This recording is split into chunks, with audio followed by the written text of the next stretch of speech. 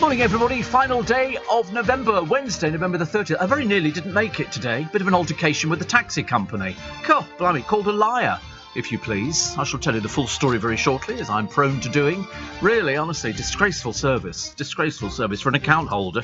What have we got for you? Oh, the 3 Lions, 3 goals, 3 games from the final. So that's looking very promising. Everybody go, woo. And they're doing it all without booze. It's not bad, is it? A miracle in itself. The Christmas turkey shortage fear. And the rise of DIY earwax treatments. There's a new place just opened in Twickenham. It's got earwax. And I remember thinking, it used to be the dentist. I wish it was still the dentist. But anyway, they're doing earwax treatments now, which is very odd. How many people are doing earwax treatments? Also, the doctor who can see you now, but she's 260 miles away. And Emma Raducanu walks in to collect her award, apparently, for playing tennis, something she gets amply well paid for. Unfortunately, the Dior outfit makes her look like a reject from the Madrid Spanish riding school. I've never seen anything so ghastly in my entire life. It's apparently costing 10,000 quid. Duh. See you coming on that one, I tell you, if you're going to waste 10 grand. Dreadful. More trees were blown down than planted last year, and the anti-oil fanatic sent to jail for 6 months. Come on, let's get more of them in the nick. So much easier, isn't it? And so that'll sort them out inside. But it won't, because when they come out, they just carry on doing it again. So next time it happens, make it a year, and then we do 2 years and 3 years, and so it goes on. Anger as pensioners are underpaid by £1 billion. But I got my winter heating allowance yesterday, because I remember looking at the bank account thinking, oh, it looks bigger. It's grown. And £500 up on the deal, which is quite nice, because you get that now. It would have been, I think it was 300, or was it 200? Anyway, whatever it is, it's sort of more, so I get £500. And then it got paid in automatically, which I was very pleased about. Thank you very much indeed. So at least I won't freeze this winter. Mind you, only get it, it's a one-off payment. And then we get the pension probably in about a week and a bit's time. I seem to get my pension all over the place. You think you get it at the end of the month, but you don't. I get it, about the 18th or something like that. But again, it's always a nice surprise. I look at it as free money. I think it's a bit like Free Willy. No, I take that back. It's something completely different, isn't it? But free money is something quite nice. But people have to survive on it. I mean, luckily, I have a job. The man who was killed as a cow escapes from a market. And the mega cartel rage. Remember you saw the other day, apparently a third of the drugs go through this particular cartel. And the wife of one of them has gone, he's innocent. He's innocent. He didn't do nothing like this at all. And I thought, yeah, people always say that. You're never going to admit that they're not innocent, are they? Childhood best pals are reunited, and Dawn French wants to be buried in her Vicar of Dibley robes. We can arrange that. You can be buried in whatever you like. I mean, I'm going to be buried. Oh, no, it's funny. People always ask that, because I'm not going to be buried. I'm going to be cremated. So I just say it takes up less room. It takes up much, and also, if, you have a burial, it's all very nice. But then after a while, people don't visit or something like that. So what's the point? It just takes up room in the cemetery. So I think I'm going to be cremated. I've decided that, actually. And also Tunnocks, they make tea cakes and all sorts of bits and pieces. They're looking for people to work for them. But unfortunately, if you're a nail biter, they don't want you. So I couldn't work for Tunnocks because I bite my nails. I've always bitten my nails. Ever since I was a wee lad. Ever since I was a wee lad, I bit my nails. My mother tried everything. She offered me money. Didn't make any difference at all. And if I was really good, I could actually get my foot in my mouth and bite my toenails. I mean, obviously no chance of that now. Cliff Richard says long tours are terrifying. And Dawn Neeson's excellent column back today in the paper, plus Mark Lester experimented with various drugs at the height of his fame. I had to explain to the producer who Mark Lester was. He was Oliver, da da da da da da da da da, in the film Oliver. And who will buy this wonderful? And it was the one of the producers, I think, on the program. His daughter sang for him because Mark Lester couldn't sing. He couldn't dance either. As you can see, when he does Consider Yourself, he can't dance for toffee. But Rita Ora gets her own stamp. It's in Kosovo, so you won't be seeing that.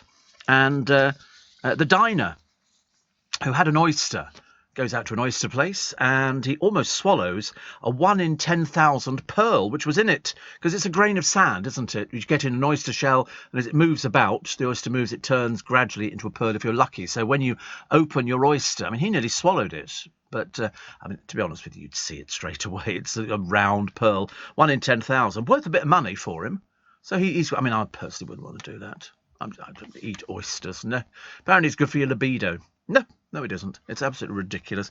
All these things which are supposed to be good for your libido, it's just a way of them getting rid of rubbish food. Because years ago, oysters were food for the poor people. You could get 10 oysters for a penny. 10 oysters for a penny. It was for poor people. It wasn't, nowadays they go, oh, you're having oysters. It's like having snails. No, for poor people. Who eats snails, for God's sake? Apart from other snails. Because aren't snails, what do they call it when they're both male and female? Can't remember what it is. It's one of those funny little words. That's right, they are hermaphrodite. So they can turn into both male and female. I've got a producer like that. It's unbelievable. One day he comes in as Sarah. The next day he's in as... What is the name of that bloke? Anyway, I always forget it, but Miss Froggatt, we call her. Looks like a scene out of that. Fabulous show. I really want to see it at the cinema, Matilda. I really want to go see Matilda, because I saw it on stage at the Cambridge Theatre and I thought the kids were brilliant. To get kids who speak Russian is very, very clever. And they have to speak. They've got a lot of Russian dialogue in this thing. And they rattle it off. I mean, how they've learnt it, I've got no idea. But absolutely brilliant. Once we get the producer to speak English, we're on. We're on. It's going. The Christmas market in Manchester labelled a rip-off. Why? Because they charged how much for a cup of hot chocolate? Would you believe £9? I mean, I think that is too much. Mind you, who knows? If you've got a cup of hot chocolate, and I do like a cup of hot chocolate, not all the time because it's very bad for me, but if you have it with supposedly brandy and with sprinkles and with marshmallows and cream, I could see that whacking up to £9. I could. Yeah, but if you go to Winter Wonderland, I bet you're looking not far off £9 up there at Winter Wonderland for a hot chocolate, seasonal hot chocolate, because if you have a hot chocolate with brandy in it, bloody brilliant.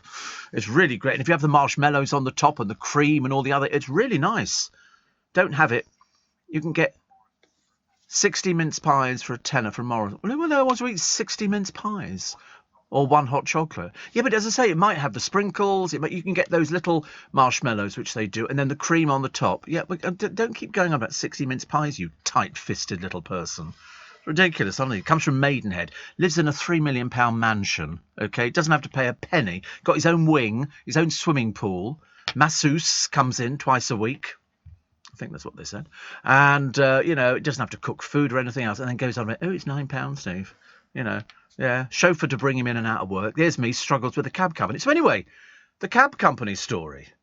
I nearly didn't make it today. Now, I have an account with this cab firm. I've had it for years. Must be a good 10, 15 years. And I have a regular booking. And the regular booking is for 1:45 in the morning. Now, I always think, I'd rather get to work a bit sooner, so I change it. I phone up and I change it. And you phone up and they say the same thing to you.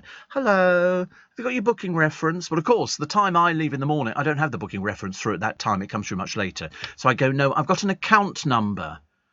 Okay, what's the account number? If you're very lucky, you manage to get one who can string two words together. Or failing that, if they can't do it on the account number, they ask you a postcode.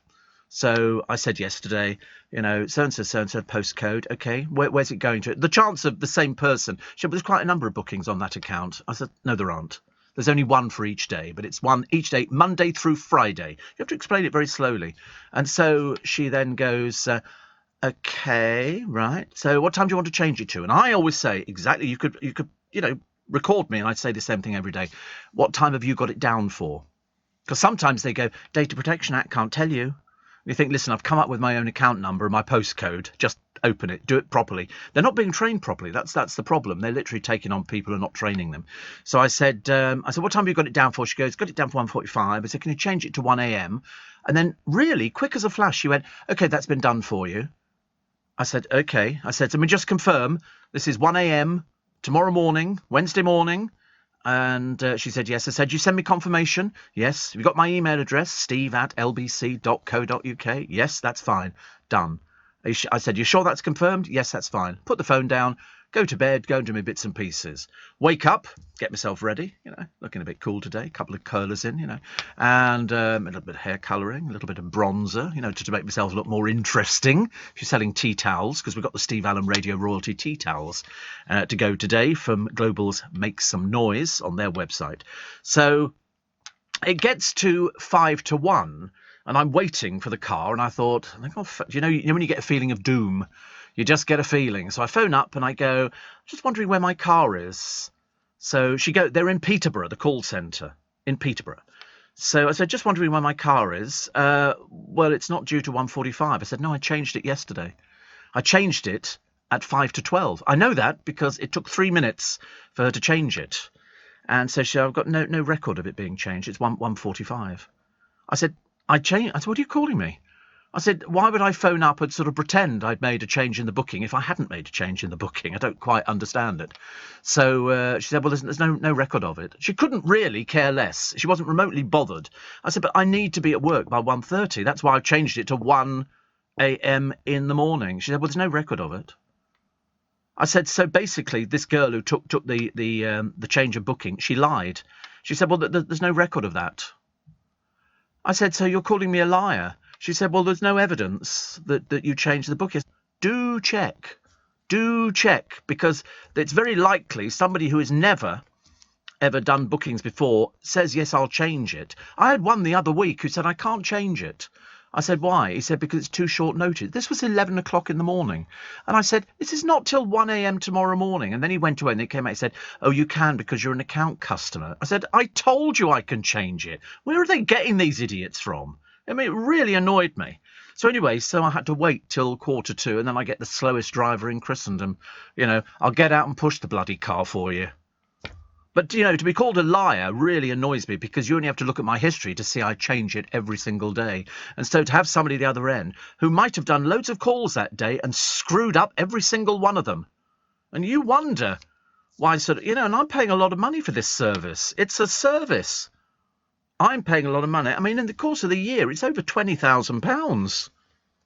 You know, I'd be better off buying a bloody bicycle. Certainly a lot more reliable, that's a fact. But anyway, and I had to phone up the producer. Well, I didn't. I just sent a text. Dear whoever it may concern, I start off with, because there's no point putting his name on it, because he thinks it's something obscene, so he calls the police, and then we get the police. Oh, God, it's so out of hand. And so I said I might be late, and explained roughly what was sort of going on. But it's so frustrating, you know, when you've done something. I mean, how difficult can it be to be professional? The answer is not very difficult. But anyway, I'm going to find out who's actually looking after my account and make an official complaint this morning, because I'm not going to be called a liar by anybody when I change it I said, look at my history. I change it every single day, and it's always about the same time. Really annoying, honestly. I can understand if you were just an ordinary person, but I'm a huge international star. I can't understand why anybody would start messing about with these sort of things. You know, it's not like I'm getting it for free. God knows they're very quick to put it on your credit card. But, you know, you get somebody. I thought she'd operated too quickly. When she said, yeah, that's been done for you, I thought, don't know why. I should have gone back and checked it with somebody else and found out, but I didn't. So we'll try it again tomorrow. We'll see how much they can screw up on that one. Really frustrating. And, of course, it's going to get worse going into Christmas. One of them, I said, I need to check. This was at 11 o'clock in the morning. I'm changing for the 1 a.m. in the morning. And I said, I need to change it. Well, we haven't got any cars available. So I said, don't be stupid. Of course you've got cars available. I said, what about my car? That's available, isn't it? You just bring it forward a little bit. Well, we haven't got any cars available. And I said, listen, this is 11 o'clock in the morning. I'm looking for a car for 1 a.m. tomorrow morning. You're telling me you haven't got anything available. He said, well, that's what the computer's saying. I know. It's just unbelievable. And then one of them said to me, oh, there'll be a delay on your car. I said, why? He said, there's roadworks on the A4. I said, no, there's not. I said, I live in, the trouble is they're in Peterborough. They've got no idea whatsoever. No idea about London, you know, and so you have to tell them your postcode and where you're going to. And of course, I can't remember our postcode completely, so I just go WC2. And they go, and the rest of it? And I go, I don't know. Why don't you look it up on your computer? You know, why don't you do some work for a change? Honestly, makes you feel like going to another company, doesn't it, really? But somebody says, why don't you change the booking to 1 a.m. Have you seen how what you have to do to change it permanently? Oh, my God, it'll be emails backwards and forwards. But I think you're right. I think I will sort of change it, because by the time the driver gets there, you're like crawling up walls. But at least I had the Christmas lights to look at, so that cheered me up. And then I had a little bit of chocolate and had a nice cup of tea. Steve Allen on LBC. Morning, nice to have your company. I'm in a good mood, really. I'm always in a good mood, actually, because I read the papers and we did well at the football, whatever that is. I've got no idea. People always ask me, why they ask me? I've got no idea. You know, so what do you think about the football? I couldn't care less. But at least we're looking excitable, and we won. So that's quite nice, you know. So it's Rash Bang Wallop. Get that? Rash Bang Wallop. He double fires the 3 lines into the last 16, so that's good. The Times today, how the Times landed its first world exclusive, The Secrets of Tutankhamun. There's still, isn't it funny, there are certain things throughout history that still get you going. One would be the sinking of the Titanic. One would be Tutankhamun. And they are stories which just go on. I mean, you know, the Titanic, when you actually look at it, it was called Titanic because they said it would never sink. But, I mean, who'd have known that the captain was so stupid he drove it into an iceberg? I mean, you know, what are they going to do about it? And the answer is the temperature in the water. That's what basically killed people. It was the water temperatures. Whereas there was one bloke who was off his face in the bar. And when the boat tipped up on end, because it broke in half and started going down, when his bit reached the water, he stepped off into the water and paddled away. Because he'd had so much booze, the cold didn't affect him. And that's what happens. If it's really, really freezing cold and you have loads of booze. I did it years and years ago. With a friend of mine, we decided to get... Well, we didn't decide to get drunk. But we did get drunk. Because he used to... Yeah, he was drinking Jack Daniels. And I'd never drunk Jack Daniels before. So we were drinking Jack Daniels. And I remember thinking, oh, this is quite nice. And then, of course, you get drunk. And then you go, oh, let's go for a walk. And so we went off for a walk. And the park near us has got a little tiny fence around it, like a little low fence, I don't know, no more than 18 inches, something like that. And so we stepped over it. I had trainers on the day I was wearing trainers when I was young enough to wear trainers. Not now, of course, I just look ridiculous. And my foot got caught on one of the spikes on the little tiny fence. It had little spikes all the way along it. And I didn't think anything about it. I sort of fell over at the same time as we prized my foot off. I got home and night, see you in the morning. And climbed into bed and woke up in the middle of the night to go to the loo. And I looked in the bed and it was like I'd hemorrhaged. And the bed was awash with blood.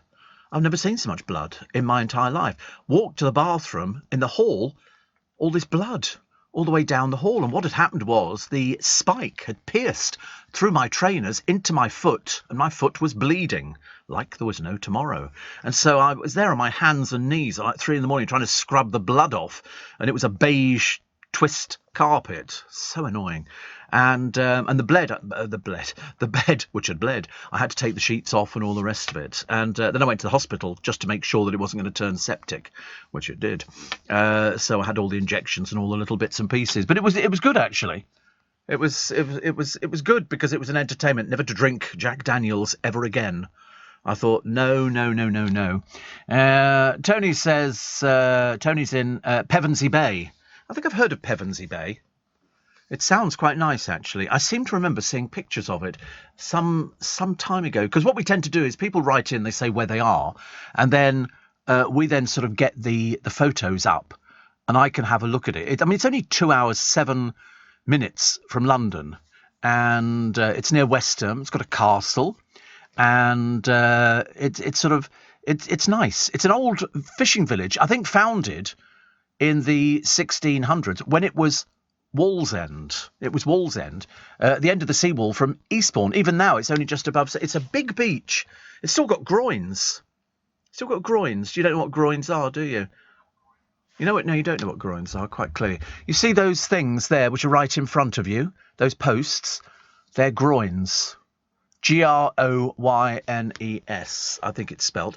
And that's to make sure that the tide doesn't come in so hard. It's broken up by these wooden posts and groins. You get them on all the beaches, so it kind of splits the beach up. You can see there's one a little bit further along. In fact, they all the way along, and that's to stop, the sea doing greater damage. So that's why it looks lovely, actually. Although I haven't sat on a beach for years. Seriously, I've not been on a beach for years. And yet, when I was younger, we used to go on beaches all the time. You'd swim in the sea. I mean, have you ever got a mouthful of seawater? Oh, goodness me! It's so salty. It really is. It's ghastly. Dreadful. Mark in Norwich says, don't get cremated. Have a think about it and change your mind, or at least wait until you're dead. No, I've decided cremation. I can't think of anything worse than a funeral. It's much nicer to have, somebody scattering your ashes. I'm going to be put into an egg timer, so I can sort of, really annoy people. And they'll just turn me upside down in the kitchen every so often. Shane in Sydney says, I went to the coffee shop today after doing my shopping, had a coffee, took out a piece of cake that I bought at the supermarket. They told me not to eat the cake because I didn't buy it there. Yes, I've heard of that before. Yeah, you have to buy their cake. You know, they don't want you taking in your own. I mean, I would never actually buy cake elsewhere and then take it into a place and eat it. Although I saw some people sitting outside a cafe at Richmond Station the other day. Only one person had bought a coffee, but there were 3 people sitting at the table. I wanted to say to him, "Oi, get off! Shoo! Get back on your train." Ghastly people. Scott says, if England get to the football final, will you watch it, Steve? We must get behind our team. Safest way, I should imagine. Susan and Sister Carol. Great Sister Carol. That reminds me, I think it was Sister Carol who was in a film, and she sings a song at the end of it. She's doing a reggae version of Wild Thing, uh-oh, and I think that's Sister Carol, and she's standing in a doorway. She's fabulous at Wild Thing from the film Something Wild in 1986. She's a Jamaican-born American reggae recording artist, and she's used many other names. I think she's been Black Cinderella, Mother Culture, but she sings Wild Thing at the end of the film as the credits are rolling, and she's standing there, you know, Wild Thing, uh-oh. It's really, really good. Check it out. It's good. She was born in Kingston, Jamaica, and I just thought she was so good because it just fitted in at the end of the film. Have you seen her sing? Just you tap at the end of the film, okay, and have a look at Sister Carol singing Wild Thing, and it's at the end of this film Something Wild, which is a good film actually. You must watch it. It's quite an old one, but it's well worth watching. If only to get Sister Carol singing at the end, but she's just standing in a doorway. There you go. So they're going here. This is the end. And have you got your music up? Have you got the music up? Put not for me. Put the sound up for you. And here we go. And then the camera just pans across, and there she is singing in a doorway. It's just absolutely brilliant. Uh-oh, Wild Thing. It's the most fun. In fact, that was the thing that livened up the end of the film to me. I just thought it was absolutely super. Absolutely super. It was worth it. So I downloaded the track to play in my car. You know, which I like things like that, actually. I must get the car washed. You know, I've not got the car washed for ages and ages. Ages and ages. It's covered in leaves. It's ridiculous. I look like something out of The Grinch and Christmas. Steve, why do you have to change your car time every day? Well, because I should do it, actually. The producers offered to do it for me. See, that's a good... If you plead ignorance, somebody somewhere will go, oh, I'll do it for you. But, of course, he has to have the passwords and all the rest of it. And I always get them to... It's like my brother. I get my brother to do all my banking and everything else like that, and he deals with the tax office and he deals with VAT and everything else. I mean, it's not what he does for a living. It's just that he does it for me. And he's very... I just sort of hold my hands up and go, I can't do it. I can't do it. And if you... It's like, you know, it's like when you were a kid and you used to do your washing up at home. After you'd broken a few plates and a few glasses, your mother never asked you ever again. And that's how I am with things. So the producer has said to me, listen, I can sort it out for you. And I thought, that's really nice, actually. You know, because he's now got the lady's name who deals with my account. And I think you're right. We need to change it permanently. And then he can send an email saying, I can just confirm that Steve wants his car every day at 1 o'clock. Except Christmas Day, because I drive into town on Christmas Day and Boxing Day. Because I'm doing 7 till 10 breakfast. I always drive in, yeah. I've got a special place that I park it. Because I used to park over the road from here, and people used to egg it. They would egg the car because they were so jealous. It's so sad, really. I used to laugh at them, really, because they could barely stand up for an egg at a car. So, of course, I always used to carry water and cloths and everything and polish and the whole business. But I used to think, what a dreadful waste of eggs. But there you go. Did you know today, says Susan and Sister Carol, is St Andrew's Day? Yeah. I didn't, actually, but I'm all in favour of it. All in favour of St Andrew's Day. How will we be celebrating? That was it. Just done it. It's St Andrew's Day. Congratulations. Have a nice day. And Steve, I don't trust pre-booking cabs now. Once I pre-booked because I had a wedding to get to. Come the day, the cab drivers kept cancelling because it was less money because I pre-booked it. It does. It's the only thing that makes me grey. Seriously, I mean, my whole hair will be white before long. I look like Philip Schofield. He must have had more trouble with cabs than anybody, I should imagine. But we take all of your texts and emails today. I don't have a problem with my hubby, says Jeanette of Kingsbury, because he's a London Black cab driver. The taxi's all packed with her vintage wares, off up to Wembley, vintage, Be there for 5. Come up, it's near your favourite Costco. You know, Jeanette, I like Costco. You know it's my favourite place. I need to go there, actually, because I need to buy a couple more tins of Quality Street and a few other things. And I was going to bring in today, but I thought, no, sod it. I was going to bring in some Ferrero Rocher, the big pack with all the different ones in. The light chocolate, the dark chocolate, and the coconut on the white chocolate, which is very nice indeed. But I thought, no, I'm not going to do it unless the producer manages to change my cab booking. Well, you've got the lady's name on there. It's got the lady's name, so you can always write to her and say he needs to change this booking after the kerfuffle. At Honda, we've been engineering cars for over 75 years, actually. We know that excellence takes time. So you can rely on the Honda engineering in the all-new ENY1, with a range of up to 250 miles on a single charge and up to 5 years warranty, servicing and roadside assistance. Our first electric SUV, the ENY1. Oh, a hole-in-one. Yes! Honda, the power of dreams. Range based on test conditions and may vary. Steve Allen on LBC. Text 84850. Morning, nice to have your company. 26 minutes to 5. So the new burger, which has a donut instead of a bun. So they've got a sugared donut, then they cut it in half, and they put the burger in. So it takes it up to God knows how many calories. Whatever it is, I mean, I wouldn't touch it with a barge pole. I really wouldn't. That sounds just like a kiss of death, especially if you're diabetic. What was the other one? Oh, yeah, I mean, I looked at it.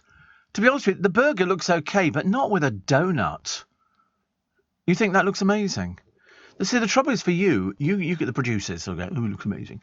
You know, he'll eat that now, but unfortunately in about a year's time he'll be paying this back because this will settle on his hips and not go any further. And he's going to be enormous. Whereas clever old Steve Allen, you know, is going to be going, oh, I wouldn't eat that because look at the sugar sitting on the top, sugar on a burger. No, thank you. No. Not very good at all, is it? Not very good. So Emma Raducanu, the one who played tennis once and now she just collects, you know, endorsements and everything else, goes to the palace to accept her award for services to tennis. Although, to be honest with you, she hasn't really done that well recently at all, has she? But anyway, she's wearing, obviously, a freebie outfit. I can't see anybody would cough up 10,000 quid for this, making her look like a Spanish riding school reject. I mean, seriously, the hat is completely wrong. Completely wrong. Although I had to explain to Adam, who's reading the news on one of our sister stations, that you have to wear a hat. But this hat just makes her look ridiculous. Absolutely ridiculous. And they say, oh, it's worth £10,000. Of course it is. It's a freebie. That's what the advert is. Here she is wearing one of our outfits. It's £10,000 if you want to look that ridiculous. From Dior, who have sponsored all of Harrods windows. Dior everywhere. The whole thing is Dior this, Dior that. I mean, perhaps Harrods have fallen on hard times. I can't believe that they can't actually afford to put stuff up without doing this sort of, you know, selling yourself to the highest bidder. But poor old Emma, honestly, you think the amount of money she'd made, she could have afforded to buy her own outfit? Obviously not. And Tony at Westgate on Sea, the Isle of Thanet, says, your taxi booking, did you tell them who you were? No. They're in Peterborough. They've got no idea at all. I mean, put it this way, she didn't even know I had a booking. You know, and as I say, calling me a liar, I'm afraid, is the ultimate straw. You know, nobody calls me a liar and gets away with it. Thank you very much indeed. But it doesn't make any difference. It should apply to everybody. You know, somebody on the end of a telephone calls you a liar. The worst thing is, if you come back at them, click, they cut you off. And you're sitting there going, so I've got to stand here and wait for another 45 minutes because you screwed up big time. You've got a girl who's claiming she can do these things and she can't. Ridiculous. Tony and what is it? The Tony Show or something? Everybody's called Tony. He says, when do you start watching Christmas DVDs? About the last 4 weeks. Last 4 weeks, I watch Christmas films every day. Except yesterday, when I watched Jurassic Park. I bought the box set, and so I watched the first one, which has got the stupid children in it, thinking the second one would be better. No, still the same stupid children. Little girl on a beach with mummy and daddy. And she goes running off up the beach, and they go, come back. And the father goes, leave her alone. She's enjoying herself. And you think, you're going to end your life on this beach, love. And so she goes, and she's got some food to play with. And then she goes sort of up into the woodland area. And that's when the little dinosaurs come out. And the little dinosaur that comes out and she feeds it, all of a sudden there's another 20 of the things. And the mother then hears her screams and everything, because they've always got stupid children. You know, every single one of the Jurassic Parks has got these children. You think, listen, you deserve to lose your life in this jungle with this fake dinosaur. Because they go, let's get out of the car. It was a pod that was taken. I quite like the pod, actually. I quite like to go on one of these pods because they look quite good. You should have those as a... They had a funfair ride at Winter Wonderland. And what it was, a big paddling pool. And kids can go in it. And it's a big cellophane ball, which you go in and then you can paddle around. It looked really good. But I think it's only for kiddies. It's not for us. Why don't they do an adult version? They do an adult version, do they? I've seen that. I'm sure I've seen them on the sea. And whatever it was, I remember thinking, that looks fun. I could go for something like that. It's not too taxing. Or I could just sit there and float. There it is, yes. A Zorb water ball. They're really good. They're really good. Perhaps I'll take the producer. Perhaps we can take him out to sea and leave him there. But, no, they're quite good, aren't they? Don't you think that's a good idea? Yeah, from Lincolnshire, Tallington Lakes, water zorbing. They call it zorbing. It's very good, but they do it at Winter Wonderland. Well, they did a few years ago. And I remember thinking, I could do that. That's the sort of thing I could... Nothing too complicated. Nothing too complicated. What was the other one that I quite... Oh, yes, strangely, George Michael's sister died recently. Didn't leave a will, but left only £6 million, despite inheriting, with her other sister, the bulk of his £96 million will. Well, where's that gone? Even if they inherited 20 million between them, 10 million, and she left 6 million. How does that happen? That's very odd, isn't it? James Whale used to be on LBC all those years ago, and he announced at the Curry Awards that he's got terminal cancer. He said, "Say what you like about me." He said, because this time next year I will not be here. And it made me think, actually, Johnny Irwin, loads of other people who've died. I had to remind myself about Bill Turnbull, that Bill Turnbull had died as well. And I still think that he's still alive. Then they were saying, I think, in Giles Brandreth's latest book, that the Queen had cancer as well, which she kept hidden from people.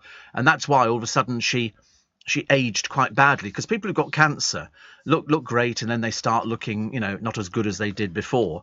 But to hear that sort of James Whale has got terminal. I knew that he had cancer because he'd had cancer before, but this is terminal, and he says, I won't be here this time next year. And he said, but I can't complain. He said, I've had a great life.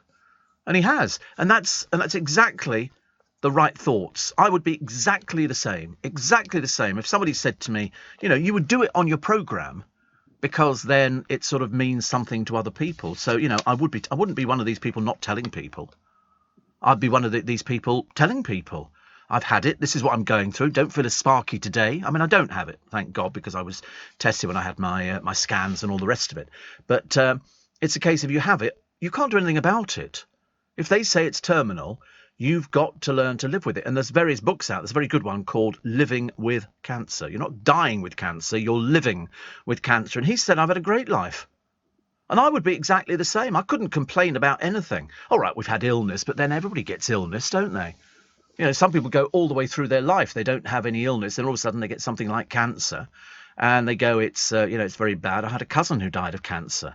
And they had to take his tongue out because it had spread to his throat. So they took his tongue out and everything else. And he was very young when he died. He was mid-20s. I remember his mother saying at the funeral, it's not supposed to be like this. She said, he's supposed to bury me. I'm not supposed to bury him. And so, I would be the same as James Whale. I'd be saying, listen, what a fantastic life. You met all these people. I had to work with a producer, admittedly. There's got to be a downside to everything, I should imagine. He'd be there standing there going, see you, wish me luck as you wave me goodbye. Here we go, cheerio, on your way. So I would never complain about it. I would never complain about it because, as I say, if they tell you you've got something, I would always want to be told. I wouldn't want them to sort of hide anything from me. Tell me what I've got. They've told me up until now. Steve, thank you for the secret mention. Says Tony, your descriptions of Pevensey Bay was absolutely perfect. I know. It is very good, isn't it? Steve, you get your pension around the 18th because you were born on the 17th, says Jeremy in Manchester. Oh, is that what it is? Oh, right. Oh, how exciting. But I like, to be honest with you, I don't feel old. I don't, people, you do get some people. I've met people of my age, in fact, people younger than me, and I thought they looked worse. I was sort of amazed. I'm quite lucky, actually. I don't feel my age. Philip says, read trees. Have you ever hugged a tree? I've never been that drunk. No, I've not done tree hugging yet. He said, I did it down under in New Zealand. It was a very old tree. It was wonderful. Yes. We've got some very old trees near us in Marble Hill Park.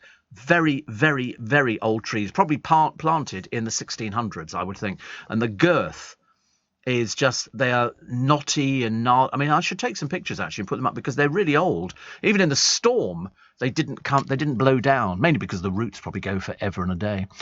Mike says, is 7 mince pies, the boozy ones, too much in a day? Just asking for a friend.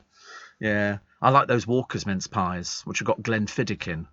Glenfiddich in the, and you heat them up in the oven. Bit of cream. Although I had fruit salad yesterday. I had a fruit salad, feeling quite good with myself, but then, of course, I ruined it by putting on thick double cream. You know, when it's the thick double cream, it's the one that literally, it doesn't pour. It's there's Glenfiddich. 6 luxury mince pies with 12-year-old Glenfiddich single malt Scotch whisky. That's my ultimate treat. It's my ultimate treat. Because I've checked before, Marks and Spencer's have had mince pies, and the trick is, look on the sell-by date. If it's got like a week in advance, there's not much booze in it. Marks and Spencer goes, oh, lashings of brandy. And I checked on it wasn't lashings of brandy at all. It was a load of old cobblers. But the Glenfiddich ones, you could smell it when you take them out of the box. Have you never had them? Oh, they always send me some at Christmas. Yeah, not for you. They send them for me. Me. Yeah, I do like the boozy ones, actually. I mean, put it this way, it's like eating liqueur chocolates. You're never going to drink that many liqueur chocolates to get yourself tiddled, are you, really? I don't think so. But, yeah, seven's good, Mike. Not for you, though, of course.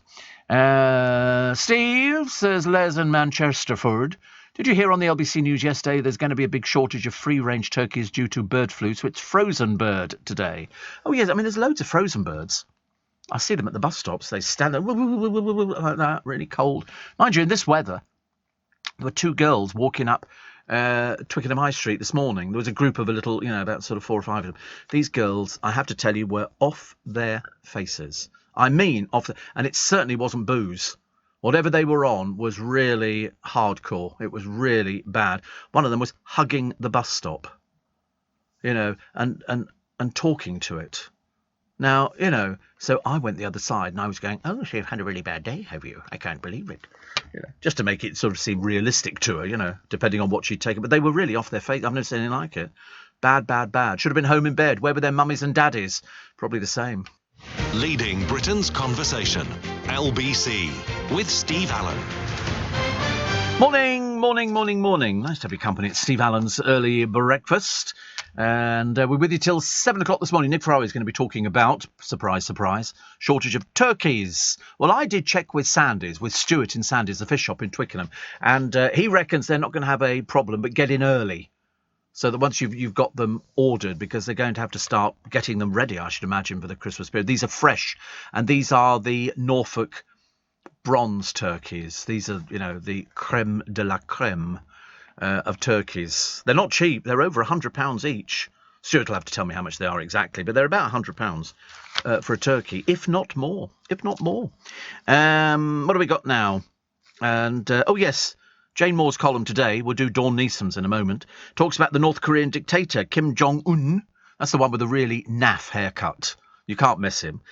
He's now gone public with his hitherto secret daughter, Ju-ae, aged around 10. What a shock, says Jane. He's had sex? I know.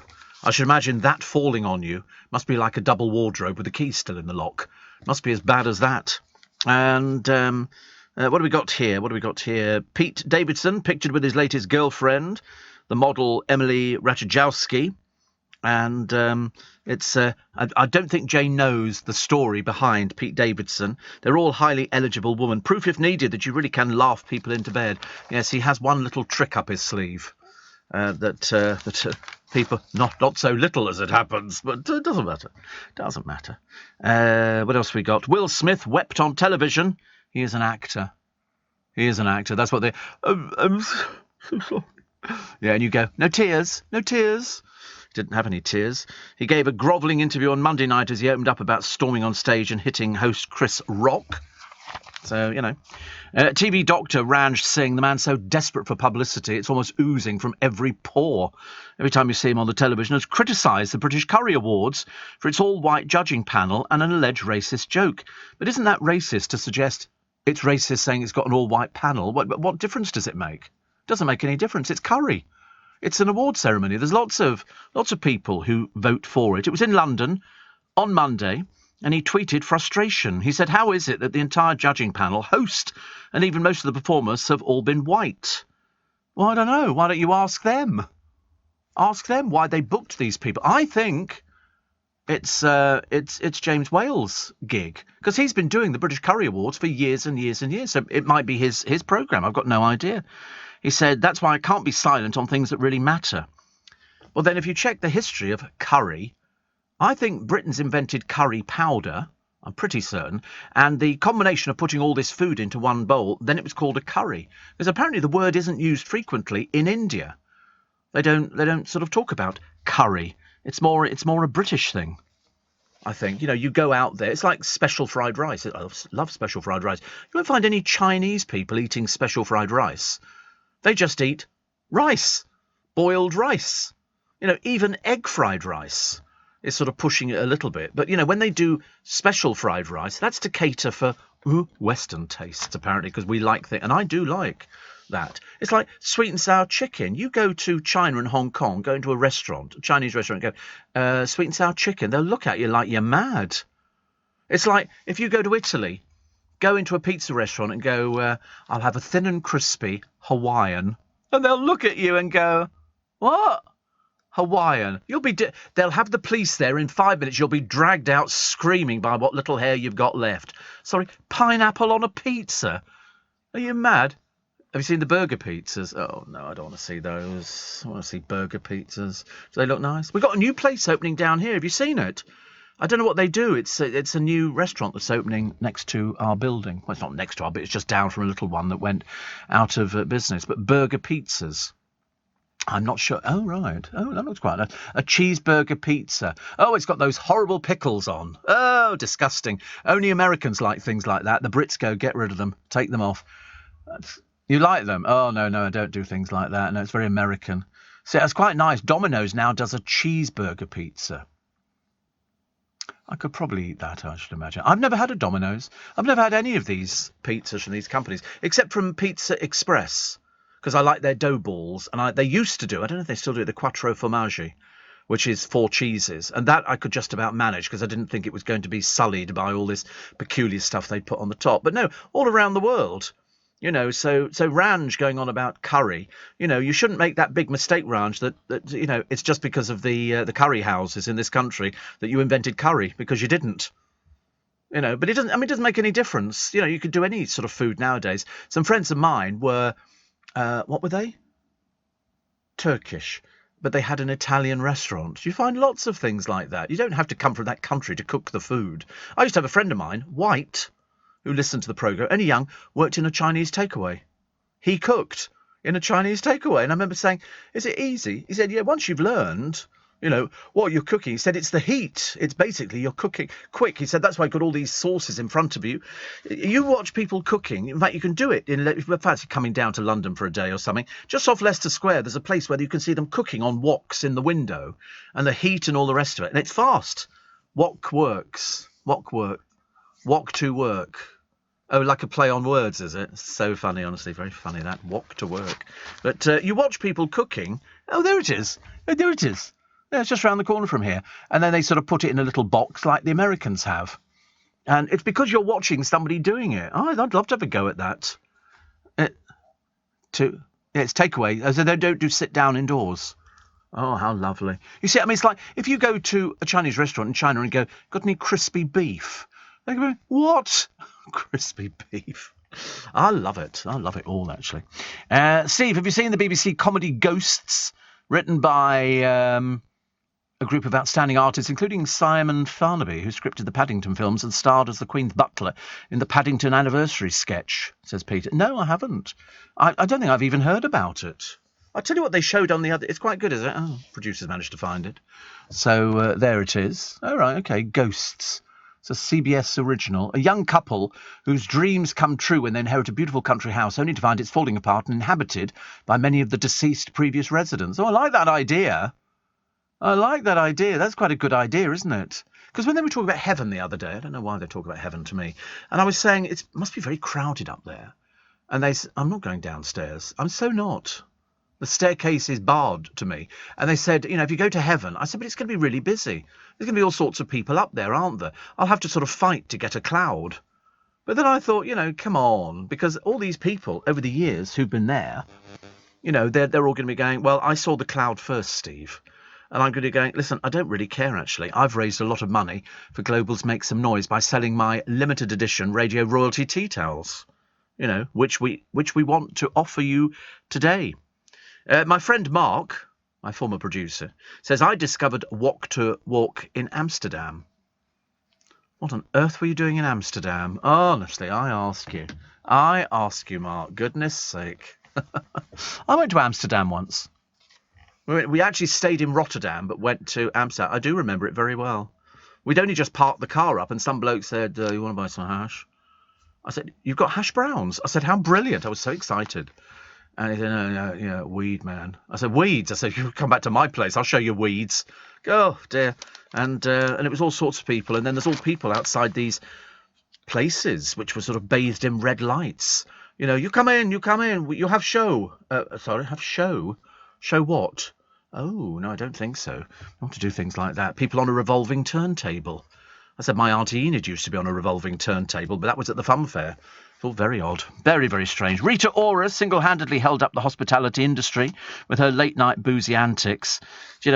Loads of publicity, very little action, I'm afraid. She was staying in a cheap place, $22,000 a night in a ski chalet. They go for much more than that if you're looking for a decent one. If you want to be down with sort of, the scuzzy end of it, $22,000 a night. Can you imagine spending that much money? There you go, $22,000 a night. Came with a gym pool and a full spa with a massage room. Ugh, disgusting. Fancy having a birthday party with a massage room. That is just out of order. What happened to the balloons, ice cream, trifle? Ice Cream Ian's ice creams for today, which we're getting after 6 o'clock. Very excited, very excited. Ice cream and jelly. I can't have jelly. It's all sugar, isn't it? Yeah, it is all pure sugar. I mean, I have had it before and then tried to suffer the consequences, like basically falling over or feeling a bit. I just get very lightheaded. I was trying to explain to the producer, because George Michael's sister died of complications with diabetes. And I said to him, you watch it. I said, I could get He's always trying to feed me this food, baby food. He goes, come here, give me. Here comes the train. Woo, woo, woo. Yeah, whatever. But no, you have to watch what you eat. It's as simple as that. And I'm doing quite well at the moment, actually. Although I might let myself go for Christmas dinner. Definitely. I might be having 3 Christmas dinners. I think my friend Jordan might be looking for somewhere to eat on Saturday afternoon. So we might go to Joe Allen's and see if they've got a Christmas dinner on off. Oh, here we go. Let's have a look at... Yeah. In that bag. Have a look. What's in there? What's in there? Now, yeah, you can have that. And he can have the other one. Unfortunately, I didn't know there were 3 of us today. Do you know what that is?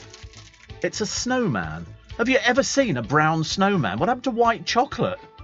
It's a snow. They're both the same, apparently. I bought loads yesterday. You've got to save it for Christmas. Yeah, right. Whatever. Yeah, I know. We've got ice cream today. Vanilla. Very exciting. In fact, if you save the chocolate, you could crumble it over the ice cream. Ooh, I mean, I took my glasses off then. How cool is that? Yeah, so one for Tall Boy. I'm sorry you didn't get one, Freddie. You don't, because I wasn't informed of your impending arrival. So consequently, I think he was obviously hoping he'd just get one for himself. Anyway, I trust you are well this morning. It's Steve Allen's Early Breakfast. We're cooking with gas, as they say, mainly because it's a bit cheaper than the electric. We all want to do our bit for the environment, but there's one way you can do even more. Leave a gift in your will to the Royal Botanic Gardens Kew, and your donation will support our research into preserving vital plants and fungi, helping to halt biodiversity loss and fight climate change. Despite the problems we face today, you can leave the world a better place. To find out how you can leave a gift in your will, visit kew.org/gift-in-will. This is LBC from Global, leading Britain's conversation with Steve Allen.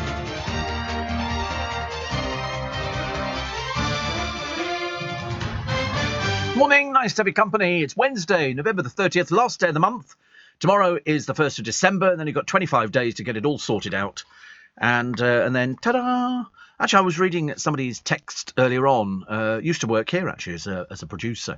And he said in our street, somebody's put their Christmas lights up. And he said, it's too early. And I thought, no, it's not. It's definitely not too early. Ooh, little shock there. Ooh, hey, fantastic. It worked. I finally rigged it properly. But, yeah, no, he thought it was too early to put Christmas lights up. I thought, you're joking, of course. I've got 3 trees up already. There'll be another one going up. Stuart from Sandys. He says, yes, Coper's turkeys, all guaranteed. You used to work for what? Coper's? Did you? Yeah. He says, all guaranteed. Pricey, yes, but the best always is. And they'll be queuing up Heath Road all the way past Stuart's. He sells the most turkeys of anybody, more than Waitrose, more than anybody at all. He's always done that. And people support him because he's open, early. It's like, Cooper's, the fruit and veg. He's open from 6 in the morning. 6 in the morning, come 6 in the... You still get people walking in at 6 in the evening going, oh, you're still open? You go, we've been here since 6 in the morning. Come on. But Stuart's right. They are pricey, but he says the best is you pay for quality. You pay for quality, and they come in a box. And so you go there, you hand your ticket in, then they go to the back and they select your turkey. And that's how it works. It's lovely. He's got his lights up, lights outside. Really cool. Really cool. And look at these Copers. They're very, very special turkeys. They're bronze turkeys. And they are about the best. But I think they're in excess of £100 a turkey. In excess. And but they look lovely. I've never cooked a turkey. I mean, because I don't cook. I have people what do. Do I change the time of my cab? No. I have people what do. The producer's threatened he's going to do it, so hopefully I'll just get a text message later going, it's changed, they've done it permanently. Well, hopefully they'll do it permanently.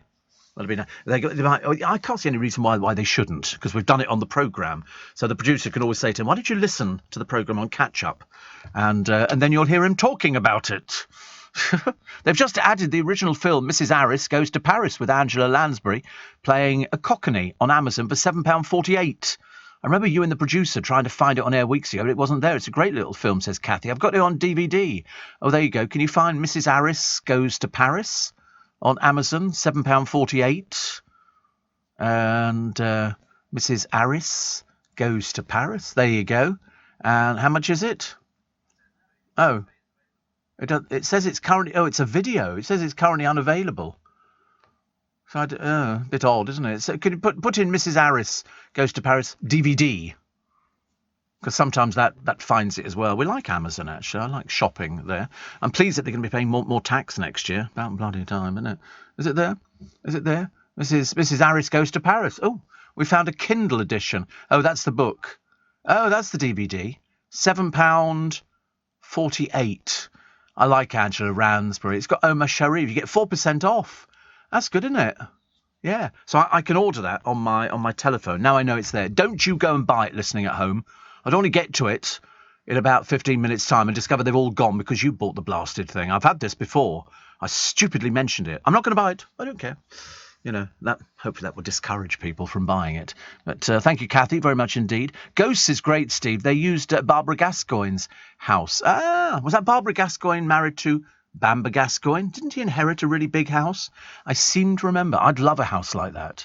I would love it. I think that would be really good fun. When we used to live in Yorkshire, by gum, next to us there was the house in the village, the big hall, and the woman who owned it had a material shop in Withensea, in the seaside resort. So the house was sort of basically uninhabited, apart from her, in these few rooms. But the place was full of material. They used to keep it there, which was very nice. Shane says, I was going to have a Domino's pizza last night, but I changed my mind, had Kentucky Fried Chicken instead. So isn't it funny? I think it's really odd. Oh, it's lovely, that house. There you go, Bamber Gascoigne and that beautiful house. Look at that. I could live there. Oh, look, mind you, it looks freezing cold, doesn't it? You can tell it's cold. But he inherited a duchess's mansion And so that's where they filmed it, because the house is already there. It's already built. Don't need to sort of recreate sets or anything else. I'd love that.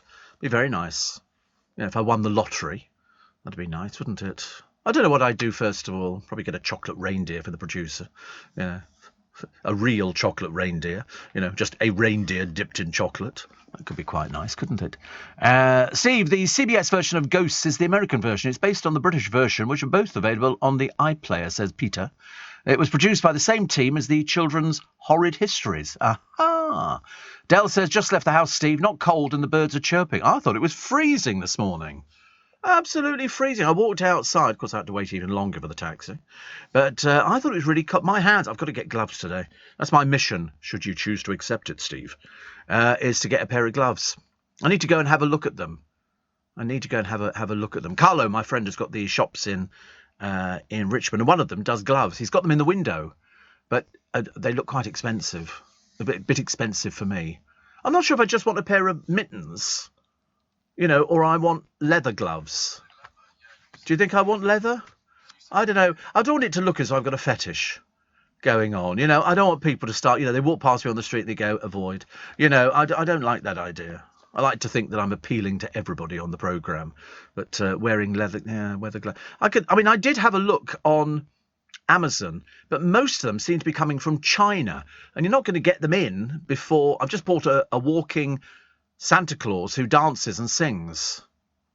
And it's about 7 to 10 inches tall. And arrived yesterday, so I'm very excited by that. I might stick some batteries in him later on and get him sort of wandering about on the table. It's quite a nice idea. I like things like that. Anything battery operated over the Christmas festive season, I'm there, actually. Steve, the best mince pies I had were from Waitrose. I would buy a box on the way to work almost every day, and best of all, they're cheaper after Boxing Day. I don't know. I still eat them on Boxing Day. Actually, I've been quite good this year. I haven't had mince pies for a little while. I go through phases where I sort of think, I'll have a mince pie, and then I think I'll just heat them up. I had those potatoes, the Hasselbacks, the other day with cheese and Hellmann's mayonnaise. That was particularly good, and you've taken it out of the wrapping. Oh, fatal. I started eating the chocolate snowman. I can't believe you've started eating it already, honestly. Whatever happened to Christmas Eve and Christmas Day and stuff like that? If I bought a box of crackers in, you'd probably pull them, wouldn't you? It's hopeless, isn't it? I don't know why I bother. Small wonder I've lasted in this business for 43 years. When I say lasted, survived, I think would be a better description. My good friend... says Sidcup Julie will be popping by for coffee. Can you recommend delicious cake from Marks and Spencer's? Well, do you know, I've always been partial to a piece of lemon drizzle. I like a lemon drizzle. It's cheap in M&S. I mean, it really isn't very expensive, and it's nice. It's very, very light, but you can't make these things. Well, you probably can, but, there'd be people listening going, Steve, we make cakes and we do all this lovely stuff. But I like a lemon drizzle. We've got a cake shop in Richmond. He's a chocolatier. He's very...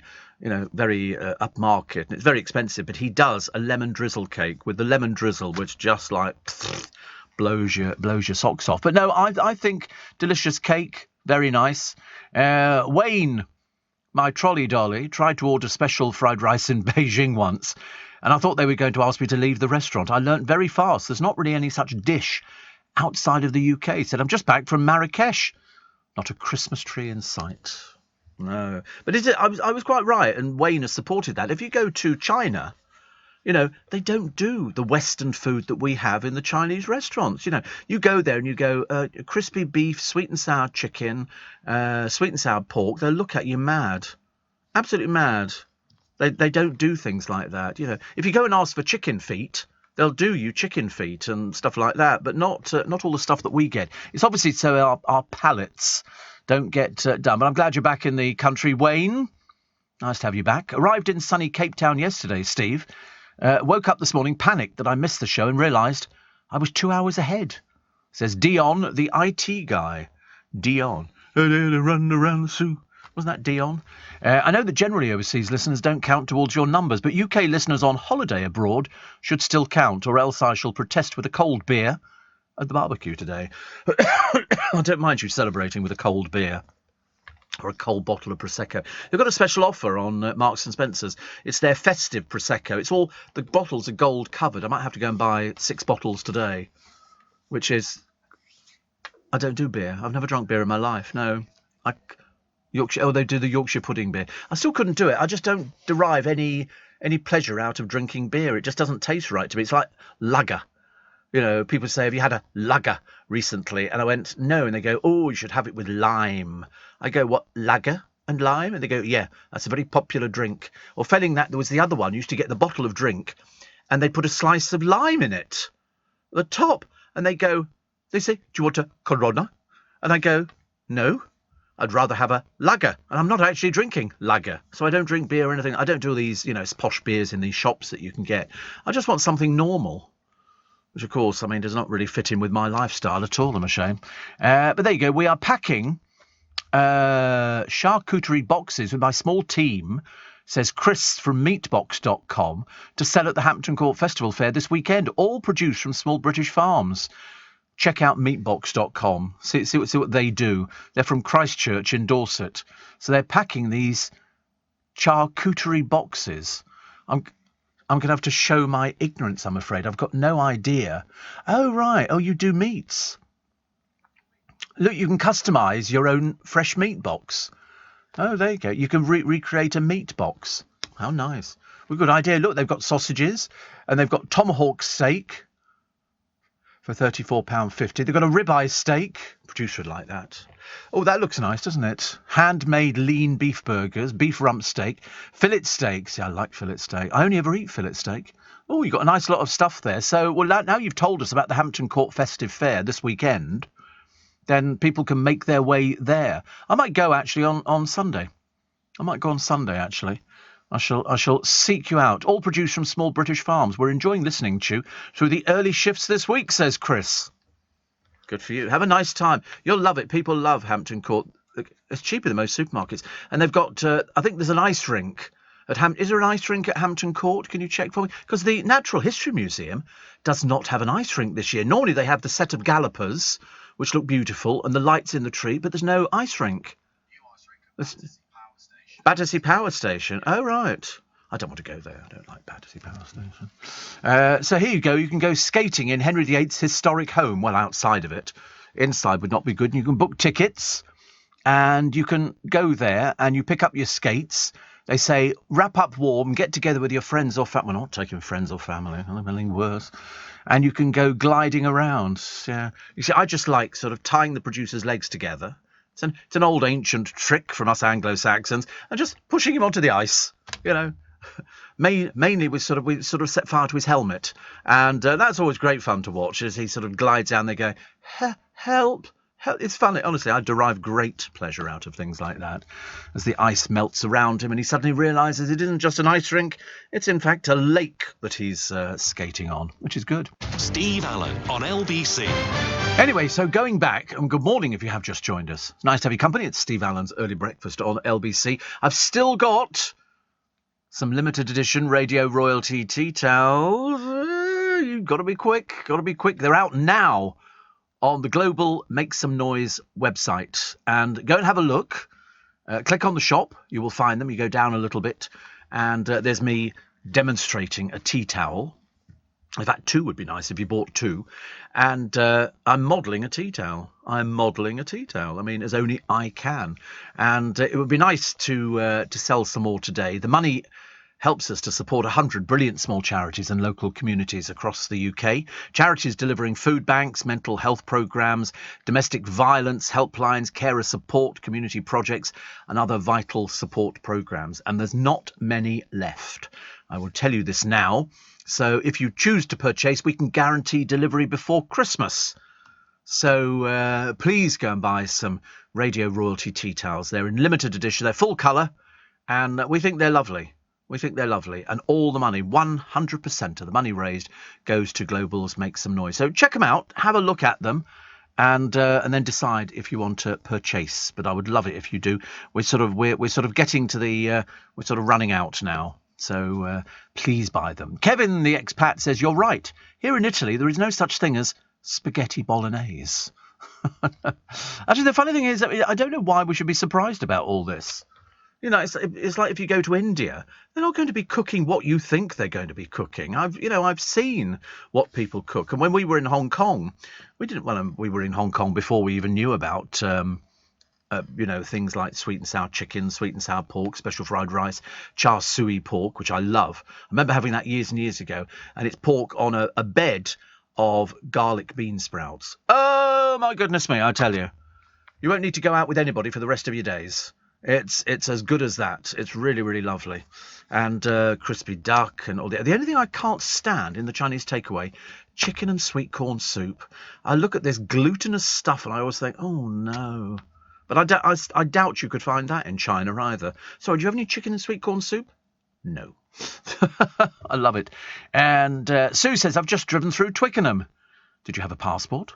And Sandy's fish shop lights are terrific, aren't they just? Aren't they just? There you go. You see, I told Stuart people would appreciate them. They look lovely. In fact, actually, we seem to have a really good selection of Christmas lights this year, which I quite like. Have you got anything up at the moment, Elliot? Anything? As of tomorrow? Oh, right. 1st of December. Oh, right. Do you help decorate the family tree? Did you sing carols around it? You know, good King Wenceslas, away in a manger, hark the herald angels sing, glory to the newborn King. Do you do that? You sing things like that? You're a family quality. It's so lovely. They are, ladies and gentlemen, like the Von Trapps. They're far, far away from us, and the further the better, as far as I'm concerned. Edelweiss, Edelweiss. I think it should be like that. I think Christmas is for children, you know, and I just think it is for children. And good morning, says my friend Chris. He says, will you accept cash for 6 tea towels this morning? Plus a tenner for luck when I swing by Leicester Square, circa 6 a.m. They're not here. They're not here. He's coming to steal our ice cream. They're not here, but should we sort it out next week, Chris? Do that next week? Can I make that a date for you? Cash for 6 tea towels. Makes me sound like one of these underground businesses. Yeah, we got them here for you, pal. Sort them out for you. No, we don't have them in the building. These said they problem. So will you wait till next week, and I'll let you know when. I'll sort it all out for you. The producer will source them, and we'll arrange to get them to you. Okay? Just this morning, 6 o'clock is when the ice cream turns up. You know, and we don't want to sort of miss out. It's vanilla this morning, vanilla ice cream.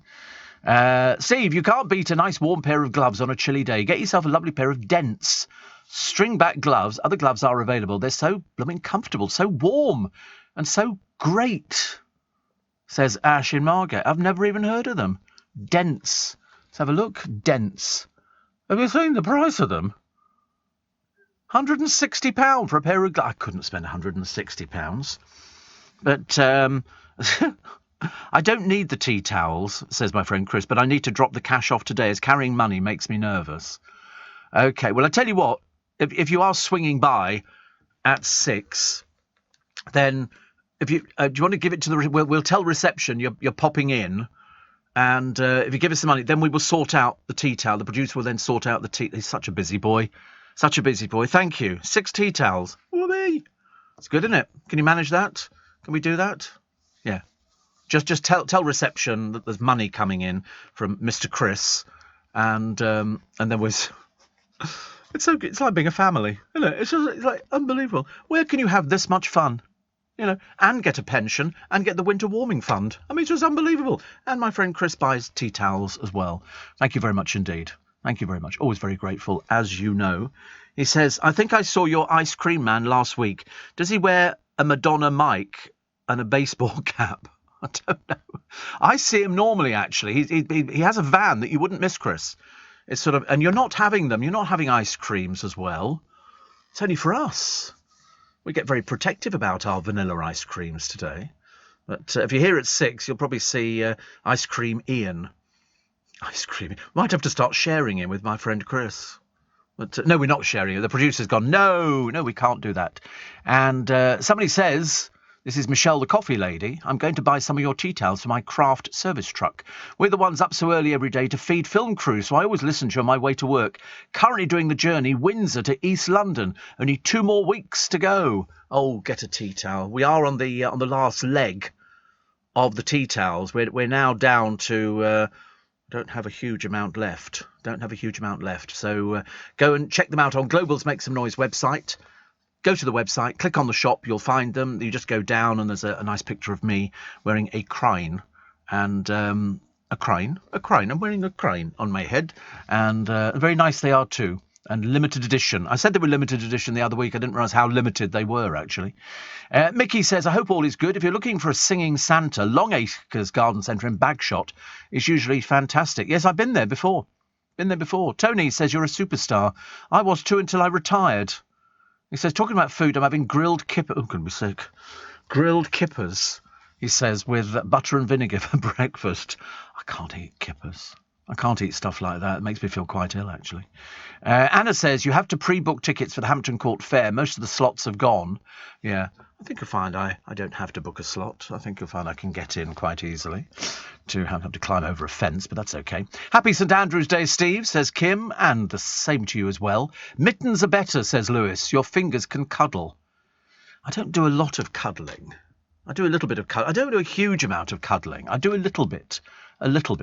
But normally I'd get a cuddle in the morning, but I didn't get one this morning.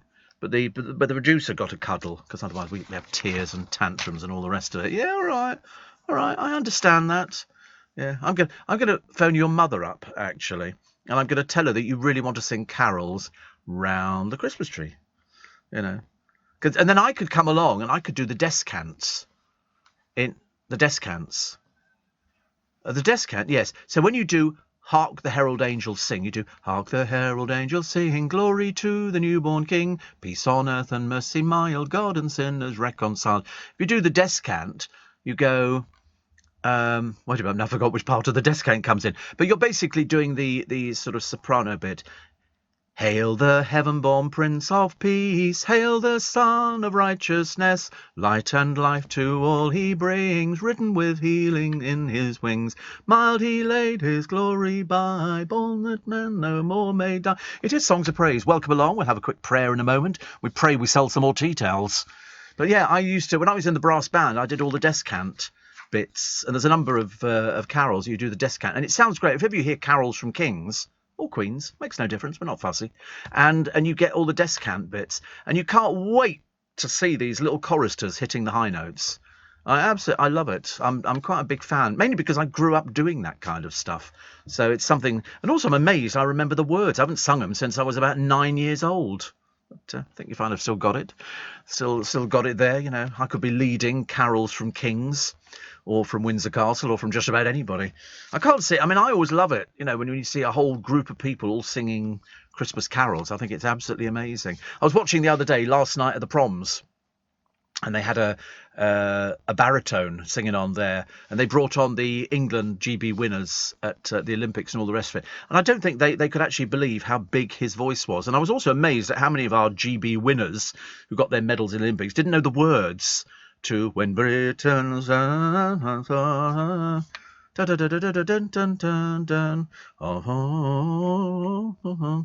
that? Yeah, Jermaine. Yeah, lovely.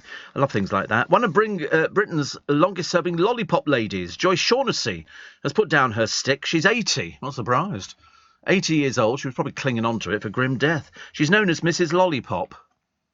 I never think that's a good name, Hello, Mrs. Lollipop. That's what the kids... And then she stands in the middle of the road, and all you can hear is the squeal of brakes, as people go, just missed that kiddie, didn't we? But she's going to get a plaque, flowers and a card for long service.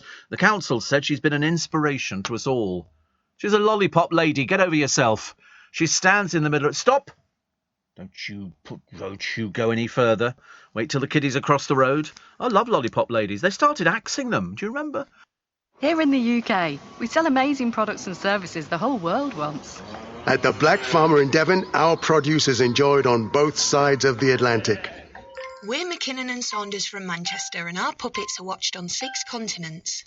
So whether you're new to exporting or experienced, Explore global growth for your business with free support from the UK government. Access information, training, events, and expert advice to help you find new customers overseas. Visit great.gov.uk to get started. Steve Allen on LBC. Text 84850. Morning, 26 minutes to 6. All going on today, isn't it, really? Steve, Kingston upon Thames has got its own lollipop man. Says bus driver Danny. Says, I don't know if it's something more common now, but I only know of one in the Kingston upon Thames area, and he seems to have a really stretchy arm as he directs the traffic on both sides. Chris in Brighton, Sitges, now living in Portsmouth, always here at 4, says, just ordered my tea towel. Thank you. Going fast. Going fast. And Harry Potter fans have spent 1 billion hours listening to audio versions of the books. Isn't it funny? Jim Dale, the Carry On star, reads the US version. It's extraordinary. Stephen Fry narrates the 7 UK editions. He's really good. Although I like Jim Dale very much so. He was in all the original Carry Ons, Carry On Doctor, Carry On Nurse. He did everything. Very, very good indeed. And 2 gold bars from the famous, now you might not remember this, but most of us will, from the cliffhanger climax to the Italian Job have sold for £3,600. More than 250 bars made of steel and sprayed gold were in the 1969 classic with Michael Caine. And it was in there, they had them in the back of this thing, was rocking slowly backwards and forwards over the edge of the cliff, and it was because it had the gold bars in it. And that's what it was. So they were given to one of the producers to his old school metalwork department. Most were melted down, but these 2 were kept by a retired teacher. They reckon, they've sold already, £3,600. Told you, this movie memorabilia is fantastic. The auctioneer says we had telephone and online bidding because the Italian Job is an iconic movie. So they went eventually, 3,600, but then they've got fees, 4,680. Isn't that amazing? I quite like the film. I liked it, mainly because everybody had minis. Everybody had mini cars, and they were driving them through. I wonder really how much the people of Rome knew they were filming, because they went all over the place. But I don't know. They would have seen cars whizzing about all over the place. But I bet the police, exactly, if you've been to Rome driving, what a nightmare. What a nightmare. Oh, dear. And they were going in and out. And I wonder really whether I liked it when they went up the outside of that building. It was huge. And it went up, up, up, up, up, up. And then they turned around and came back down, down, down. I thought they were great. I used to have a Mini. Little chocolate brown Mini. Little chocolate brown Mini. OLR 299W. That's what the number plate was. And I have a feeling it's not available anymore. I think it's been taken out of commission. Helen in Thurton in Norfolk. Morning. One more soul, Steve. Love you in the show. Thank you very much indeed. We're very grateful. Very grateful. And in fact, because we're moving into the final stages of the tea towel, so grab 'em quick. Not sure about beloved Bambi. I remember the film. Didn't Bambi's mother? I'm not going to ruin it for people. Didn't Bambi's mother die in the early part of the movie? But apparently Bambi's going to be reborn as a vicious killing machine in a horror movie.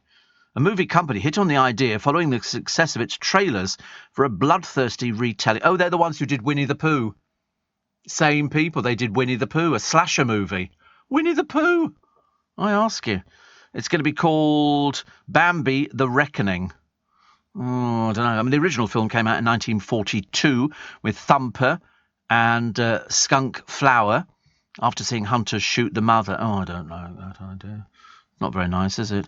Apparently directed by Rhys Frake Waterfield and stars Craig David Dowsett as Pooh, whilst Chris Cordell plays Piglet. I don't think you can do that. I don't think that's right. Can't have somebody playing Piglet. You just get Piglet back. You just bring him back in again, and Piglet, you're back working. Oh, thank you, Pooh. You know, that's what it is. I don't want anything else like that. King invites Duchess of York to Christmas dinner and back into the fold. I don't think so. I think she might be invited for Christmas, but I think that's about as far as it goes, because everybody hates Andrew. And I think he's only been invited because he's Charles's brother. But, I mean, basically, Charles has taken everything away from him. Everything that the mother did, Charles has endorsed. And then Sarah Ferguson, she says, I've lived every girl's dream, a princess. The trouble is, you're not a princess. Your behaviour inside the royal family was nothing short of disgraceful. You know, the toe sucking apparently was some act or something that they were doing. Just looks slightly peculiar.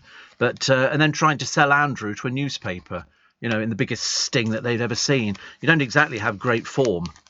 And she talks about Diana. She and I were the only two who really understood what it was like in the 80s. You see, you can say anything you like because Diana's not here.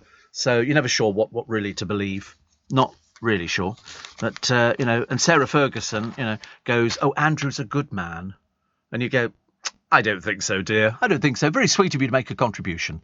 Great show as ever, says Ian in Colchester. Purchased a tea towel. Maybe next year will be the LBC Naked Calendar. Yeah, think about it. It could be. You never know, actually, especially for Christmas. I'm going to be Christmas. Yeah. You're doing the Naked Calendar. Yeah, because I was just thinking maybe holly, maybe not such a good idea, you know, and because we thought, you know, you could stand behind a bush of holly and we could be naked in the studio. I know Elliot will be up for it, but basically, I mean, he just does it waiting for the bus. So it's going to make any difference whether there's a Sunday afternoon for you, isn't it? Sunday afternoon for you. Steve, are you going to the Bristol auctions on Friday for the Only Fools and Horses collectibles? No, we mentioned it on the programme. So we were sort of up to speed on that. And Lewis says, did you know that the minis were left behind in Turin in a lockup? Nobody knows what happened to them. There were 9 in total, but only 3 survived and were left behind. Imagine what they're worth. Oh, can you imagine? That would be... Can you imagine opening a garage door after all these years and somebody goes, they've left some old rotting cars in here. Can you imagine? That would be so exciting. So exciting. Harry Potter fans have slammed Warner Brothers for charging £260 per person to dine in Hogwarts Great Hall. But complaints from the fans go, oh, it's only for wealthy fans. Yeah, $260 if you want to go. That's what it costs. You can step into the scenes and live like wizards for the night. One fan said it would be amazing, but £500 for 2 people. No, dear, £260 per person is £520. OK, might as well get it right. And somebody says, in the present situation, I think not. It's a sellout event. It doesn't make any difference what these people say. It's a sellout event. And there's 200 tickets per night. I think they're doing 3 nights. So if you don't want to go to it, you think it's too expensive, don't go to it. It's as simple as that. They're not twisting your arm to have to spend £260. We discovered that Gordon Ramsay was charging. Was it for Christmas or was it New Year? I can't remember. New Year, £700. 750. I do beg your pardon. £750. And to be honest with you, I'd rather go pay $260 for Harry Potter. Definitely.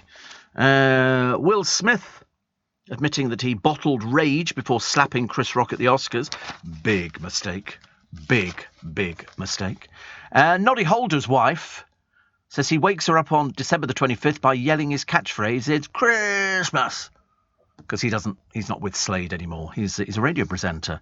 And it says here, Noddy Holder's wife is a Loose Women producer. Did you know that? I didn't know that.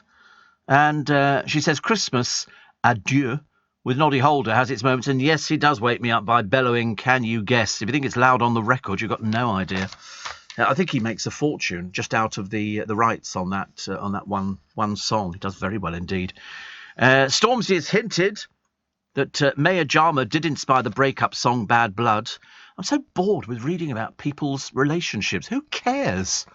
Who cares whether they're in relationships or they're not in relationships? I mean, what are they, 5 years old or something? It's absolutely ridiculous. Steve, we had a lollipop man when I was at school from the mid-50s called Mr. Wells, says Jennifer in St. Margaret's, who had a bright red face and he used to dress up as Father Christmas and deliver presents, and we never knew it was him until I was a lot older. Yeah, they've got to have a real beard. The Father Christmases now have got to have real beards. There's no messing about with sort of dressing up. There's so many people who've got big white beards, actually. Gary, the chef, says, Steve, the building in the Italian job was the Fiat car company. Was it? Oh, that would explain, actually. That would explain. Good morning, Steve. Just bought 3 tea towels from a silent listener in Birmingham. Keep up the good work. Thank you. Oh, it wasn't Rome. It was Turin for the Italian job. Did you know that? You know it was Turin? I didn't know. I just knew it was foreign. I didn't know where it was. Thank you, Jason, who's Airfield Transport Officer. Woo, is there a post title? And Steve says, Richard and Julie in Orpington have just ordered my tea towel. Thank you. as we get down to the last few. So thank you. Dawn Neesom's column today we shall come round to in a moment. And Vladimir Putin has filed rumours he's got Parkinson's disease. They keep selling he's got cancer, he's got Parkinson's, he's got Tourette's, he's got everything. He was seen twitching as he met Kazakhstan's president. Putin, who looked puffy. Do you know he's 70? I think he looks great for 70. I don't like him. But then I don't have to like it. Yeah, they keep saying that he's had plastic surgery and stuff like that. Yeah, but you've had a little nick and a tuck, haven't you, everywhere? I've noticed. Yeah. When I first met my producer, he was called Beryl, and now he's changed. But I've accepted it. I'm not bothered. A new leak from within the Russian security services suggested his health is rapidly failing. For that, it could be rubbish, could be not. But you don't know. There's all sorts of stuff that's put out. What else have we got? Just Stop Reality's latest wheeze, says Dawn Neesom, is to alienate just about everybody, walking slowly down some of the busiest streets in London. This coincides with the latest round of train and tube strikes. But have no fear, because the Metropolitan Police have come out fighting, vowing to act swiftly and firmly, which basically means they popped the kettle on and stocked up on vegan-friendly oat milk. Thank you. And she talks about huge congratulations to the Jungle's Jill Scott, a genuine inspiration, who remained humble, charming, funny, honest and down-to-earth, none of which could be said about Matt Hancock, a man who went into the jungle to become a celebrity, and shockingly we didn't get him out of there until the final. I have no idea, writes Dawn Neesom, whether he deliberately recreated the groping video. Nasty that he got sacked when he was evicted, but touching your mistress up live on telly is just grim. Why can't he just hug normally? She said, I just hope his poor kids weren't watching. I know, nothing worse, is there? Oh, goodness, all touchy-feely. Oh, goodness sake, honestly. Also, this time of year, every woman starts the fantasy of how they're going to waft through December looking glamorous. Donna D'Errico is a Baywatch babe, and she's wearing a bra but doesn't fit. But that's the whole idea of it, because her boobies are falling out. That's what people seem to like. And she this week showed on Instagram how every man hopes their woman will look on Christmas Day. The reality is that most of us will be slumped on the sofa in a comfy tracksuit with frazzled hair and smudged makeup, face down in a tub of Quality Street with a pint of red wine. That's how it works. Less stocking thriller, more stocking chiller. That's how it goes. That's how it goes. People, you've got to tell these sort of people. Steve Allen on LBC. Text 84850. Morning, Tracy on Sheppey says it's very cold on Sheppey. She said, I bought a tea towel. Well, that's not going to help, is it? You're not going to get warm with a tea towel. You need an electric blanket. They were doing electric blankets on the television the other day, surprisingly. And I nearly phoned up and bought two. They were selling them at £35 each, and they were sort of really good ones where you could put them on the bed or under the bed or wherever you want, or wrap it round yourself. And then I saw a thing that was advertised on my phone. I get these adverts, and I bought a thing that's going to light up the ceiling of my car. You plug it into the cigarette lighter, and it does a star constellation thing all over the ceiling, which moves. And this one was a scarf which heated up, and you charged it up on the internet. Then you put it round your neck.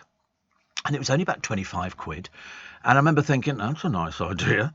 There you go, heated scarves. There they are. Oh, look at the difference there on Amazon, $5.99 or $14.99. So they've got another recharge. They're all rechargeable.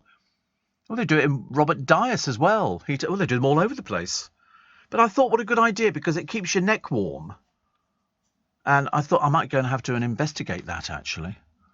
I quite like I don't know if I'm going to look silly. People to go, Steve, what are you wearing? They're going to go, are you wearing one of those heated scarves? I'm going to go, yeah. I think it's okay. Radio veteran James Whale has just months to live. He's revealed at the British Curry Awards on Monday night. He said that he has terminal cancer. He says, I know a lot of you won't like me, but this time next year I won't be here. I've got terminal cancer. He's been having chemotherapy after the cancer spread to his brain, spine, kidney and lungs. He said, chemo makes it hard for me to breathe, but I'm okay. I'm in my 70s now, and I just want to say, don't waste your time on stupid things that don't matter. People might go, oh, he's a bit controversial. I just want people to live together and stop being so stupid. Because when you get to 70, some will look back differently. I think he was first diagnosed back in 2000, and then in 2020 it emerged that it had spread. But he's being very pragmatic about it. He's being very, as honest as you can be. He's had the chemo. It doesn't look good at all for him. But he's 71, and as he said, he's had a great life. And that's all you can hope for, isn't it? If you had a good life, you've entertained a lot of people, you've raised a lot of money for charity, and you've had a good time. I remember when he was ill first time around, I don't think he worked for ages, and money started getting difficult. Steve, I listen pretty much every day due to being a truck driver. This show is much better than the usual rubbish songs on other channels. Other channels? Well, what would they be? But he says, I've got to say, though, I don't like Christmas. He says, and you singing those carols, they're going round in my head now. Thank you for that. See, you'll be singing them to yourself. You'll be going out there going, hark the herald angels sing, glory to the newborn king, peace on earth. Because they were saying the other day, young people don't like carols anymore. And I thought, well, you're looking at the 18 to 29-year-olds. Of course they don't.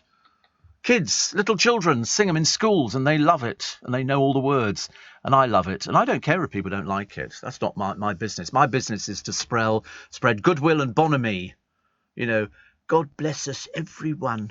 I think it's quite nice. Lewis says the bit in the Italian Job where the minis jumped the gap in the roof was a one-off and the stunt drivers could only guess the outcome. Also, the bit where the cars go down the tunnels was filmed in a sewage system in the UK. Incidentally, they wrote off a mini trying to complete a complete loop. Apparently, the number plates of the original cars were sold by the DVLA. It's a good idea. I can't remember what the number plates were. But so sold by the DVLA. They always do those sort of things, don't they? If they've got a personal number plate, you can always go onto the DVLA website, put in a number you want to buy, and then see if A, the number exists, or B, you can afford to buy it. I used to buy Irish numbers because it would have something like RIL 7752. In fact, that was one of my car number plates. So nobody could tell the age of your car, which they could before. People used to say, you can tell I could tell that's a 1980 car or this. So everybody's got personal number plates. They became very popular. Certain number, some are cheap, some are expensive. I've bought them in the past at 80 or 90 quid. But then I think there's another charge of about another 60, 70 quid to transfer onto a car. You can do things like that. Oh, I knew I've still got some more money at home I haven't paid into the bank. Oh, honestly, look at me being all silly. Because I sold a car and I got the money through from the DVLA the other day. £150, because you get it back on the tax disc. Because the tax disc is not transferable. So I've got 150 quid extra. What I've done with it, I've got no idea. Honestly, this money, it's all over the blooming place at the moment. There must be a Christmas tree somewhere which has got my money. Nick in Burgess Hill says, been saving all year to go to Australia at Christmas to see the wife's family. Not been for a few years due to COVID, but I broke my arm on Friday in a temporary cast and waiting for an operation to have pins put in it. Oh dear. He says, looks like I might miss the flight due to the operation, be spending it on my own with the help of my good friends. Obviously, the wife's still going. Of course, she's not missing out on that. She can't wait to get out the door. Talk about bad timing. So I shall tune in Christmas morning so you can cheer me up. I think so too, actually.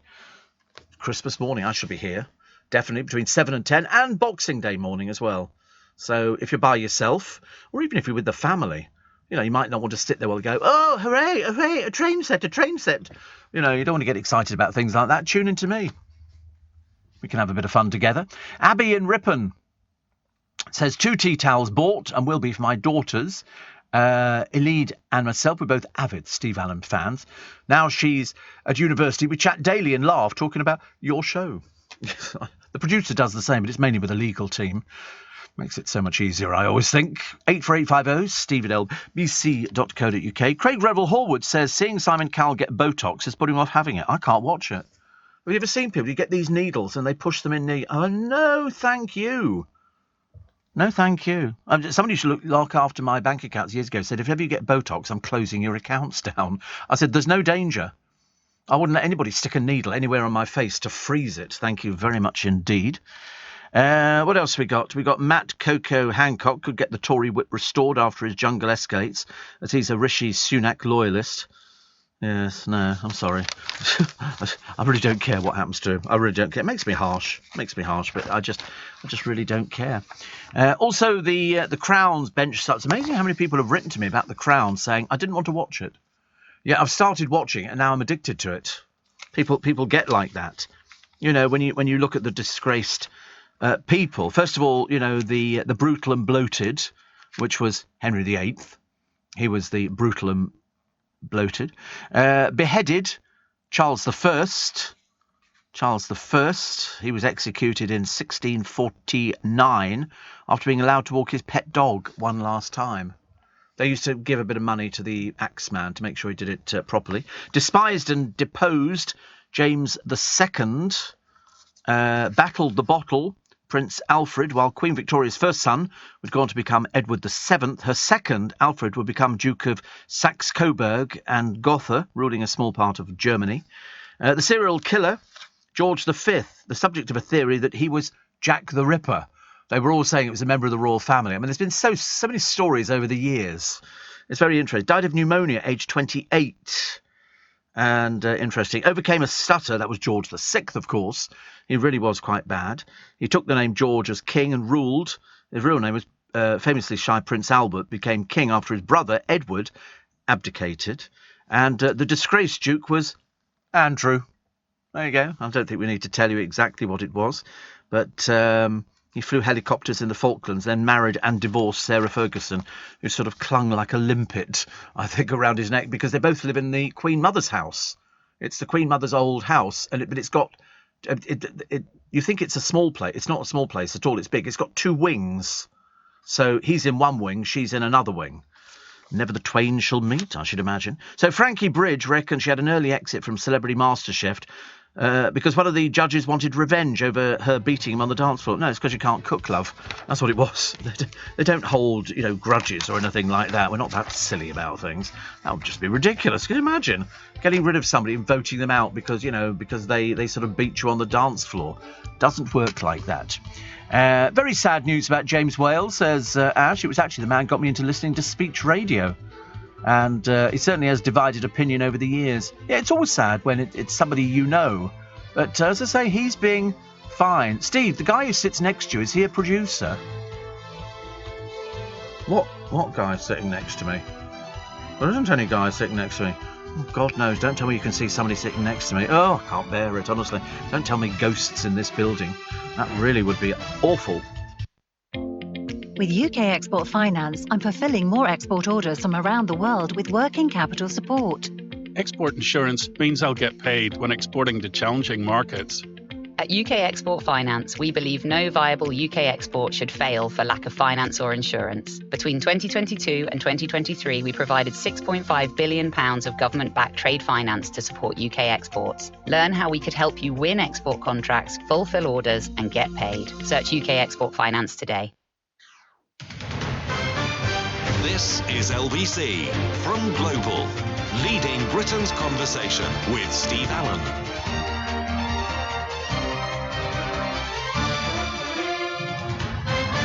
Morning, everybody. Nice to be company. It's Steve Allen's Early Breakfast on LBC. 'Tis Wednesday, November the 30th. So tomorrow, 1st of December, and then we're into the run-up. The bird flu. Nick Ferrari is going to be talking about bird flu later on, although in Twickenham, he's guaranteeing Copa turkeys, guaranteeing them. They are about the top of the thing. There's a lovely picture of somebody gathering mistletoe, because it grows a lot in Bushy Park down the road from me, and I know people climb in there at night and cut it down from the trees. It grows on apple trees and things like that, mistletoe, and then it gets repackaged. But I don't know people. I mean, you don't need an excuse to kiss somebody nowadays, do you? Not really. You don't need mistletoe to have a snog, do you? You just sort of go, come here. And I sort of pull them to the ground, and then, I tried that with a boss once. It doesn't work, I promise you. It's makes things change. So the annual grumbling has begun. The annual grumbling over the Christmas tree in Trafalgar Square every year. This is the 2022 tree, and they say no sooner it had been erected than the great annual grumble resumed as unflattering photographs of the squashed branches started appearing on social media. People likened it to a picture of a downcast and dishevelled Scarlett Johansson, and somebody else claimed that maybe we'd done something to upset Norway. Because they send us this sort of tree every year. But the mayor of Oslo, who's accompanied it every year since about 2015, he said that the feedback from Londoners had been almost exclusively good. The tree is a symbol of unity and joint security, but people go, didn't they have a better one? Well, they've got forests of trees. I know, because I've been over there and helped cut down a tree to bring back to this country. I mean, sometimes trees do look a bit limp. There's nothing you can do about it, because that's what they see. You see all your Christmas trees outside your favourite shops, and they've got netting around them, and always make them take the netting off and pull the branches down so you can see what it looks like, because you want a tree that's got a nice shape. In the case of the tree that comes to us all the way from Oslo, they're in the forest. They've got thousands of them, and they just decide which one they're going to pick, and then they cut it down, they have a ceremony, and you all drink sort of hot apple juice and blackcurrant juice and stuff like that, and the little choir that sings, and then they load it onto a lorry, and then it begins the long journey to come to this country, and then we erect it in Trafalgar Square. And there's a little Christmas market right behind it, and they have a ceremony of the evening where they sort of light it. But 10 days ago, the tree appeared perfectly bushy and healthy as it was felled, they say, in a valley to the northwest of Oslo. I can't remember which tree we cut down. I can't remember where exactly it was, because we were on a coach and it all looked the same to me. It was in a forest. Oh, yeah, definitely. Well, I don't think it was at the local greengrocers outside there, some 46-foot tree. Unlikely. But this is 21 metres. And then it sets off on this 1,000-mile journey to London. So it's a real tree. And trees that grow in real forests often get a bit narrow when they're tall because of the overcrowding of all the different trees. But either way, no, we've had one for ages and ages. Of course, the standing joke was, do we have to have a tree? Could we have the money instead, please? Save us a bit of time. But no, I did it. I think it's very symbolic. And I think it's very nice. And it's a symbol of Christmas and what we did. And Oslo is a nice place. We loved it there. Really quite quiet. I thought the place would be buzzing with people, but it's not. We sort of had a good look around. It was very nice. Catherine says, Steve, I love carols, especially Away in a Manger. Well, wasn't the joke, there's a way in a manger and two ways in a barn. But get it? Come on. In the Bleakwood Minter. In the Bleakwood Minter. What was that going on? Hark the Herald and Silent Night. For some reason, I've got a Shirley Temple song going round my head on the Good Ship Lollipop. Bizarre. Yes, Catherine, very bizarre, I'm afraid, on the Good Ship Lollipop. She was talented, wasn't she? As a child star, Shirley Temple, amazing. Reed in Streatham says, best Christmas present to get this year is a cordless, rechargeable iron. Imagine an iron with no cord. You'll be able to iron anywhere. Oh, yes. They've had them out for years. It's nothing new, a cordless iron. It's like, different things. Ooh, phone's going off again. Wait a minute, let's just have a quick check. Just dropped off the brown envelope. Yeah. Lovely James from Gold Breakfast is currently holding the moolah. Is he? Get it back off him. He's on Gold Breakfast. What's he doing on Gold Breakfast? Get our money. Get our money back. We'll never get it back. Do you know where Gold Breakfast is? Eek. We have to chase this money around the building now. Thank you, Chris. Very much indeed. So, get it back from him. You know what he's like? He'll disappear out the building with it. We'll never see it again. He's already booked a holiday. Oh, the strength of it. Lord above, I can't believe it. So, we will get it. Thank you, Chris, very much indeed. And we shall arrange to have the delivery done. Okay? Which is nice. Yes, all these cordless irons, cheap. There's a Tower one, 20 quid. 20 quid. You just put it on the thing and it charges up, as it heats up as it sort of goes along. Very inexpensive. Really. And with 30 quid, there's a Ceraglide cordless, which is quite nice. Go down a bit further. Show me some other ones. I mean, there's some which are about £49. There you go. Morphy Richards, £49. Russell Hobbs, £46. There's one which is £2,000, a Laura Star Black Smart U-board and steamer set. But you get everything on that one, all singing, all dancing. It'll probably cook your breakfast, I should imagine. But no, 20 quid, we thought. Very, very cheap. £85, a cordless one from John Lewis. That's from Tefel. So cheap. Very, very cheap. If you want something like that, I see no reason why you should not all go out and buy something. Because it's a good idea. And it's easier. Nothing worse if you're ironing. And I don't iron, as you know. You've got, if it's cordless, it's so much easier. So much easier. Another one here. Russell says, thank God you follow the news. How depressing. Keep making us smile. Well, we have to. The news has always been depressing. They don't give you good news. You're never going to get good. That's boring. People were asked in a survey, would you rather have sort of happy stories or would you rather not? And they go, not. So you get bad stories. It's like, the best rated Christmas television shows are one where somebody gets run over by a truck in EastEnders or something like that. Or, Emmerdale has a plane land on it. and we lose loads of the cast members. That's what they did years ago, didn't they? So that's why people don't want good news. I thought they would want good news, but after a while, it becomes a bit cheesy. It's a bit like sort of, oh, happy days. Are you all happy? And, people aren't always happy. I think you can feign happiness, but, there's a limit when you get so far. Now we've lost the assistant producer now. He's gone. But they're doing a double holiday, aren't they? Yeah, it's been a wild goose chase, this one, I tell you. It's getting worse and worse. It's the turkey chase. It's the turkey chase. Wind farm rebels are told don't blow it for the election. Okay. And the bird flu, which makes all of the papers today. And I still quite enjoy watching Michael Portillo on his train journeys. I quite like that, except the clothing is a wee bit camp. He's in the middle of Darlington or something like that, and he's wearing bright red trousers with a blue jacket and a yellow shirt. He looks like a paint palette gone mad.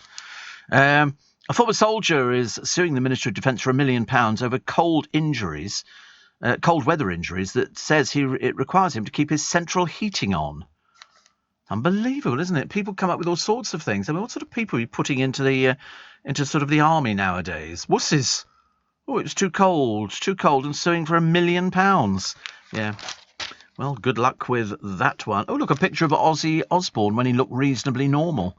Unfortunately, now he doesn't look the same at all. He's gone. And I don't know where he is. I don't know if he's here or if he's in I Like to Be in America. Because he said he didn't want to come back here. And they went, wait a minute, we've got a reality programme coming up.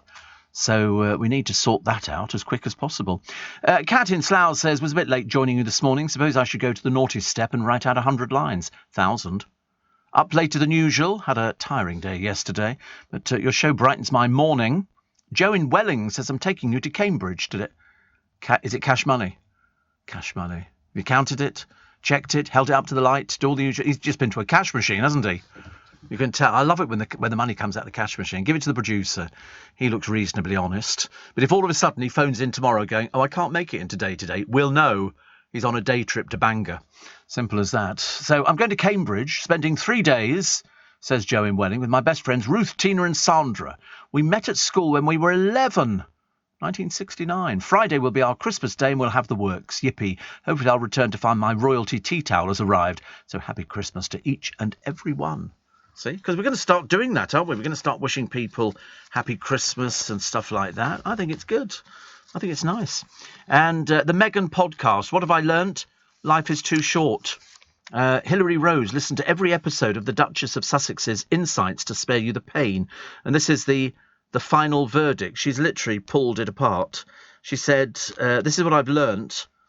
I've listened to Meghan's voice for 4,112 hours, a number I plucked from the air and which in this context is as true as any other, although the exact figure is more like 13 hours. Difficult women are not difficult at all. They're warm, wonderful human beings, and the problem is you. This is what Meghan, the oracle, comes up with. It's great. Be brave in your audacity, I'd like to tell Meghan. Yes, unfortunately, she thinks she's somebody to be reckoned with. But in fact, if it hadn't been for Harry, she'd just be another struggling little actress. That is the way it goes, I'm afraid. Can a replica save the kiss?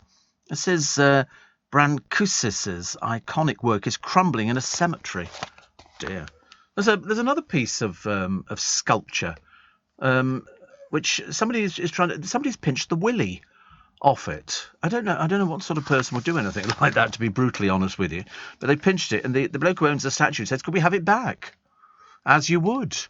Makes perfect sense, doesn't it? You can't just go around lopping off willies. And Steve, no Royal Mail posts for the next 2 days, Wednesday or Thursday, strike action. What, again? I'm never going to get my post, am I really? Sid Cup-Sue says, my mum, Pat Bailey, went to see the ice installations up by Hyde Park yesterday. They look glorious. Have you been? I have seen them in previous years. They're very good, aren't they? Very good. And look at that. That's beautiful, isn't it? I love ice sculpture. I love the people who can carve these things. The last one I saw, apart from these ones up at Hyde Park, was years ago, and it was the launch of an album from a particular group, and they had a big ice sculpture, and it just melted over a period. These people are so clever who can do ice sculpting. I'm very jealous. I can't do anything like that. It's rubbish, but I'd love to. Imagine keeping that outside in winter, and then in the summer it just drips away. Very nice indeed. Steve Allen on LBC. Text 84850. Morning. Nice to have your company. It's Steve Allen's Early Breakfast. So we've done very well this morning, actually. Not only have we sold quite a few more Radio Royalty tea towels, numbers have dwindled quite considerably. So get them while they're there. And that's on Global's Make Some Noise website. We got some money from my friend Chris, £100. So we'll be sorting that out. And Ice Cream Ian delivered. And everybody's about the hardest we've ever had, Ian. I don't think we've ever had anything this hard in our hands for ages and ages. I mean, seriously. I mean, I've had to... The producer said, cup it in both hands. So I've cupped it in both hands, and it's still rock hard. I mean, you know, so I've now got to wait. I mean, hopefully by the time we get to the news, it might have gone just a little bit soft. Just a little bit. Apparently, there is no Royal Mail post today. Thanks. For the next 2 days, Wednesday and Thursday. Strike action. Oh, Lord above, honestly. Just when I was waiting for a parcel. In fact, actually, by the time you get 2 days build up of parcel. So when it says no Royal Mail post, does that mean that there is no postman today? Will I not have a postman delivering anything at all? Letters? Or there's no postman at all? Will you have any? The delivery drivers will still be out there. Oh, right. But no, oh, dear, honestly. My postman Darren, he normally sort of, you know, sorts out all my little bits and pieces.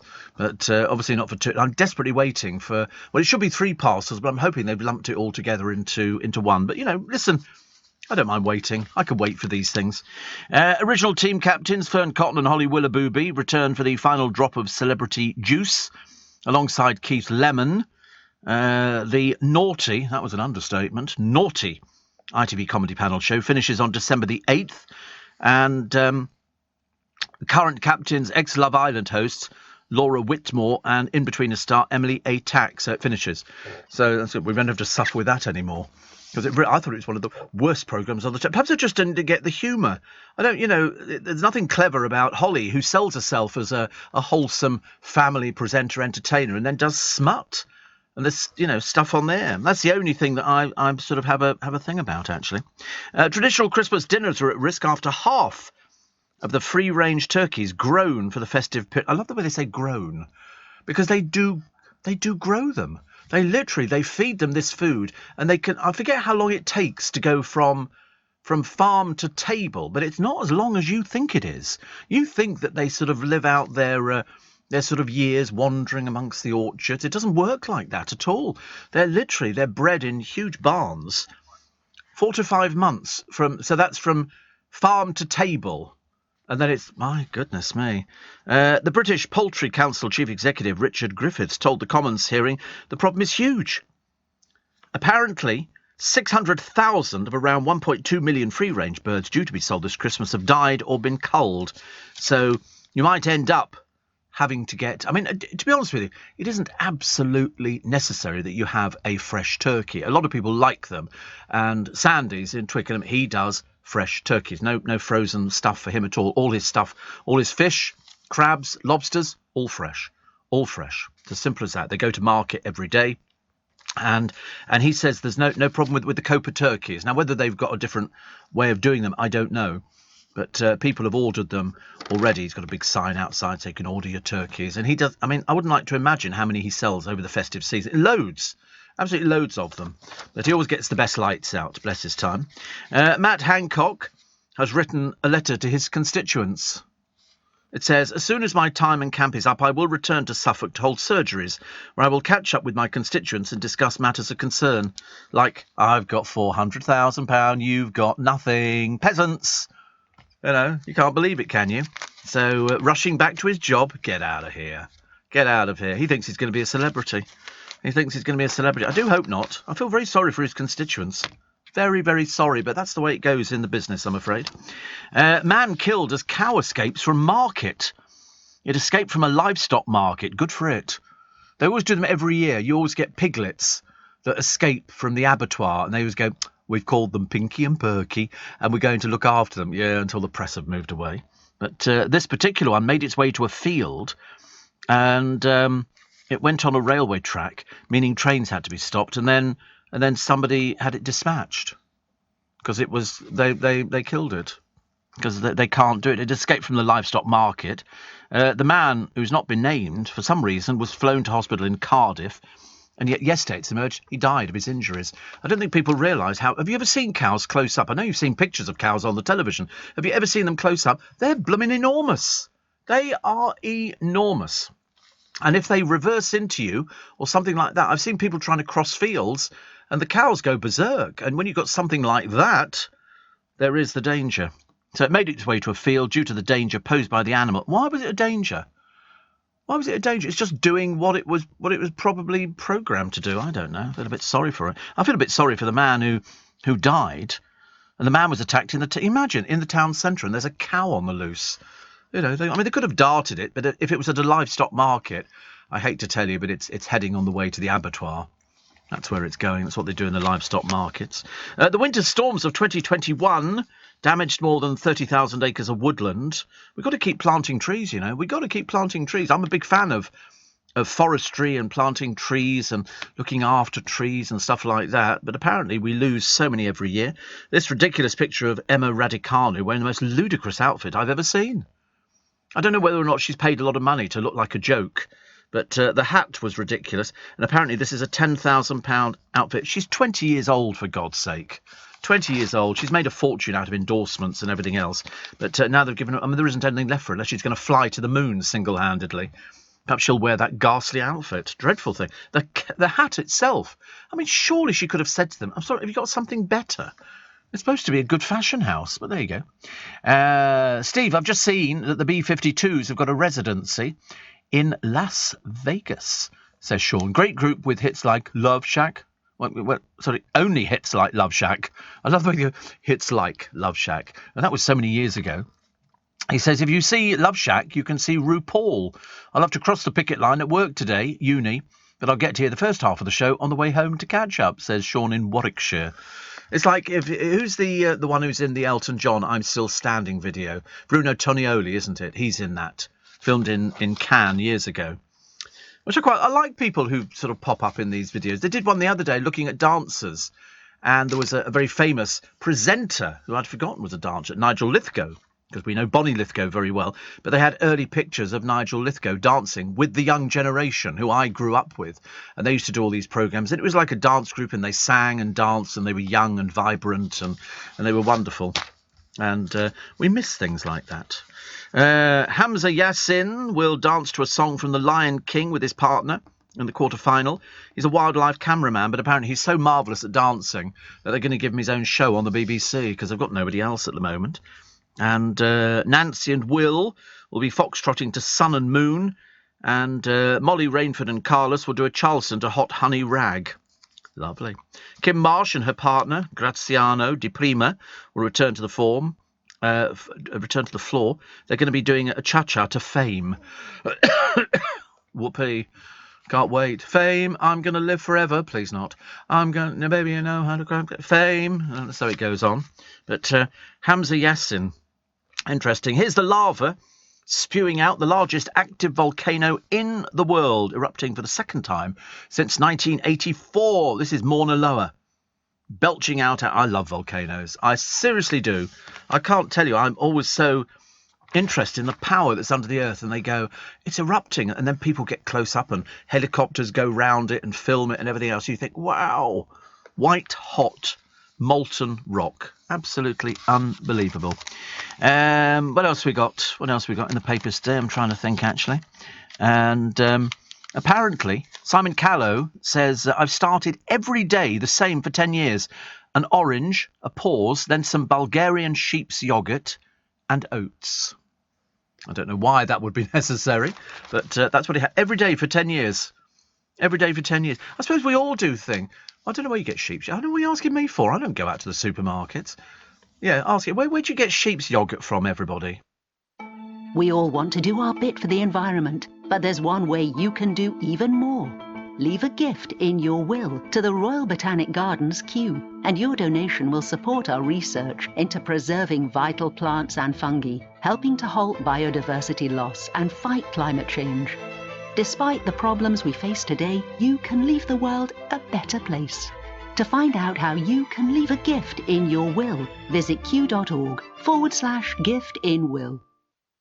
Leading Britain's conversation, LBC, with Steve Allen. Morning, everybody. 25 minutes to 7. Nice to have your company this morning. So Nick's going to talk about turkeys this morning. Turkeys. This huge shortage. So, but you can get frozen turkeys.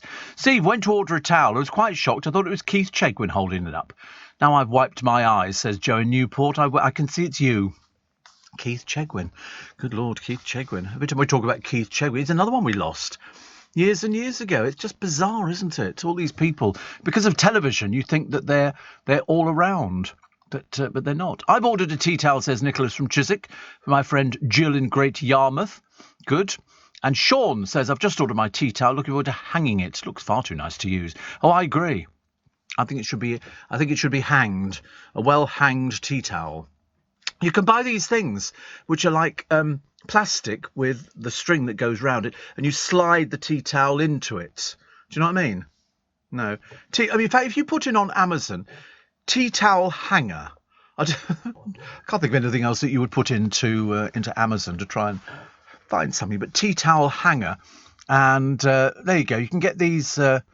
Enjoy 10% off your thing, and you slide it in there, and then you just sort of hang it up. They make them in plastic, or they come in wood. Yeah, and so you can hang it up there. I mean, that's quite expensive, $15.50. I mean, you can. Is that on Amazon? That's not Amazon, is it? No, we'll find it on Amazon. It'll be a lot cheaper. Probably find it about £3 or £4. I'd be surprised if it costs any more than that. It'll probably come with huge packing around. It'll look like a Christmas tree the time you've sort of finished, but all of these things are sort of available shortly, because we had them in plastic, and again with the same string going around it. I mean, the posh version is £15. The cheaper version will be, I should imagine, no more than £4.50 or something. Tea towel hanger, not on Amazon, nothing at all. You're not. No. Tea towel hanger. That's right, hanger. Let's have a quick look. What else we got? No. Oh God, how annoying. It's very not, but they do them in. I know they do them in plastic. But we'll try and find out where they are or what they call them. Viv says another day of laughter. Posting my Christmas cards today. Well, we've got a post office strike. A post office strike. The mail. All that glitter safely on its way to friends. Don't you dare send it to me. Steve, my 4 a.m. starts are more palatable with you, says Chris the trucker. Sent from me by magic. We like that. And David says, if the ice cream's a bit hard, pop it in the microwave for half a minute and that'll soften it up. Oh, it never lasts that long. I'm just down to the last little tiny bit of ice cream. In fact, it generally gets, in this bit here, between now and the time I take the break at 1:45, it will have sort of dissolved enough for me to pour it out and have it as a little drink, which is very nice. But thank you for the offer, David. And from David as well, he said, I see less than half the population now declare themselves as Christians. Yet 99% of people over the next few weeks will wish each other Happy Christmas. Yes, because it's pagan. It's got nothing to do with Christianity. Christmas is pagan. It's the coming of the seasons. It's the going out of one season, going into the new season. So, in fact, if you're working on the birth of Christ, it certainly wasn't in December. It was something like July or September, isn't it? Yeah.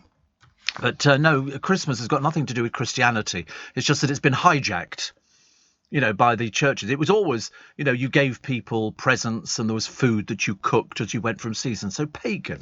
We didn't have Christmas trees for ages. You won't find many churches who don't have a Christmas tree. So they're embracing the pagan side of it as well. So that's how it works. David in Charlwood says, had a frozen turkey in the freezer for a month now. Why wait till the last minute as long as you know how to cook it properly? Well, in fact, cooking properly involves defrosting it. And it can take sometimes more than 24 hours to defrost a good turkey, because if you cook it when it's still partly frozen, you've got big trouble. And don't forget to take the little bag of all the bits and pieces out of it. My mother, 2 years running, cooked with all the bits and pieces in, and we get, Mum, you've cooked it again with this. She didn't know. But you can have turkey any time you want. Anytime you want, you can get turkey. I think some people think it only appears at Christmas. But it doesn't. It's there all year round. I mean, I've been in Iceland and seen... Mind you, I tell you, I lost peanut butter the other day. They've moved it. And I had to ask the girl. I felt such a fool. Sorry, can you tell me where the peanut butter is? And luckily, she knew exactly where it was. Took me straight to it. So I bought some. I do like Miss Sunpat peanut butter. There's two ladies here, growing up neighbours in the 1940s. Irene and Janet. They were joined at the hip. Best friends, went to school together, always stuck up for each other. Sadly, they lost touch when they married, as Irene moved abroad with her husband, who was in the Navy. But after 60 years apart, Irene and Janet met again by chance at the age of 80. Irene said, we sat down beside each other and she turned to me and said, "Is that you, Irene?" She said, and I laughed and said, yes. So they've met up with each other again. Isn't that good? My friend Chris wants to know whether or not we can send the tea towels to Spain. We're not sure at the moment. Oh, stop it, honestly. He's so excited. The programme's gone really well today, actually. I think we've garnered loads more listeners. I'll try and find out, Chris. I'll try and find out. And then Dawn Neeson, lovely Dawn, says, wait a minute, I've lost you. Steve Allen show saying my name on LBC startled me so much this morning. I looked up from scrubbing the kitchen and banged my head. Probably a hint, she says, to order one of his Make Some Noise tea towels. That would be delightful. That would be delightful, thank you, because we're on the... You found the tea towel hangers. Oh, well done. I knew you would. I knew if you sort of put your mind to it, you could come up with it. £3, there you go. Magnetic wooden poster hanger or anything really. So for £3.95. See, I knew you could do it. If you put your mind to it, you can do anything, can't you? You live in hope, I suppose. Steve. Oh, sorry. So I've just Dawn banged you. I've done that before. I have to be very careful in the cupboards here. I opened a cupboard to take a mug out and then completely forgot the door was open and banged my head. Nothing worse. Are the tea towels usable, or they just wipe the water all over the plates and don't actually dry them, says Richard. It's a tea towel. It's top quality tea towel. Have you never heard of a tea towel before, Richard? What do you think it's for? I mean, you could blow your nose on it if you wanted to, as far as I'm concerned. Do anything you like with it. Yes, of course they're usable. It's a tea towel. I mean, please don't sort of have me worrying about the people of Southampton and whether or not the brain is engaged. Smooth or crunchy peanut butter? Crunchy. Always. And Dean says it was Prince Albert that introduced Christmas trees to this country. It's a German connection. No, surely not. Yes, it was. Of course. But, they came along much later than you think. And in fact, if you see German Christmas trees, they're not decorated like ours. They do it much simpler. Red ribbons tied on each branch. You can go out and buy packets of ribbons to tie onto Christmas trees. They look really good. I like that lametta. You know, the strips of silver and gold and blue and red and everything else, which I think is lovely at Christmas. And just drape that. There you go. Just drape that over your tree and it just looks so pretty. But you have to remember, you just throw it away afterwards. Don't bother keeping it. It's so cheap. It's anyway. I used to buy it in Poundland, where it cost £1. Never guess, would you? Never guess in a million years. Something in Poundland costing £1. Well done to the British fans, though, after yesterday. The Welsh Dragon will rise again, of course it will. But people are doing it without booze. Proving, as they say all the time, you can actually go to football matches and exist without booze. Well, some people, not everybody. And a skeleton found on a cliff in Cornwall is thought to have been a sailor shipwrecked and washed up more than 200 years ago. The bones emerged due to erosion on a footpath. Police determined the remains were historic. And the Cornwall Archaeology Unit removed them. Anne Reynolds says the bones were near the notoriously dangerous Padstow Harbour approach. So maybe those of a shipwrecked sailor. She said that before 1808, when the Grills Act decreed washed-up remains to be buried in consecrated ground, they were buried unceremoniously on the nearest cliff. And, of course, all these years later, what happens? The cliff starts eroding and then they appear. The bones appear again. So it could be from a sailor who was drowned a long time ago. They don't know. It didn't look like they died in any other way apart from that, but all that would be left would be the bones. It's a shame, isn't it, really? Shame. So what else we got? Oh, everywhere you go, there's holidays being advertised. Georgie Toffolo was so desperate to get rid of her acne, because people suffer with acne, something chronic. I mean, it can be really, you thought that you used to suffer because you got a spot, and things like that. But people who get serious acne, it's terrible. People used to call her pizza face. And she says, I remember looking in the mirror and thinking everything they said was true. And so you used to be able to get this makeup, which was green. And you'd put it on and then you put your makeup on over the top of it. And she's looking at the world of cosmetic claims, because people claim all sorts of bits and pieces, and it turns out they're not necessarily true. Steve Allen on LBC.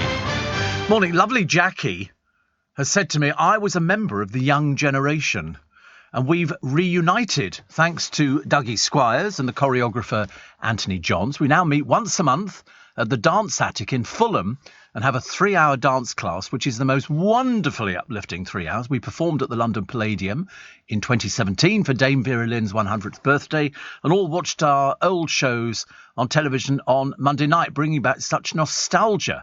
And wonderful. I watched it as well. I was watching the same programme. She said, send love to Bonnie Lithgow. Absolutely. Absolutely. She'll be listening. She'll be listening. But no, well done. I used to love the young generation. And then after the young generation, it became the second generation, didn't it? Because, in fact, there was one of the dancers who ended up working on LBC. I can't remember her name now, which doesn't help. It'll come back to me very, very shortly. But, yeah, I used to love things like that. I auditioned to dance with Pan's People. Don't ask how that ever came out. You wouldn't believe that one if I paid you a serious amount of money. But no, I thought they were great. All the boys had long hair and they could shake it, and they were a dance group. It sort of morphed into. We had lots of programs like Summertime Special, and they would have dance groups on there, and they would dance at the beginning. It'd be like 20 of them, 20, 25 people, and they danced behind the acts or do a thing or had their own shows. It was really good. It was of its time. You know, all the girls had long hair and they were able to sort of flick it backwards and forwards. And the boys had long hair. And they were good. Dancers are the unsung heroes of theatre because they work so hard changing costumes and getting out there and learning the routines and everything else. And they never get the recognition that the big stars get, which is a shame, actually. Which is a shame. But how lovely to hear from you. Thank you so much. I'm very, very happy to hear that. Tim in Dorset. I nearly said Dorset. Talking of cows, back in 1984, I had a pet dairy cow called Melanie. When we sold the cows, we had a big marquee put up for the sale. Melanie was sold to a neighbouring farm about half a mile away.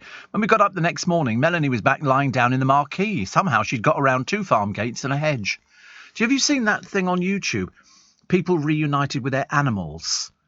And it's really good. There's one woman, she goes up to this gate, and there's 2 lions inside. And she opens the gate and they throw themselves at her because she looked after them when they were cubs and everything else. And there's horses and there's cats and dogs.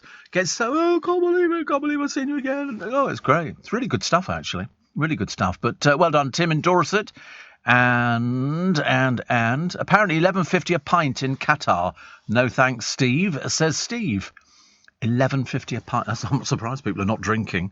I think that's a lot of. I mean, I don't know. I've never bought a pint in my life. I might have bought them for other people, but certainly not for myself. A GP's been conducting online consultations for patients, which is lovely, isn't it? From her Sussex surgery, she's in a Cornish seaside home. She is 260 miles away from them. Patients were left furious that she's working from a £600,000 house in Falmouth rather than seeing face-to-face. And fewer than 32% of appointments at Rudgwick in October were with a GP, and 26% on the same day as they were requested, according to figures. 92% were held face-to-face. So she lives further away. I was staggered, says one patient, when I was told she'd moved to Cornwall. Well, how can you do that? Don't you need to see people properly? Anyway, apparently the other day, Dr. Hall, Justine Hall, and the Rudgwick surgery were last night unavailable for comment. Ooh, we're so superior. So superior. Great British author. No, it's not Shakespeare. Not according to the Amazon survey. Top author, Jane Austen. Other people there, Roald Dahl, J.K. Rowling is number 2, William Shakespeare, George Orwell, Arthur Conan Doyle, Charlotte Bronte, Emily Bronte. They kind of go together, don't they, the Brontes? Thomas Hardy, Terry Pratchett, Virginia Woolf. It's an interesting list, actually, but Jane Austen, who is, with her sparkling, witty prose, she gets the top prize, so well done to her. All the pictures of Emma Raducanu at 20 years old and with God knows how many millions in the bank, and she still wears the most ghastly outfit, which apparently cost £10,000. And the hat is hilarious. I mean, I can't work out why they sort of say that this is really good. It just doesn't even look very comfortable. Charlie Girling says, didn't you used to flat share with a dancer? I did, with three dancers. One who went on to dance topless in Paris, one who went on to dance at the Scala in Barcelona, and another one who worked at Murray's, which was a cabaret club in London many years ago, where the girls would dance on stage, and then they'd go and sit backstage, put on a cocktail dress, and people who'd been watching the show could request a girl to come and sit with them. I know, I thought that as well. And they bought them presents, like drinks and frocks and all sorts of little bits and pieces. But when you look at poor old Emma Raducanu's outfit, I mean, really, it just looks like she's sort of a reject from Mary Poppins dancing on the rooftops. But anyway, a piglet is clean and doing very well. He had an alcohol addiction, a piglet. The pig named Eberhard was rescued by vets living in a flat in Germany where the owners fed him crisps and only gave him wine and spirits to drink. My producer would like to go there. I'll get the address for you, don't worry. Placed in an animal shelter and was nursed back to health. And 2 years on, he's now become a happy little pig. Imagine just feeding the thing. That seems the weirdest ever, isn't it? The weirdest ever. Other stories which are running in the paper. I don't want to see any more pictures of Matt Hancock. I've had enough of it. OK, we've seen him. We know what he does. We know what he did. We know he's not very pleasant. OK, move on. Move on. Get over yourself. Couldn't care less. More trees blown down than planted last year, which we told you about ages ago. And the anti-oil fanatic who stopped the M25 sent to jail. 6 months. This is Jan Goody, among a group of climate change activists who brought a section of the busiest motorway to a standstill with tailbacks stretching for miles. The Kingston University lecturer and journalist was given a 6-month sentence. Oh, good. Oh, good. That's what we like to hear, actually. After being let off with a conditional discharge for blocking a road in a similar stunt last year. They call it a stunt. And why should we have to put up with it? So 6 months for you. And very good. Pleaded guilty to causing a public nuisance. He will spend half the sentence in custody, with time spent on remand deducted automatically, and a £187 fine. Oh, hopefully he'll do it again and get him back in prison again. I mean, let's keep it going, shall we? But then we all had the traffic stop the other day. Patriotic Albanians in luxury cars. Men hanging out of car windows and women in national dress dancing in the streets. How bizarre.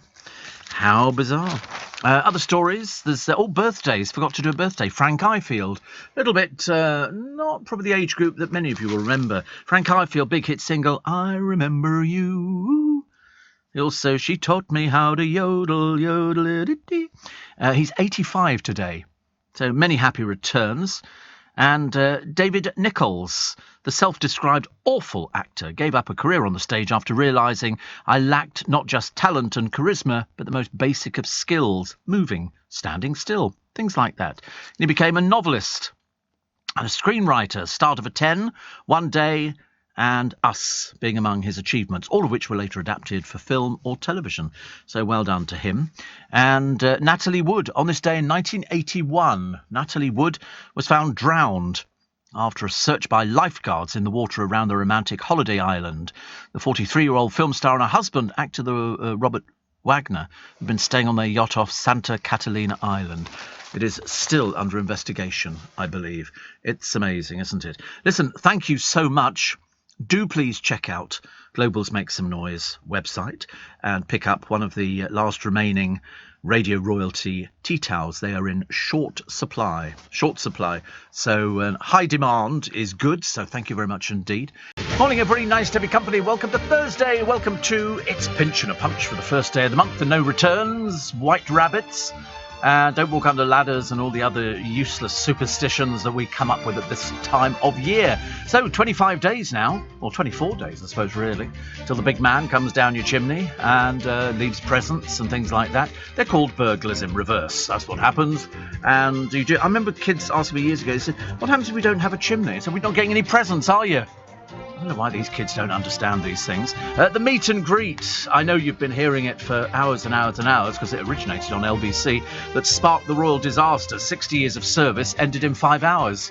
And the transcript makes painful reading. Very, very painful, whichever way you look at it. But then I've always said, the royal family, some of them, and she's 80, they're stuck back in the past. They're in their own cocooned world. They don't know the real world, which is out here. Mulberry could shut their flagship store in a VAT shopping row. The postmen, they say, are holding Christmas to ransom. Don't hold us to ransom. I'm waiting for 3 parcels at the moment. You know, come on, play fair. Bird flu sends the price of turkeys up. They say 26%. HSBC is going to shut 114 more of its branches. The reason being that they say people don't go into branches. And I have to be honest, I've not been into a branch for ages. I mean, I have been into branches of banks if I want more than the obligatory 400 quid out the cash point. You know, if I want £1,000 or £2,000, chance of me advising, then I go into the bank and can get it out. But I can go into any bank and go to NatWest and RBS if you can find one. Can seem to be closing those left, right and centre. So I go to NatWest and take out the £1,000 or whatever it is. And that's fine. But they're closing it because nobody's going to branches. And yet every time I go into a branch, I always see people in there. So why are they saying that? So they're going to shut 114 more. This is HSBC. I mean, very shortly, there won't be anything on the high street at all. In fact, I've got a high street in the papers today where it's all gone, barring the Halifax. Well, our Halifax went ages ago. It's now veterinary surgery. The Barclays Bank is going to be going shortly. It's a lovely old building in Twickenham. The NatWest has gone. In fact, we've just lost loads and loads of places. I've never seen a place that's been so decimated. You know, and even in Richmond, they shut the RBS. They've still got a couple of other branches. I think they've got a Barclays. I think they've got a Lloyds, and I think they've got a NatWest. But for how long? I've got no idea. Because people do it all online. I do it. Well, I say I do it. I don't do it. My brother does it. So he has access to all my accounts. Very trusting family we are. Very trusting, and he can transfer money out to one account into another and do things. Oh, is there any limit? I thought about this the other day actually, on how much money you can keep in your account. So, for example, if I won £112 million on the lottery on Friday night into Saturday morning, could I put that into my bank account? Or would I have to open up a separate bank account that can deal with big amounts of money? It's an interesting fact, isn't it? What is the legal limit on how much money you can have in your bank account? Because in theory, it would suit me fine to keep the 117 million pounds in my bank account, because then we can keep an eye on it.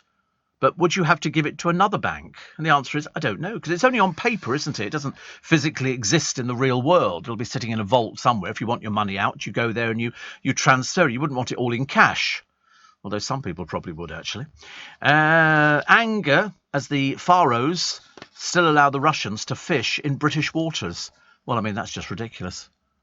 Isn't it the Faroe Islands? Wait a minute. You call it Faroe, do you? In the Faroe Islands, aren't they the ones who kill all the whales? Don't they drive them into the shore and then machete them to death? I seem to remember that they do that, kids and everybody. The sea runs, it is them, isn't it? The sea runs red. And then they record numbers, since I think there are 778,000 whales in the eastern northern Atlantic region. 100,000 swim close to the Faroe Islands, and the Faroese hunt on average 800 pilot whales annually, and they hack them to death. It is the most disgusting thing you've ever seen in your entire life. Their claim is that they need to have the meat to survive over the winter period. So they drag it. So they literally drive these whales into shore, and then the kids and everybody else with these huge machetes just hack them to death. Seriously, I mean, they're sick people. I understand you have to live. Couldn't they eat something else? You know, we don't exactly have so many whales out there that it's never ending. Birthday treat, says Yoni. New York, here I come. So on his way to Heathrow. Sounds nice, isn't it? That's a birthday treat. You can go to the Rockefeller Centre, a bit of ice skating. Go to Macy's. You can go and follow in the footsteps of Home Alone 2 and 1 and enjoy yourself in New York. That's a nice thing to do. Years ago, of course, it was worth it. You could go to New York, save a small fortune. You can't now, you know, because of the price of the pound against the dollar. You're not saving anything at all. But at least it's somewhere to go. My God, does it get cold over there. Every time somebody tells me they're going to New York, I always go, da da da da da da da da da da da da da. Home Alone music. I thought my singing was quite excellent there again, actually. Yeah, I thought I was singing New York, New York, but sadly not. I wasn't. Also, Albert Square's in mourning this evening. Dot Cotton dies. Dot Cotton dies. A producer said to me, "Oh, seriously, I wonder what planet he's on." He said, "But she died a while ago." I said, "This is a soap opera. Okay, it's a soap opera." Didn't they do that line in E.T. where they said, "Couldn't this spaceman, E.T., get himself back?" And the little kid goes, "This is reality." So, I thought it was lovely. Victoria Beckham holds a Christmas party at her shop. I don't know why. I've really got no idea why, dear. There's no customers going in there. You might as well. It's just a pointless waste of time. £54 million in debt. I mean, is what's commonly known as you need to get it sorted out. Go online. You can save the cost of a shop. Mind you, admittedly, you'll have to try and save face because the papers will be full then of all the shop's going under and stuff like that. Dave, of course, can help you with some of that £10.5 million that he's trousered from the Qatari government. In the same way that Gary Lineker has trousered 1.6 million because he's out there in those stadiums, where people died building those stadiums. And the latest one to trouser money, Robbie Williams. Robbie Williams is performing over there. I mean, seriously. Obviously, all of these people are not remotely bothered about gay rights issues, trans, lesbian, gay. They couldn't care less. They're only interested in themselves. Victoria says she's in Madrid. The first thing I thought of when I woke up at 1 a.m. this morning was, I wonder if Steve managed to get his taxi at the right time today. Well, because the producer, and he has been rewarded, rest assured. We always pay, so he got a big box of Ferrero Rocher in 3 different flavours: white chocolate, dark chocolate, and milk chocolate, which is very nice. And so I was saying to him, I said, I'm still waiting, nothing through yet. And then it came through. The car's on its way to you. And so you click on, and once you've sort of found it, which is very easy because it's sent to my telephone, it shows you where the car is. It says your driver, blah, blah, blah, is 14 minutes away. So I thought, that's okay. This was 1:45. 1:45 I got this through. And so I looked 5 minutes later, and it was still 14 minutes away. And I'm thinking, well, he's not going to make it in time, is he? And then it got to 10:02, and he was still 14 minutes away. Now, if somebody is in the same place in the car, because it's tracked by satellite, that means they've parked up. You could see the road they're on. I could have driven out there. I think he went to sleep. Because it got to 5:02, and I phoned him. And I said, you're supposed to be with me at 1. I said, it says you're 14 minutes away. I don't know whether or not they know that we see the map. They send you the map. So I can see if he's parked up. Why they wouldn't want to park, near where you're picking somebody up would make perfect sense to me. And so anyway, but when I called, it rang and rang and rang and rang. And it must have been about 8 times it rang. And I thought, you're asleep. You're asleep. And so I said, it's a 1 o'clock pickup. Knowing that the producer had changed it, and he's got an email to say I'm assuming he's got an email to say it's confirmed and everything else. So we got things like that. But, and he was late, only about 3 or 4 minutes late, but it's not the point. The point is that if you book a car for 1 a.m, I booked it. If I wanted it for 5 past, I could have booked it for 5 past. It's like when I start this show starts at 4, not 5 past 4. Not 10 past 4 or not 5 to 4. Starts at 4 o'clock. That's the time. That's when it all kicks in, which is lovely. But anyway, at least we got here. So for that, I was grateful. We wait and see if it happens tonight. Just got this horrible feeling. Tonight might maybe not be as good as we think it is. Steve, in 5 years, the high streets will only be hairdressers, coffee shops, bookies and charity shops, says Roger. Well, that's what it is now. I've lost track of the amount of... We've now got another bakery opening up in Twickenham, where the old NatWest used to be. It's going to be like a cake shop or something like that. I thought, God, just what we don't need. Just what we don't need. But you're right, it is, hairdressers everywhere, because they're the cheapest things to set up. In fact, you don't even have... The producer could set one up. You don't have to be a hairdresser. What you do is you equip the shop, put the chairs in, and charge them 250 quid a week to use your chair. And so they pay you 200. If they don't make 250 quid a week, they're screwed. Yeah, we've got a lot of hairdressers like that. The actual person who it's like dentists. I know a dentist who works for a practice It's owned by a non-dentist. It's owned by a business, and they employ dentists because dentists can't afford to set up, they've just qualified, their own business, and this is all set up, and they make their money on selling products. You know, change all your fillings from amalgam to this or whatever it happens to be. Buy this toothbrush, it's marvellous. And that's how it works. So a lot of people, about 250 quid a week was the going charge for a hairdressing chair in a salon. So somebody owns the salon, and they pay all the bills and all the rest of it. You just cut hair. The more you cut, the quicker you cut them, the more money you make. Because once you made your 250 quid, then the rest of it is pure profit. That's how it works. So the producer could even do that. Mind you, he hasn't got any money. And so it's not going to be happening, is it? Baby baptised in a Lego font, which the producer likes to get. See, I'm not bothered about that. I don't get Lego. We used to have it when we were years ago, but just... you know, a little bag of Lego, and you'd sort of try and make the best of it, which was quite nice, quite nice. We found a fake doctor, and shop tokens are a favourite failsafe for Christmas gifts. No, absolutely not. Do not ever in a million years give somebody a voucher or a token or something like that. It shows lack of imagination. It means you're cheap and horrible, and you're not a pleasant person to be with, and Christmas is bar humbug. I mean, how lazy do you have to be? You go into a shop and they go, oh, would you like a gift token? And they go, yeah, how much are they? And they go, well, the card is free, and you can have 10, 15, 20 or £25. And you go, 10. And then you sort of write, you know, to tall boy, and you know, happy Christmas. What, you know, and people go, oh, it's so they can go and buy something they really want. Well, just give them the cash. Don't waste your time on some Ponzi card from a shop. And also, what happens if the shop goes bust? What happens if the shop goes bust? Where are you there? Out of pocket to the tune of 10 quid, excuse me. Thank you very much indeed, matron. You know, I see no reason why you can't find... There must be something you could buy somebody, but if you can't, I give cash. But always cash. Never, ever a gift token. Years ago, you did get them. You go, oh, I've got a gift token, because I've got that money back from the DVLA. Still can't find it. I don't know where it's gone to. £150 cheque, but I'll find it. Don't worry. It will reappear in my hot little hand, and then I shall show the producer and go, no. I don't think he's actually got a tax disc on his car. No point in bothering, is there? There's no police force out where you live. I mean, he's down a little, it's called Wood Lane in Maidenhead. You go down there to the bottom, do a left, and then just before you hit the weir, it's there, straight into the dump over there. Yeah, he lives there. They used to call him Stig. Steve Allen on LBC. Text 84850. Morning, Steve. Such a shame over the Fleetwood Mac singer. Made some great music, says Matt. Yes, she was 79.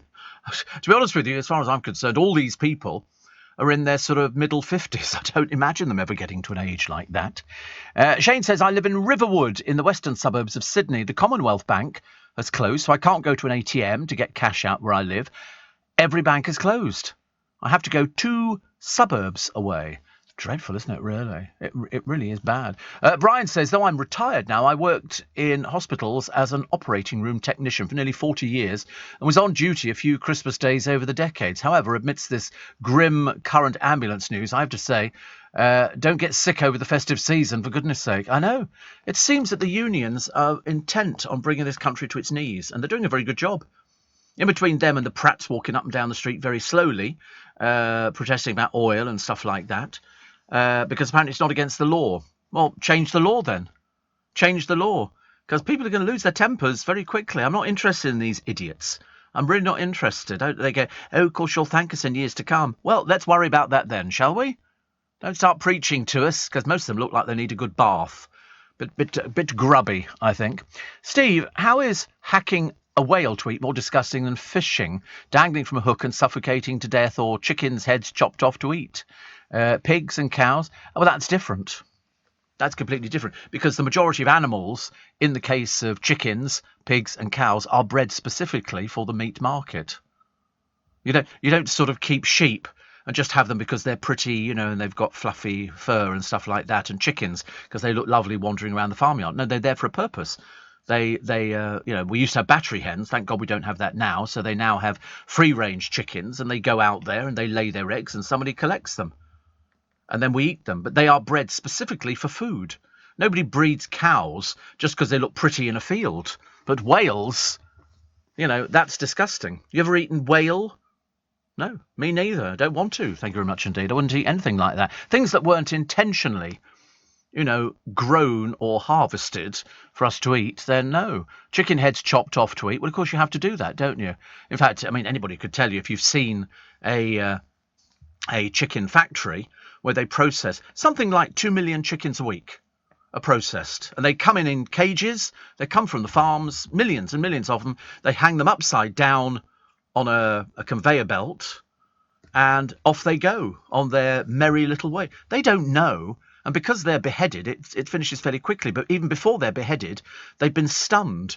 They go through a water bath, which has got electricity in it, and they're stunned. And then when they come out again on this huge, you can see it on YouTube, a huge conveyor belt processing the chickens, and there's a blade that takes the head off. And that's it. And then they go through hot water and they pull all their feathers out. I mean, but they are born, from the moment they're born. Have you ever seen baby chicks where they throw a lot of them away? They get minced up into feed for other chickens. That's how it works. They don't want, cockerels. They want the egg layers, so they sort them out you'll see millions of them. Millions. You don't see millions of whales, do you? You just see people hacking them to death. I mean, put it this way, if they had open abattoirs in this country, nobody'd eat meat ever again. If ever you've seen the inside of an abattoir, it's basically a killing machine.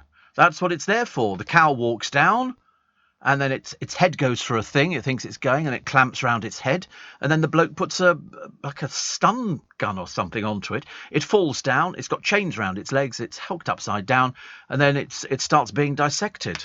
But they're bred for that. They don't know they're bred for that, so they try and give them as good a life as possible. But if you're a whale and you're around the Faroe Islands, that's the last place you'd want to be.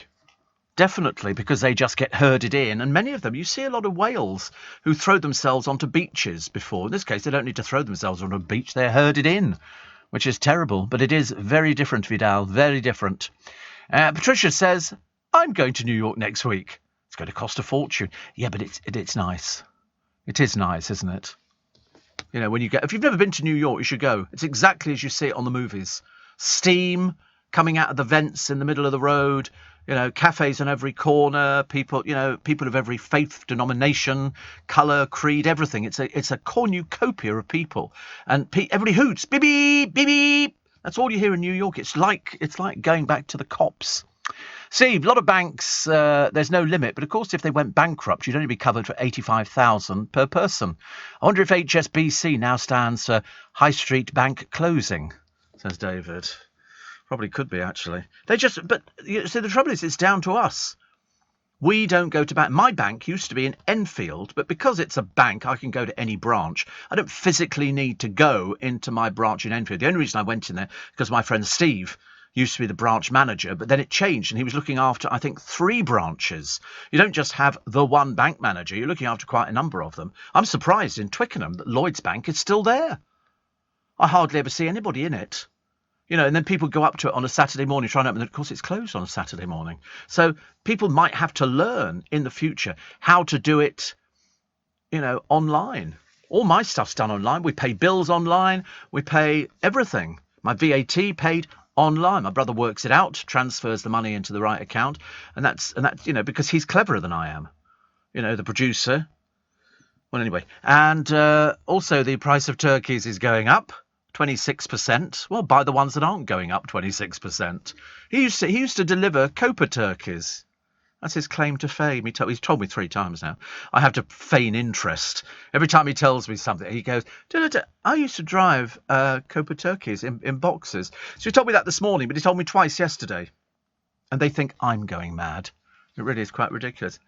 I know, you had your own nice shiny vehicle, didn't you? You used to drive all over the country with turkeys in boxes. Lovely.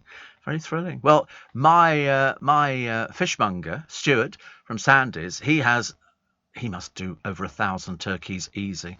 I mean, he really is the only, even though he's right next door to a very good butcher, Stuart just seems to get it off. They sell all sorts of nice stuff in their shop, all sorts of nice things at all. And my friend Chris says, morning, Stephen. It used to be Captain. He's changed already. He's changed. And he says, going to New York City this week will be 15% cheaper than it would have been 4 weeks ago, thanks to the pound bouncing back a bit. I can remember people, you'll probably remember as well, actually, when we had Cabbage Patch Kids, the Christmas toy, you had to have it, but they ran out in this country. So people were flying to America to buy a Cabbage Patch Kid, because you can't disappoint the little ones at Christmas. If they say that's what they want, by God, you've got to get it for them. You know, it's no good fading them off with Father Christmas is very busy this year. Won't. You can't have it. You'll have it just after Christmas. It's being delivered. It's sent express. You have to make up all sorts of feeble excuses, don't you? But no, I remember people flying over there when it was really good. You know, you could fly over there. Clothes were cheaper. Everything was cheaper. And even after you'd taken out the cost of the flight, it was still very good value to go to New York City. But it is everything you've ever dreamt of. It is, you know, all the places you see. Go around Hollywood, as we did. And it's lovely during the daytime. It's a real tourist attraction. Night time's full of hookers. Full of hookers. You can't move for hookers. Hey, looking for a good time. That was the person I went with. As if. We went on one of those buses. Went on a tour bus, which was lovely. Our one broke down. We left home at, I think, 9 o'clock in the morning, got on the tour bus at 10, and at 1 o'clock the following morning, we were staggering back to the hotel because the bus had broken down. And it was right by McDonald's, and they said, listen, be careful, don't give money. There's a name for them, I can't remember what they call them, but people who are begging outside McDonald's, they said, do not give them money. It just encourages them to come back again. But our bus started making funny noises. Really funny noises. We went all the way around. It was very interesting, but, my God, never again. But it always makes me laugh when you get tourists to London and they get on the tour buses and it's a pre-recorded message, you know, of where you're going and what you're looking at and things like that, which I like. People are flying over here, says my friend Chris, to get a tea towel. Yeah, well, they better be quick. Go in fast. We're sort of, you know, down into, well, I wouldn't like to sort of say how many, but it ain't that many. Rob says, well, I have a prostate infection.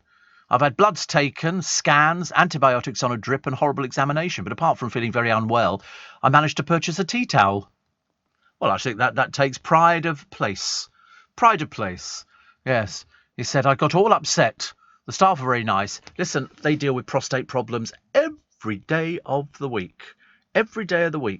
You know, I had exactly the same. And, you know, when you get to 68, 69, 70, sometimes younger, you get prostate problems. And it can be very painful. And but once they actually sort of put you on the drip, it's fine. I didn't have any pain at all. No, I don't remember. No, the only pain I had was when I wasn't on the drip. Because all of a sudden, you've got a little channel and blood clots. And the two do not go well together. You know, if you've got blood clots, it's a case of ain't nothing moving. It's like, you know, on the beach, you'd make a sandcastle and you'd fill it with water and you'd put the little ducks in. If there was a blockage there, nothing happened.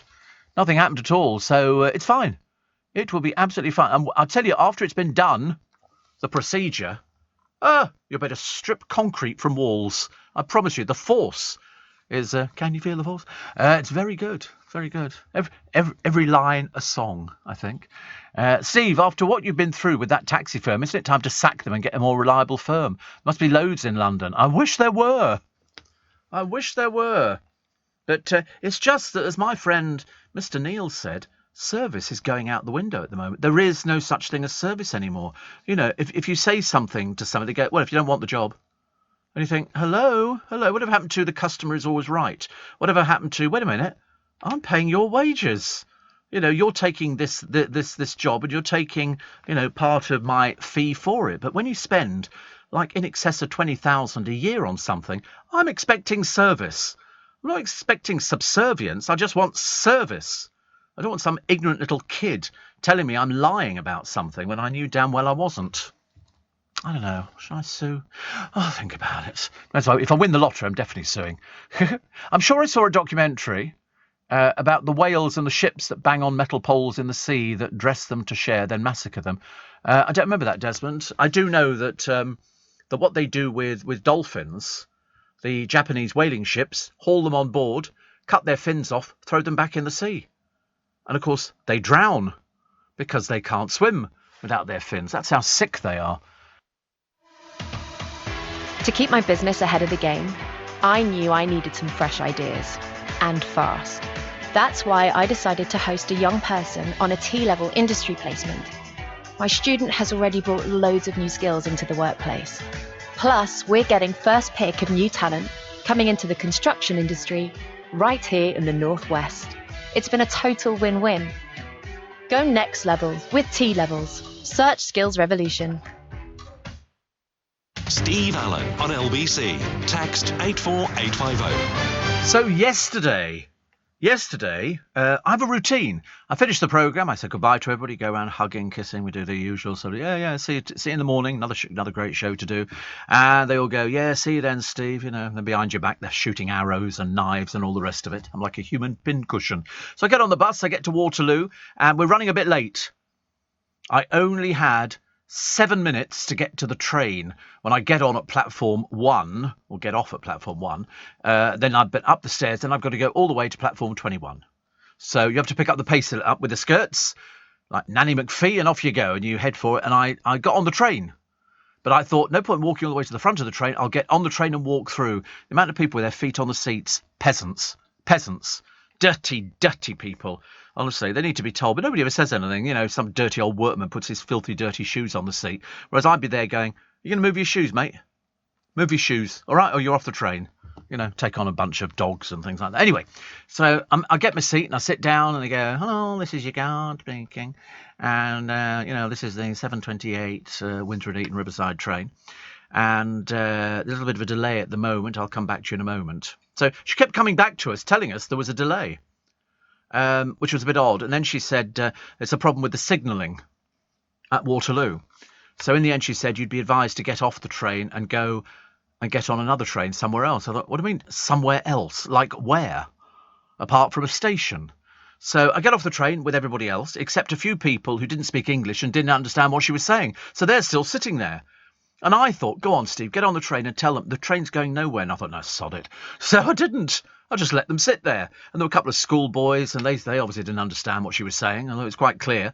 Go and get another train. So I literally went from platform 21 to 20 and to 19, and there was a train, and I think it was to Reading. And I said to the bloke, is it going to Twickenham? Because it was just about to leave. And he said, yeah. And that was at 7:50.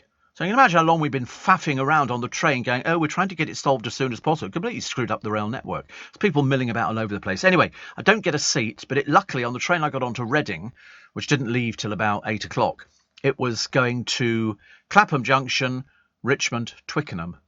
So I thought, I've waited such a long time on this train, I'll treat myself. I'll get off the train at Richmond. And so I always like getting off there because of the entertainment with all the people pushing through the barriers who haven't bought a ticket, otherwise known as crims. Sorry, I don't want to get too excited about the whole thing. But you get a lot of that, a lot of people pushing through the barrier, especially through the disabled one for the people with wheelchairs. I think people should be barred from using it because it just involves 2 or 3 people pushing straight through. The guard's not going to do anything about it. Why would they want to risk their own life? Ghastly. So eventually got there and I thought, I'll go to Greggs. I'll go to Greggs because it's very annoying. Greggs in Richmond is a disaster. 1 person serving on the counter. There's about 8 people in the queue. And there's other people at the back. Chat. And then the woman who's trying to, because if somebody says, I'll have a coffee and a bacon roll and a sausage roll and everything else, you're waiting forever and a day. And so she starts running out of bacon and sausages. So she calls to the back, more bacon and sausages. Nothing. Nobody appears. Nobody at all. So, if you could get some more staff, Greggs, in your Richmond branch, can't be that bloody complicated. People are in there 8 o'clock in the morning. They're wanting their thing and they want it quickly. They don't want to faff around. God's sake, honestly. Ray the chauffeur says, no driver should be late for any job unless there are problems which are out of their control. It bugs me beyond belief when people are late. The old saying is, if you're a minute early, you're on time. If you're on time, you're late. Well, 15 minutes he sat there. What's he doing? Reading a book? No, he was asleep. That's why it took so long to answer the telephone. Alison says, my adult daughters live in Scotland, so they've asked for Skechers and Fossil vouchers for Christmas. Steve in Bangkok says, I know you want to be cremated. Have you thought of a water cremation called alkaline hydrolysis? I don't like fire. This is eco-friendly. An alternative to cremation? No, I don't think so. I'm not. No. I just want to be cremated. Nothing particularly strenuous. I mean, you could probably have something. I'm thinking of inviting a load of people, but it's sort of clean and it's done with, and it's that's the way it goes. Steve, I've got the McCrispy from McDonald's yesterday. More like McDisappointment. The only positive is that the chips are cooked fresh because they're prepping for breakfast. I think it'll be fish pie and peas today. Night shift nearly finished. Oh, fish pie and peas. Well, fish pie. I don't think you really want peas with it. That's a bit naff, isn't it? No, you try picking up peas with it. You need a spoon. That's how it works. Matthew says, in stitches over the Stig comment. Thank you. Isn't there a law jaywalking in force for loitering on the road, says Roger? Yeah, there is. But we don't have jaywalking here, do we? We just have stupid old-fashioned laws that were out when Oliver Cromwell was, out and about on the town. So they're allowed to walk up and down very slowly. And you think to yourself, so the police just stand there like ninnies. Oh, Jack, a cup of tea? Have a cup of tea, you'll be all right. We'll look after you. And another one here. Apparently, Keith says, earlier in the week you said you couldn't be bothered with working out split train tickets. There is an app that can do it for you called Trainline. Yeah, but I never bother about that because I never go on big boys trains. I'm only going a few sort of stops up the line. I'm never doing anything lengthy like, Newcastle or Manchester or Scotland or anything like that. Granny Kate says, I asked my youngest grandchild to give me an indication for his Christmas gift. The answer was a bank transfer. I like that. Go for a bank transfer, please. Steve, the Faroe Islands whale hunting is disgusting. Men think they're feeling alive and manly by brutally hunting and butchering pilot whales. It's just pathetic. Well, the whale can't go anywhere. They're completely at the mercy. It's like basically being in China and, having a bit of a demonstration. The Chinese police wade in. They don't care. They don't care.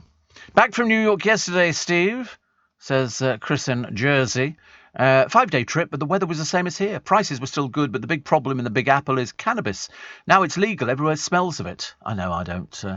Luckily, I don't do stuff like that. Had you on playback at 4 every morning? Dealt with the jet lag, and the tea towels have been bought. Oh, well done. You're among one of the last to get the tea towels. Kim says, me and the boys, just on Christmas Day, Steve. I've got a do on Christmas Eve and a wee buffet do on Boxing Day. Boys coming too, but their daddy's on duty over Christmas. But I'm doing my Christmas din-dins. I'll do an extra one for him. Drop it off in his fridge, turkey trimmings this year. So just me and the boys and your wonderful company between 7 and 10. It will be wonderful company. Josie says, Steve, could we have a beach towel next? Oh, I don't know. Never thought about a beach towel, actually. I think the Jiffy bag could be bigger.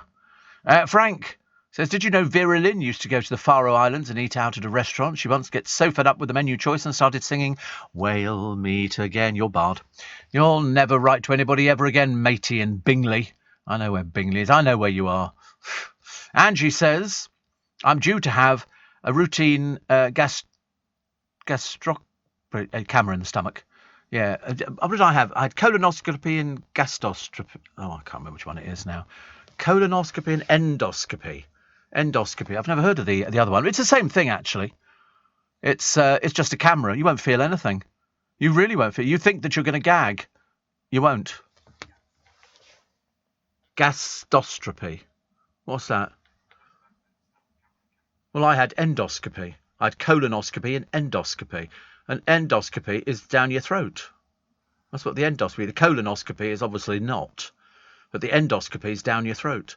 Little tiny camera. You don't feel anything. They spray some antiseptic on the back of your throat. They put a little tube in your nose with a little bit of sponge, which gives you the air. Because what you do is, when somebody's going down your throat, you hold your breath. You go, huh. And that makes you sick. So this thing doesn't, because it's blowing air into your nose. It's perfect. And they feed this little plastic plate with the tubing in. They put it over your mouth, feed it down your throat with the camera, and you don't feel anything. You'll feel nothing. You'll be amazed it's even in there. I mean, you're not going to be having a conversation, but I mean, who does anyway? But there's nothing the matter with it. I promise you, it's easy. Steve, my tea towel's already been shipped. Ooh. How positive are you? How cool. And Steve, I'll happily take on your taxi duties, says David. He says, you won't need to pay anything, just one tea towel a day. Yeah, I've heard of that before. And Walsh says, locked into the spike, been ill a couple of days with a cold and flu. Ooh, not good. You don't want anything like that at this time of year because it's so cold out there that it just exacerbates the situation. You just feel a little bit worse about it. So I try not to catch anything like that. Did you have a kilt on yesterday for St Andrew's Day, says Kim? I didn't, but I did watch Donald, where's your trousers? Let the wind blow high, let the wind blow low. And you don't know who that is. Andy Stewart. Andy Stewart, very famous. There was a soldier, a Scottish soldier, who wandered far away and soldiered far away. And on a hillside, a Scottish hillside. Oh, I tell you, they're very patriotic in Scotland. Wish we were a bit more patriotic. Kev the expat says, growing up in London, I remember Londoners queuing at bus stops to catch the bus, each person respecting the person in front in a neat line. Now when I return to the UK, all I see is a pile of disrespectful hooligans climbing over each other to try and secure a spot in the bus. Such a shame. Andrew Stewart, everybody called him Andy Stewart. Oh, Campbellton Lock, I wish you a whiskey, Campbellton Lock and high. He was part of the White Heather Club through the 60s, and his song Donald, Where's Your Trousers was a hit in both 1960 and 1989. Incidentally, internationally, the song most closely associated is the Scottish Soldier. It's a really lovely song. I remember playing it loads and loads of times, and I watched it today, including Andy Williams on the Royal Variety performance from about 1970, and he does all his hits. Come with us, run with us, we're gonna change the world. And then he does all of his greatest hits with an orchestra and chorus. It was really, really moving. Very nice songs. Proper song. You can understand what he was singing about.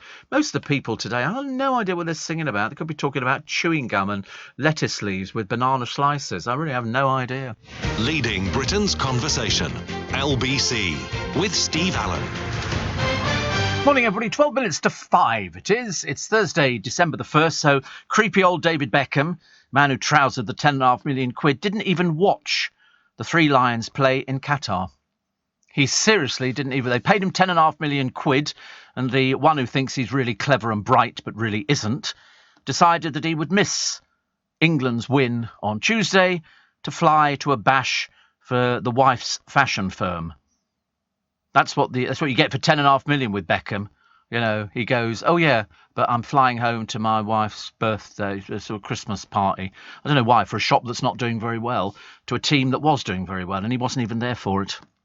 He's under pressure to give back this £10 million money amid human. He doesn't care. He's not going to change it. He thinks he's cleverer than everybody else. He's not remotely interested in gay people. He's not a gay icon. Never was. Never will be. He's just a creepy old man who takes £10.5 million from a country that really needs looking at carefully. And Robbie Williams as well. Exactly the same. Exactly the same. How much your trousers for that, Robbie? Oh dear. How disappointing that all your gay fans be like, yeah, we really love Robbie. Not anymore, we don't. Not anymore, I'm afraid. Plus, 'tis the season to save lolly. Millions of Brits will be having a thrifty Christmas, hunting for cheaper deals. Apparently, many people will be going to the budget supermarkets. Poundland have launched a £5 a head dinner for the big day to help cash go further, and a £6.85 offer for a 4-course blowout for a family of 5. And you get all sorts of things. All sorts of things. I mean, they've got sort of costs here. This includes frozen turkey crowns, stuffing, veggies and a pud, £30.72, which is from Asda. Aldi, £22.30. I mean, it's absolutely unbelievably ridiculous, isn't it? But where do these things come from? Where do you get turkeys from nowadays? You know, you'd have to get them from abroad for them to be this cheap. You couldn't have anything that was British and make it at, as I say, Aldi, £22.30. For Christmas lunch for 4 to 5 people. Diversity dance groups, Perry Keeley, he used to be the one who had all the hair, huge afro. He's making a move on a tracksuit inspired by train seat patterns. In fact, it is the train seat pattern. It's the most ridiculous thing you've ever seen. I feel sorry for him, actually. Bosses at the ticket site teamed up with the sustainable fashion designer Christopher Rayburn for the launch. Perry says, wherever I can, I am to make a small change that will have a positive impact. It's a bloody tracksuit, mate. Get over yourself. It's a £70 tracksuit inspired by the train seat pattern. So when he sits down on the train seat, he disappears completely. Completely, he's vanished. I mean, it is the most awful tracksuit I've ever seen in my entire life. But he's sort of grown up now, but he's now flogging a tracksuit for £70. It really looks awful. Mind you, actually, his sense of fashion isn't really something to be applauded, whereas me, bit of a fashionista, you know, don't want to sort of tell people, but I am. People look at me and they go, that's a fashionista, you know. I mean, you don't look at Victoria Beckham and go, ooh, look at her. That's a fashionista. You don't say that at all, do you? You might say other things about her, but you certainly don't say she's a fashionista. The Rolling Stones are to release a live hits album featuring Lady Gaga and Bruce Springsteen. God, that's like a meeting of the minds, mustn't it? And the Fleetwood Mac singer-songwriter Christine McVie has died following a short illness. 79, she was the one who came up with Don't Stop Thinking About You, Baby. Little lies, tell me sweet little lies. Tell me lies. And they say one of a kind. One of a kind. Last time she was back on stage, I think, was in 2014. She had an affair, actually, with the band's married sound engineer, Martin, in 1978. People always do that, though. It's quite normal. You're in a group. You know, there's lots of these sort of interrelations that go on. I personally have never been in a group, so I can't actually comment too much on it, but I know it goes on. Peter, the Toastmaster from the Isle of Wight, says, I'm glad Chris from Jersey is safely back from the Big Apple. I'm putting my own towel order in. I think so too. While they're still available.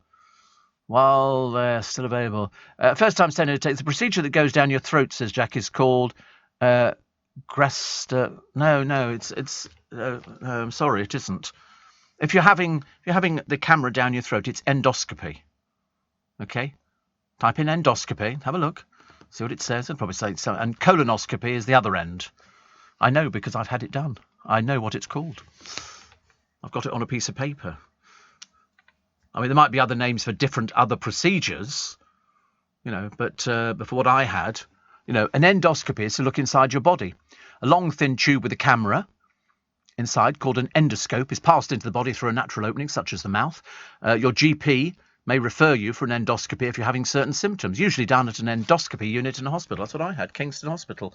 An endoscopy with the little camera going down the throat. There might be other things as well you can have done, but this is the test to look inside your body. There might be other cameras that go to different places. You know, a gastroscopy is to test inside your throat, your esophagus and stomach, known as the upper part of your digestive system. So that's a gastroscopy. Anyway, endoscopy is any procedure where the camera goes inside you, down your throat. So, but the gastroscopy is a test inside the throat, the food pipe, the esophagus. And it's so complicated. I mean, I hope you're following this because we're going to ask questions later. A gastroscopy is specifically looking at the stomach. Okay? I mean, just basically invite the film crew in and they'll have a look round wherever they want to go. You know, if they come in and go, oh, do you fancy an endoscopy? I don't care. I really didn't care. There were about 4 of us in the little tiny thing, just shoved the tube down. I didn't even know the tube had gone in. It was that good.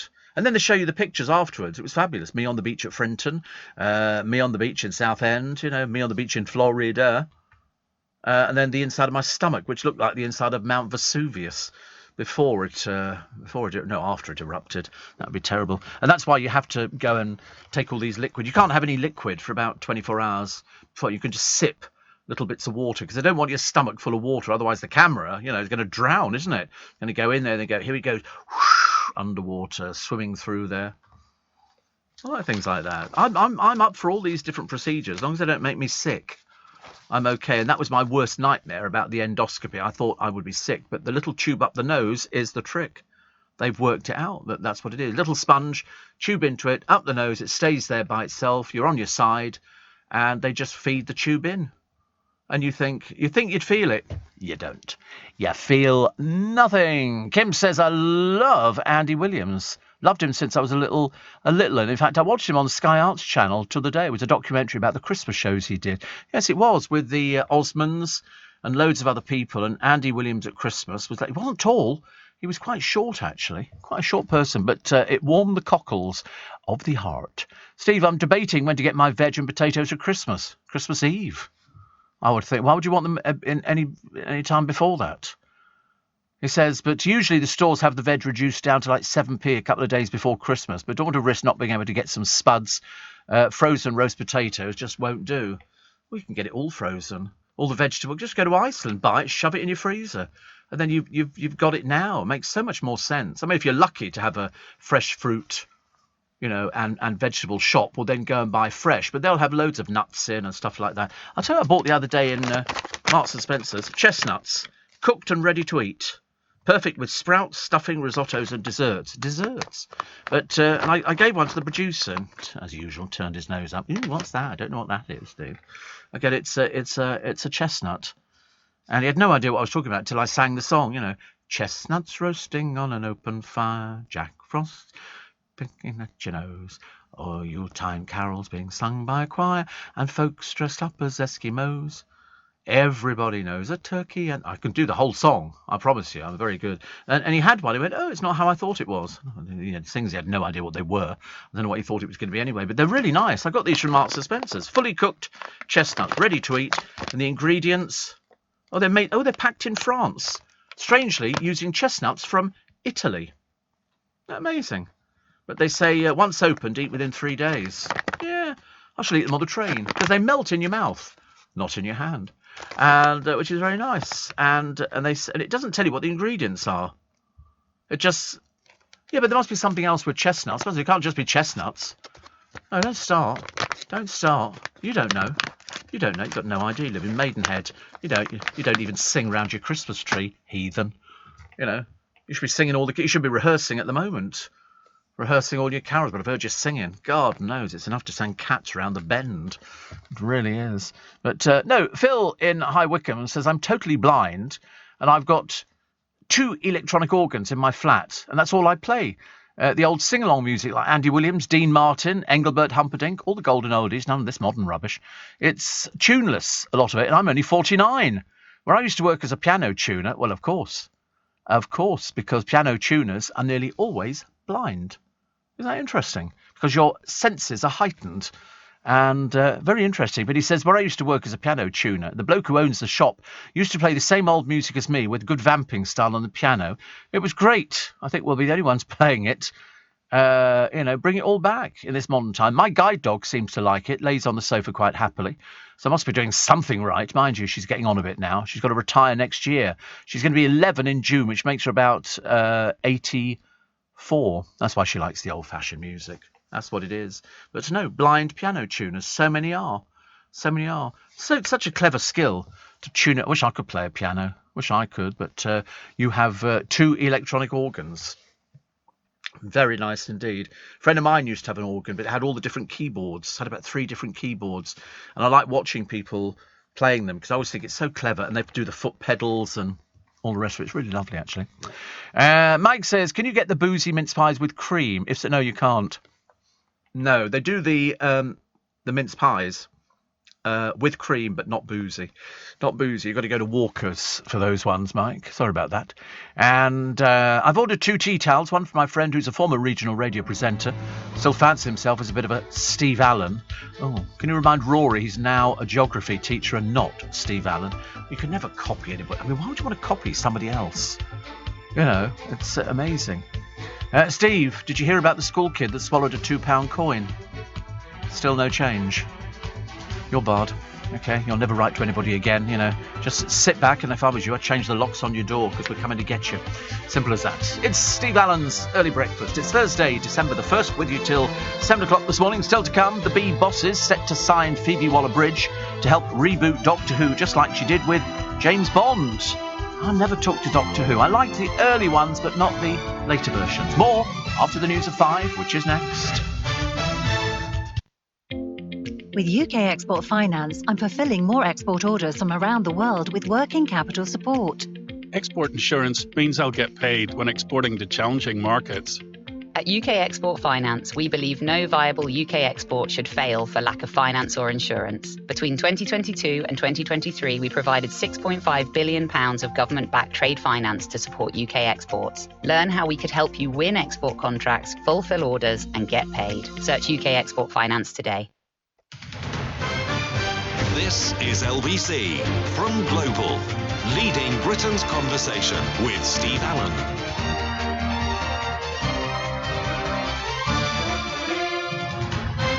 Morning. Happy places in the United Kingdom. I don't know how they work it out.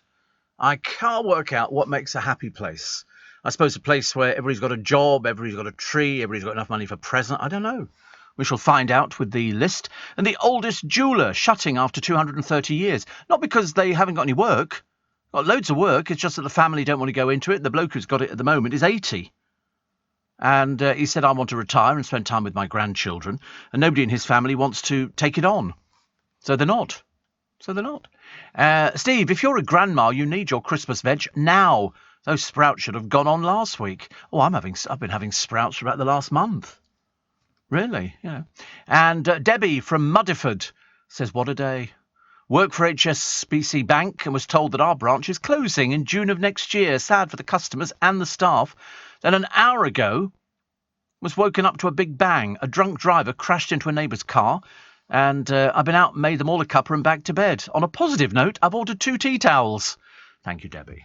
That's awful to be. I mean, I've told you when I went to Royal Bank of Scotland up at Victoria, I had to go there and get them to do me a bit of paper for a legal thing that we needed to do. And they had the sign on the window. They were closing as well. And it's a case of, some of them have worked there for years and years, 20 years. And I think that's absolutely shameful. And another one, which says, I was at Kingston Hospital, says Matt, and the doctors and nurses are amazing. Well, I had nothing but good experiences there. I've been there for my eyes, to the eye unit, and then for the endoscopy and colonoscopy. Very good, right next to the private bit of the hospital. They've got a private section. They say you can, call this number and we can give you a price quote. So you get exactly the same operation if you go private. It's just you get it quicker. That's why a lot of elderly people, they say, oh, you need this doing, and it's a case of, well, it's going to be about 2 years waiting list. So people say, how much if I pay? And they go, well, it's £6,000 and we could do it next week. So you get the same. That's why people go private. You're not getting anything different. They're doing exactly the same operation. If I went and got my colonoscopy and endoscopy and had it done privately, it would be exactly the same procedure. Wouldn't be any different. So here we go. This is the happiest places to live. The happiest places to live, according to a company. I'm not going to mention them because that's how they get their publicity. And it's a bit of a. I mean, I could have Steve Allen. And what they've done is they've asked them the average asking price for a home and the average asking monthly rental price. Okay, I don't know how many's on the list. Is it 10 or 20? How many? 20. Do you want to go all the way down the bottom then? So we start at 20. Number 20. So this is the place. Then I will tell you the average price of a house, and then I will tell you the average monthly rental. Number 20, Llandudno. 260,245 quid is the average price of a house. £760 is the price of the average rental. Newbury in Berkshire. Yay, yo, for Newbury. £380,842 is the house price. £1,364 is the rental per month. Then you go Macclesfield, Altrincham, Northwich, Worcester, Leamington Spa, Monmouth in Wales, Falmouth, Richmond upon Thames. It jumps up a bit here. £1,153,347 with the average price of a house, and the monthly rental average in Richmond upon Thames, £3,931. Well, knock me down with a feather and call me Susan. Can't believe it. Cirencester is number 10. 9 is Stirling in Scotland. 8 is Bury St Edmunds. 7 is Anglesey. 6 is Harrogate in Yorkshire and the Humber. Perth is at number 5. Hexham is at number 4. Woodbridge, east of England, is number 3. Galashiels in Scotland. Average price of a house there, £153,546. And the average monthly rental, 530 quid. You imagine, average at £530. People in London would kill for something like that. Really is. And number 1, St Ives. £523,731. It's very pretty, very beautiful. I could live there. If I was going to live in a place like that, I'd like to live right on the seafront. Right, so that people would walk past and be looking at your house going, oh, that's quite nice. Wonder who lives there. And somebody said, that's Steve Allen's. He lives there. You can tell he's got a Christmas tree in every room. It looks lovely, doesn't it? It's nice. I mean, unless, of course, you've got a tsunami, in which case you don't want to live there. But, I mean, as far as I know, they've never had anything like that. I could live there. Top 10 things to do in St Ives. sit there drinking, waving at the window at the poor people. Hello, hello. Save up, you too can have a house down it. Isn't it pretty, though? Look at that. I'd like an ice cream shop. I'd have an ice cream shop. I was going to say fish and chips, but you'd never get rid of the smell of fish and chips. If you have fish and chips, it oozes out of your body, out of your port. They say once you worked in a fish and chip shop, people know. As you walk down the street, they'll be going, they work in the fish and chip shop. You know, you can just tell. Yeah, you like the fish and chips, but you don't want to go to bed smelling of fish and chips. That means you might as well just go to the supermarket, buy a bottle of Mazola, pour it over your head and climb into bed. It's about as good as that. But it does look quite nice. You can stop for lunch, you know, and you can get a burger and things like that down a little bit. See, that's pretty. See, I like that. I love tourists because you know they're not going to be there for long. That's always the good thing. Tourists are great. Hello, hello, love you, love you. You won't be here next week. Hello, love you. That's great, isn't it? And you can drink like a local, and you can go to the Sloop Inn, you know, and all the old sailors be singing. So, hey ho, and up she rises, hey ho, and up she. There was that song about the fishermen, wasn't it? There was all these fishermen who sang and got into the charts. Do you remember? There. No, there was also. Anton Deck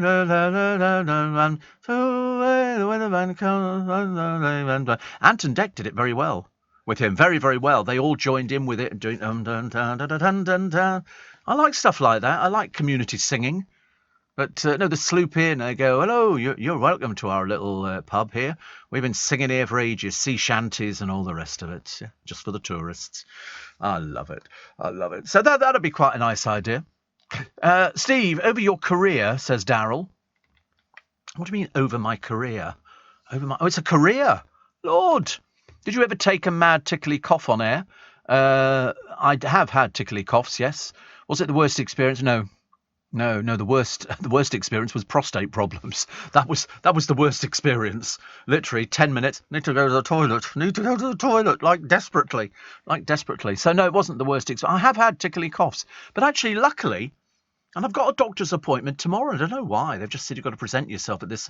Perhaps I'm donating my body to science. I don't know. Not that science really wants it. And so I've got to go to the doctors and have something done. But I've had all my medications. I've had the COVIDs and the other bits and pieces. I don't think I'm due another one. As far as I know, I'm not. But I'm willing to go for it anyway, just for the laugh. I shall go there and go, I don't know what I'm here for. Nobody's told me to be here for anything. So they'll probably say, oh, you're here because you've just donated your body to science. I go, oh, lovely. Thank you very much indeed. But no, ever since I've had that, I haven't had any colds or coughs. Occasionally get a little tickly cough, but I never really get tickly too. I mean, I have got throat sprays and everything else. I'm not a hypochondriac, but I just sort of go to that stage where you just want to look after yourself. So I've taken turmeric and Manuka honey and hot water and stuff like that. You have to, because I use my voice for my living. No voice, no living. It's a simple. You can't mime this. God knows we've tried. Producer mimes his job really well, actually. It's very good. He sort of points into the distance like we're supposed to know what he's doing. It's a bit like semaphore. You know, I'm supposed to get, yeah, can't believe it. Yeah, it's lovely, isn't it, really? Isn't it funny that he's only an inch taller than I am? Yeah. He's 6 foot, apparently, and I'm 5'10" and a bit. If I stand on tippy toe, what? You're 6'4"? You're not 6'4", honestly. Why do people make these things? Does it make you feel better to come up with an extra 4 inches? Nobody's impressed round here. Seriously, we've got Dominic Ellis. We're not impressed by things like that. Ridiculous. So, Daryl, in answer to your question, I have had tickly coughs, but they've never affected my. I did have a cough on one particular programme, so much so that my boss at the time, lovely James, said, I think you need to take some time off. And of course, I hate taking time off. It's not me at all. But we're going to take all your texts and emails on the programme. Record number at the moment of texts and emails. It gets better and better and better and better. So thank you very much indeed. So this jewellery shop, believed to be Britain's oldest, Martin Wilkinson Jewellers, has been run by one family for more than 90 years. But the current owner, Andrew, says, my 3 children all have their own careers. And they don't want to do it, so it's going to close. Which is a shame. You think they could sell it on to somebody who could keep it going, but it's so difficult now. There's a couple of restaurants, top restaurants in London, have gone under shortly because they owe money to the landlord. And the landlord says, you pay us this money, and they go, well, listen, can't you give us a bit extra? No, they can't. You know why? Because they end up going to these coffee shops. Coffee shops seem to open up all over the place. I mean, you wouldn't think there was that much money in a bit of frothy milk and a tiddly bit of coffee, but there is. There is, surprisingly. I was shocked to hear you say David Beckham pocketed all those millions and didn't even watch England play. No, he flew back so he could go to his wife's Christmas party at the shop she runs. Well, she's hardly ever there. And so he pocketed 10.5 million and he didn't even see England play. He was out of the country. And you think, perhaps the Qataris are a bit more stupid than we thought they were. So you pay him all this money and he's not even there to watch the England game. Mind you, when he does sit there, he's a bit Billy No-Mates, I'm afraid. Steve Dell says the happiest place to live is Ickenham Village near Uxbridge. I have 3 ensuite pubs across the road. 3 pubs. I bet you've got a favourite, though, out of the 3, haven't you? You never use them all together. I used to live in Staines, and in my road there was a little pub on the corner. I only ever went in it once. Because you just don't, for some reason, you don't use a local pub. All the people who used it came from outside, I think. Certainly weren't in my road. Steve, you're very fab in the morning, says Melanie in Shropshire. I think so too. I think we're definitely fab. Such an old-fashioned word. How do I get a tea towel? I'm glad you asked. We're on the final sprint.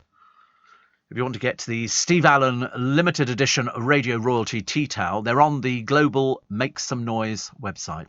Just type in Global's Make Some Noise and go to the website, click on the shop, and you'll find it's about the third one in, the second or third one in, and then you scroll down and there is a picture of me modelling the tea towel, and you can order it. And in fact, because it's not the 19th, last orders for Christmas delivery, depending on the postal strikes, is the 19th of this month. So if you order today, you'll get it before Christmas, which I think is like an early Christmas present. Means you're part of the gang. Steve, isn't the shame on you for using online banking and using your card? The bank closures are on you. Yeah, whatever. Sado. I bet you can't even use an ATM machine, can you? Yeah. So I've always used online banking. Why do you need to go to a bank?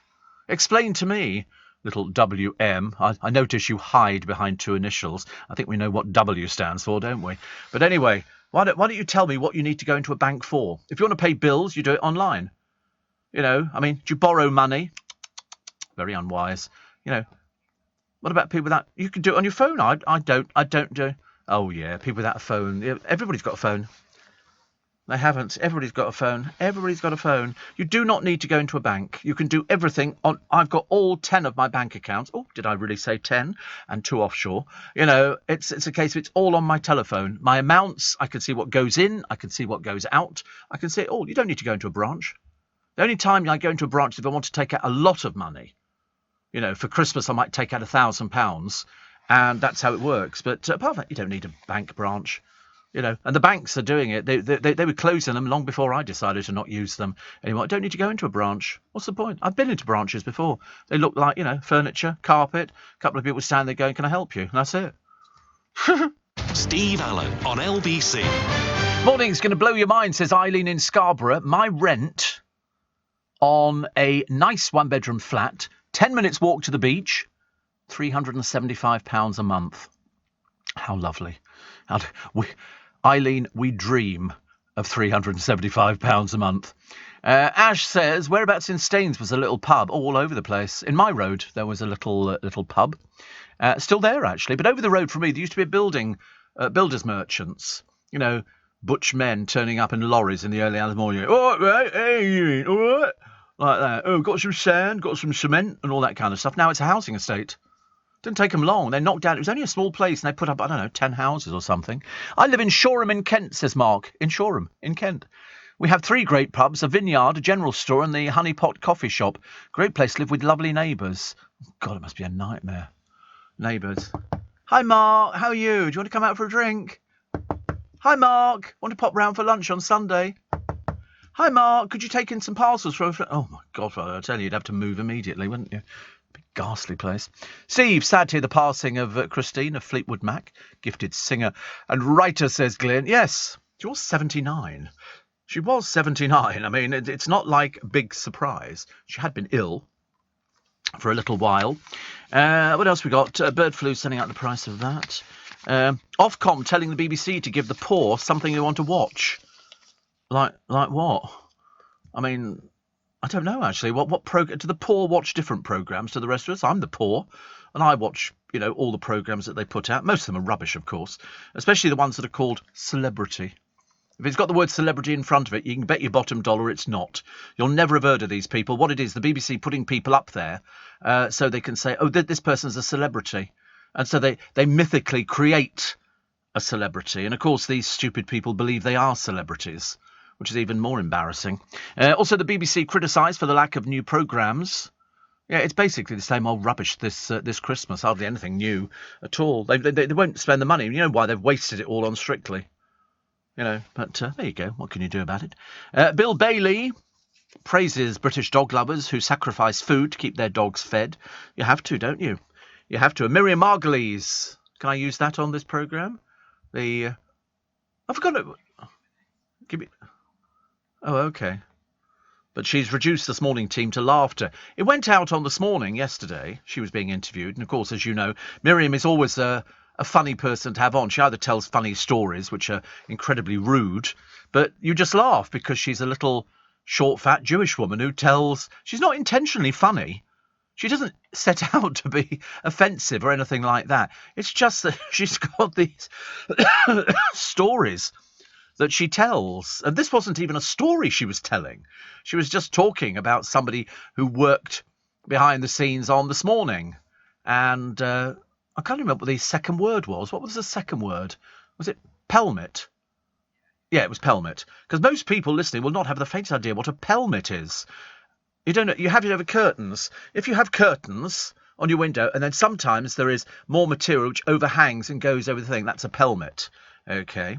And sometimes it's made of wood and it's carved and things like that, and you have ruched curtains along the top. That's a pelmet. Everybody used to have them years. You don't have them so often now, and the reason you had them put up is because it hid the curtain rail, which was generally made of brass and didn't look very nice. Now they do, white plastic or dark plastic, or you paint them or everything else like that.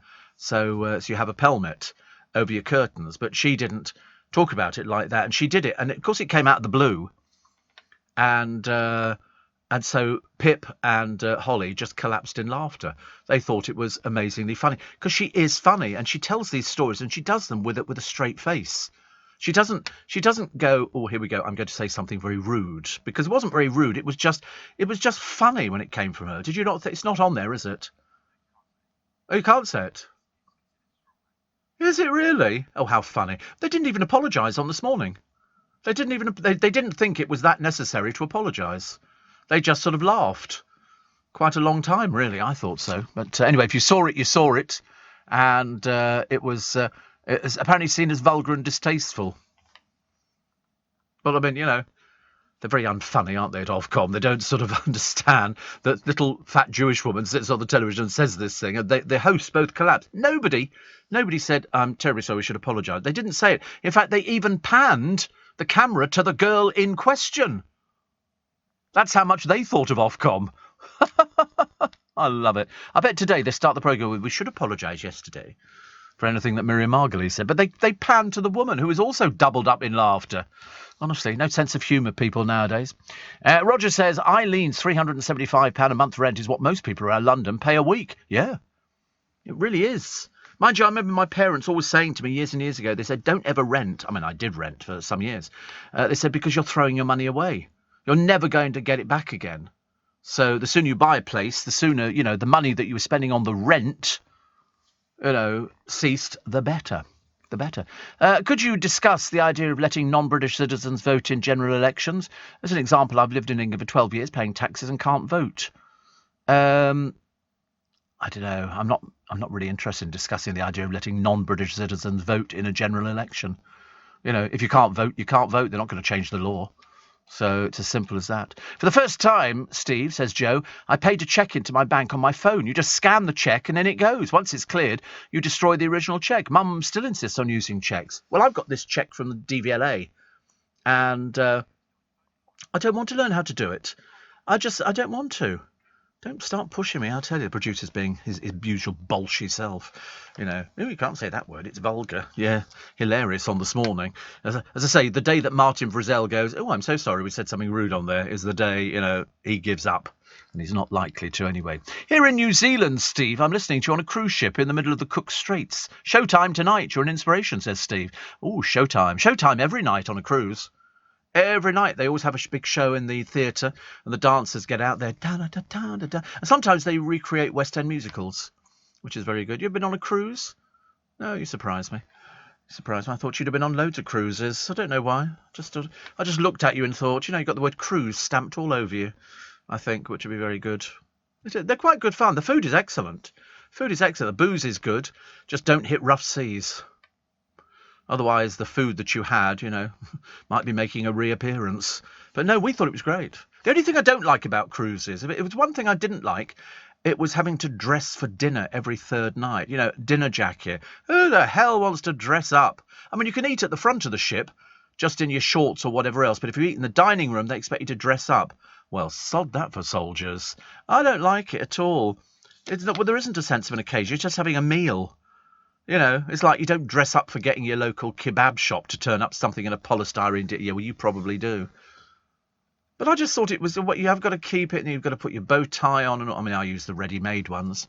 But see, cruising on this one. Look, go down. No, the other way. Slowly. They've got the best exotic Marigold Hotel. This is on Cunard, and they've got Christmas voyages, and they've got. See, look at that. The Queen's Grill suites sold out. Always the most expensive suites on a Cunard ship or anywhere else where else will sell out first of all. They've got. See, the Britannia inside, I wouldn't want to be on an inside cabin, would you? In other words, if the ship sinks, you're on an inside cabin. You've got no windows. I would want to be on an outside. We were at the back of the ship last time, and there's an outdoor space, and they call them balcony staterooms, basically, because they've shoved everything in there. There's no bloody room. Seriously, there is no room. I mean, if there was more than 2 of you in this place, it would be crowded. But Princess Grill Suites from 2,619. You see, that would be me or the Grill Suite. Yeah, the Grill Suites. You can book now. 2619 from. Because I would want to go for the best one, but always people who get the best suites book really quickly, and they probably cruised with Cunard loads and loads of times before. I quite like the idea. They're nice, aren't they? Show us the... So this is the westbound transatlantic crossing. 7 nights on the QM2. 15th of December to the 22nd. You arrive in New York days before Christmas, and you can go and see all the iconic decorations and everything else. Yeah, I think that's quite nice. If you've never been cruising before, it's a luxury. The food is... What? What's the matter with you? Pull yourself together, for goodness sake, honestly. Just because the last time you went on a ship, it was a boat on the Serpentine. Don't make such a big deal about other people. You're always pushing other people down, aren't you? You don't really care. That's the trouble with you. Very uncaring. And they also give you a guide to Southampton. That's basically a dump with ships in it and stuff like that. But they say it's a vibrant waterfront city. You don't want to sit there. You don't want to go there, seriously. It's not vibrant. It's just, that's all it is. It's cruise ships. Cruise ships all over the place. And when we were moored up there, we were on Royal Caribbean. It almost looked like a tugboat compared to the QM2. The QM2 was right next to us as we were going. It was vast. It was it was like a skyscraper put on end. It was absolutely enormous. And my godson at the time was not very old, and it did boop, boop. It was so loud. I can't begin... How they never heard the Titanic, I'll never know. But anyway, they didn't. But it's huge, absolutely huge. And Phil Vickery has just writ to me in his best handwriting. He said, I've just got back from cooking on a cruise from Southampton to, is it Funchal, Madeira, and then on to Tenerife. Well, that sounds nice. Cooking on a cruise. I mean, couldn't be nicer, could it? We didn't get him on our one. I wish we had. Would have made it so much... I could say, I know that man. Made it so much easier. He could have cooked for us. But what do you cook for people on cruise? Because I think the food is really good on cruises. And they always have a chocolate night where they cook chocolate and cakes and everything else like that, which, to be honest with you, I'm not particularly into. But I thought the food was really good. Really, really good. And you could look out the window and see nothing at night time because it's pitch black. Here in the UK, we sell amazing products and services the whole world wants. At the Black Farmer in Devon, our produce is enjoyed on both sides of the Atlantic. We're McKinnon and Saunders from Manchester, and our puppets are watched on 6 continents. So whether you're new to exporting or experienced, explore global growth for your business with free support from the UK government. Access information, training, events and expert advice to help you find new customers overseas. Visit great.gov.uk to get started. Steve Allen on LBC. Text 84850. Morning, nice to have your company. 26 minutes to... I can't believe it's 26 minutes to 6. Can you? You should. Mark in Windsor says, television is at an all-time low now. Total rubbish. Nothing real about reality TV. It's all set up and edited. By the way, I'm going to order 2 tea towels this morning. I hope you get them. I checked numbers a short while ago, and it's getting dangerous, as they say. Shoreham in Kent has the Aircraft Museum, which does teas and snacks, says Jean, in an old-fashioned, friendly little cafe. Very interesting museum and garden. I used to have a lady who used to write to me from Shoreham, and for ages and ages and ages, and she used to send me books and bits and pieces, which was lovely. Paul says, have you seen Nils and Bianca dancing to Bruce Chanel's Hey Baby on YouTube? The greatest partnership since Fred Astaire and Ginger Rogers. They put the Strictly dancers in the shade. Oh, yeah, I mean, the Strictly dancers, they're just on there for the fee. They're not on there for anything else. I mean, half of them can't dance. It's a Wonderful Life is on the 3rd of December on Film 4, says Grace. And Kate says, I haven't been on a cruise, but it sounds very much like my couple of holidays at Butlins without the cramped bedrooms and seasickness. Tony says, I own a large 2-bedroom flat 50 yards from the beach. I've just taken out a new 10-year fixed-rate mortgage for £350 a month. 3.7%. Aha. Yeah, I only remortgaged once on my mortgage years and years ago, where I went through a sort of what they call a fallow period. You know, where you sort of think, oh, I could release some income. And luckily, the flat had gone up quite substantially. And they do what my brother called a drive past, just to see they don't need to check it out. They just drive past and go, is it worth that money? And I think I borrowed, I can't remember what it was actually. It was such a long time ago, 50,000 or something. And they added onto your mortgage. You know, at the time you think, what a good idea. Years later you think, I wish I'd never done that before. But you do things like that. Donna says, good morning. Jules in Clitheroe says, my good lady and I went on a 2-week Cunard cruise for our honeymoon, land of the midnight sun to Spitsbergen. By far the best holiday we've had. We're saving up for a world cruise when we retire. Oh, they do horrendously long cruises. Some of them, I think there is one, it's like 100 and something days you can go on a cruise for. I'm not sure I could cope with 100 and something days. I don't think I'd have enough clothes for something like that. But they offer a laundry service and everything else. I mean, it's all catered for. It's just that you want the room to be bigger. When they call it a stateroom, you see, my idea of a stateroom is something you find in Buckingham Palace, which you could basically hold a ballroom. You know, as a ballroom would fit inside a stateroom. On cruise ships, they've crammed in a little shower, a little toilet, the bedroom, which is also part of the same sitting area, and you've got a television in it, and that's it. But, I mean, 2 of you sitting on the settee, it's crowded. That's how small they are. They call them staterooms, but they're really not very big at all. Small. Size of this studio would be the size of a stateroom. Yeah, no, not big enough. You go literally in. On the right-hand side, there'll be the wardrobe, where you're supposed to keep all your clothes, and you've got your life jacket in there and all the other things. Directly opposite is a tiny, tiny little shower room with a toilet and a small basin in it. It's for a couple, for 2 people, and you've got a double bed in there, and then right next to the double bed there'll be a 2-seater settee and a little coffee table and a balcony. There you go, you can see it there. That's how small they are. They're very, very tiny, very tiny. They've got this concierge class, and you just about manage to get round the bed. There's not a huge amount of room. You know, Edge series staterooms, again, you've got sort of a balcony and everything, but it's small, very compact, very, very compact. They've got a veranda we had a veranda as well, but then bearing in mind you've got a veranda either side of you, so there's not huge amounts of room.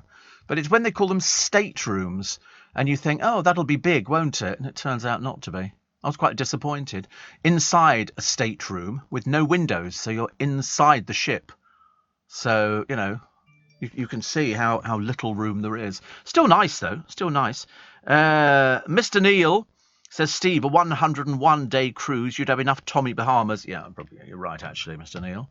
I would have enough Tommy Bahamas shirts. Actually, my friend Ian sent me a picture. He said, guess where I am? And he was outside Tommy Bahamas in Dallas, just to rub it in, you know. And Sula says, I've just watched the Miriam Margolyes clip. It's not that funny. Phil is just overacted. But they didn't apologise. They didn't apologise for it, and yet it's a banned word on Ofcom's list of banned words, of which there are many, and they even cut to the woman of whom Miriam was talking about. So it was never seen as being anything particularly. I think it's in the eye of the or the ear of the beholder, isn't it? Really, perhaps they go, "Oh, might be young people watching or something." Because some of the words on the list, you'd be horrified. They're so simple and basic, you can't really believe that anybody would even worry about something like that. You hear worse standing by a bus stop. Seriously, you really do. Stars shining at the Mobo Bash. Oti Mabuse yet again, like she's sort of sent from heaven or something. Who else was there? All sorts of people. So Mo Farah again. He seems to turn up for the opening of a fridge, doesn't he, Mo Farah? And he hasn't done anything for ages. But they had all sorts of people. Anthony Joshua was there. Sheiks, Nile Rodgers and Craig David. But it's all pictures of Oti Mabuse. I don't know where she got that outfit from, but it's quite ghastly. Quite ghastly. And the campaigner, who was allegedly asked a racist question by William's godmother at a packed palace, even told how she felt shocked and hurt. I mean, to be honest with you, if you actually, and you might have heard of this, you might not have heard this, this was the exchange of dialogue, and I'll read it to you fairly quickly. Lady Susan says, "Where are you from?" And Miss Fulani says, "Sister Space." And so the lady says, "No, where'd you come from?" Miss Fulani says, "We're based in Hackney." Okay. Lady SH says, "No, what part of Africa are you from?" Miss Fulani says, "I don't know. They didn't leave any records." And so Lady H says, "Well, you must know where you're from. I spent time in France. Where are you from?" I mean, it was sort of heading in the wrong direction. I don't know whether or not she'd had a drink or something, because it just seems rather bizarre. And then Miss Fulani says, "Here, UK." And then Lady H says, "No, but what nationality are you?" I mean, it was getting more bizarre. And Miss Fulani says, "I was born here and I'm British." The lady doesn't, back off. She says, "No, but where do you really come from? Where do your people come from?" Have you ever heard that expression? I mean, I've heard it before. Where do your people come from? It's like where the family come from. Miss Fulani says, "My people, lady, what is this?" And Lady H says, "Oh, I can see I'm going to have a challenge getting you to say where you're from. When did you first come here?" she says. Miss Fulani says, "Lady, I'm British national. My parents came here in the 50s when..." Lady H says, "Oh, I knew we'd get there. You're Caribbean." And so Miss Fulani says, "No, lady, I'm African heritage, Caribbean descent and British nationality." Lady H says, "Oh, you're from..." And so, I mean, it was almost like she must have had a drink. I can't see why you would be pursuing this. Like, it was almost bullying to find out where she came from. It was the pursuing of it. No, but where do your family come from? I'm sorry, what is this questioning? Why are you asking something as stupid as that? Anyway, it's interesting. Makes all the front page of the papers. Gary in Broxbourne says, "I haven't bought a Christmas card for over 20 years. What I've done over that time is send all the Christmas cards back to the person that sent them to me the previous year. Quite a few of my friends must like this, as several cards have been going backwards and forth for years. They contain special little messages and spark memories as I read and write them. And the friends that don't like them, well, I don't get a card from them. I shall see you at the matinee of the Magic Circle, back row, looking good," says Gary. It says, "I'm the one that gave you the birthday edition of that newspaper." I remember it very well indeed. Very well indeed. We've got a good lineup at the Magic Circle this year. Very good lineup of magicians, stage and close-up.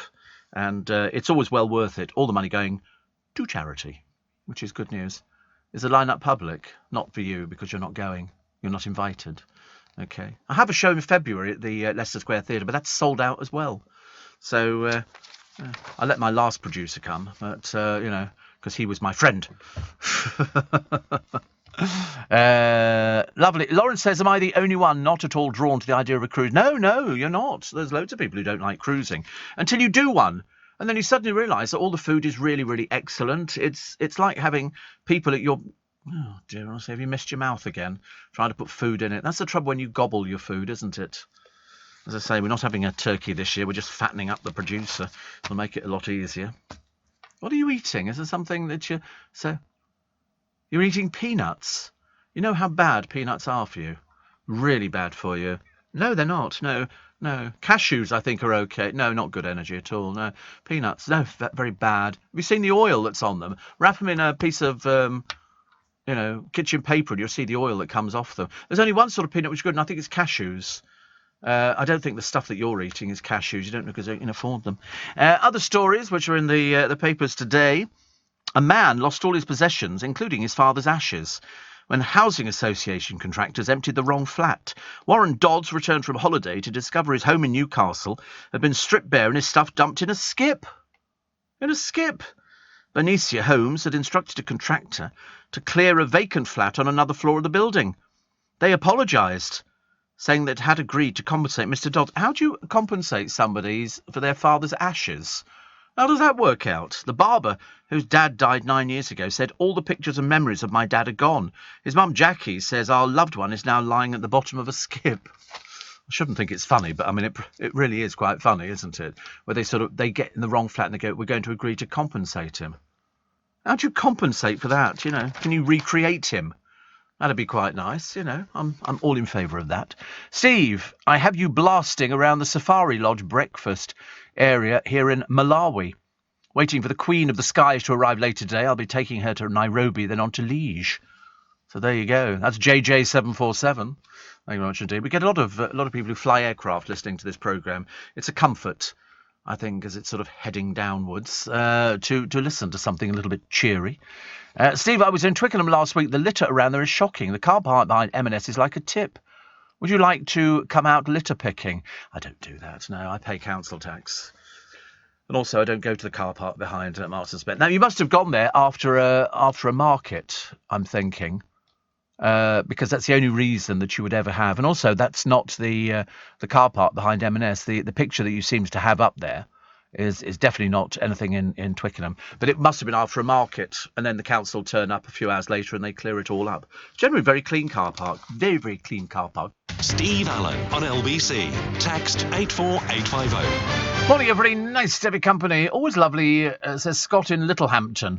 There's always a joke there, isn't there? Lovely to hear your dulcet tones. I'm up early to get my good lady Kirsty's uniform ready for work. Saturday, I will be attending the Ensign bus running day at Lakeside. I shall be driving RLH 61 XX261 between Upminster and Brentwood. I do like to get about when it comes to driving these old buses. They do one in Epping. They do an old bus thing there. I quite like the old buses. A bit of a fan. I work with one, so can't complain about too many things. I have a Jackie Lawson account, says Lawrence, for all my cards. Lovely designs, great value, and no trees felled in the process. No, I've always recommended Jackie Lawson. They're lovely. Animated cards. I remember the first one I got, and I remember thinking, oh, wow, this is great. And it's a website. She does all these pictures, which then are animated, and they say, click on the star, and all of a sudden it starts snowing on the picture, and then the pub lights come on, then you can go inside the pub, and there's a fire in the grate, and all the rest of it.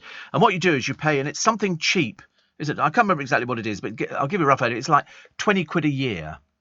You can send as many as you want, but you can register somebody's. If I knew Tallboy's birthday, I put his birthday in there, and then his name, which is Tallboy, and then every time it comes around to his birthday, you do a card, and it sends them automatically to him, and they're really, really lovely.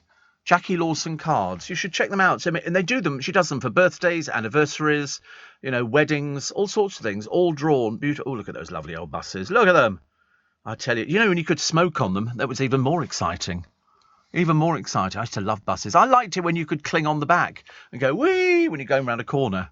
You'd swing out, and it was fantastic. They used to make such a lovely noise. Such a lovely noise. You mentioned peanuts. I like dry roasted. Not good for you, said Matt. No, they're not. They're very bad for you. Very bad for you. I think the only ones, I'm sure it's cashews. I quite like cashews. They're quite nice. Quite nice. But as I say, I'm happily working my way through chestnuts. I don't know if chestnuts are good for you. I mean, the producer had one, but, that was taken grudgingly. Honestly, you thought I'd offer him arsenic and old lace and all the rest of it. So here it is. Every year you get the same story in the paper when it comes to Christmas repeats. There is one for Ross Farr Semmons, eagerly anticipates. It's turning on Britain's oldest Christmas tree fairy lights. Oh, chestnuts remain a good source of antioxidants, even after cooking, rich in gallic acid and ellagic acid, two antioxidants that increase in concentration when cooked. You must eat more. You must definitely eat more. And they also help reduce your risk of cardiovascular issues, such as heart disease or stroke. I should go and buy some more today. I shall keep them in the car and eat them all the time. So anyway, so here they are. For 54 years... These lights have adorned their Christmas tree for 54 years. It cost £3. Must have been a small fortune, I should imagine. I don't think I've got anything as old as that. Nowadays, if bulbs go on Christmas tree lights, I throw them out. There's no point in keeping them if you've got some of the sequence out. And they're so cheap now, lights, for what they are. You can put them up you can use them all year round if you really thought about it. It's not complicated. The Spice Girls platform trainers were an iconic part of 90s fashion, but Victoria, now a fashion designer, hilarious, isn't it? It's so, every time you read it, you just want to double up in laughter and go, who's buying this stuff? The answer is nobody. That's the trouble. She wants to disassociate herself from them. She says, I'm not taking responsibility for those big Spice Girl shoes. Well, of course you wouldn't. It's got nothing to do with you. They all had these big shoes on because they were all about 2 foot tall. It's the only reason he put somebody in those big shoes. She said it was fantastic. The shoes from that shop Buffalo and Carnaby Street, and they used to get them all for free. Yeah, that's how it works. That's how it works. I mean, to be honest with you, they are quite revolting and ghastly. And you can still buy them, I believe. But, I mean, you do see people tottering about in sort of shoes which are way too tall for them. They can't do it. You see, coming out of the nightclub where they've had a few sherbets and they're wearing stacked heels or something like that. It's just sad to watch. So they end up taking them off and walking through the mud and the grime and all the other filth that's on the streets. Holly Willoughby, her fluffy festive flock will probably fail to hit the right notes with Miriam Margolyes. She was criticised yesterday for wearing short skirts by the show's new agony aunt. And Miriam said Holly was lucky to be covering her modesty with a sheet of paper before quizzing Philip Schofield about the gay dating app Grindr.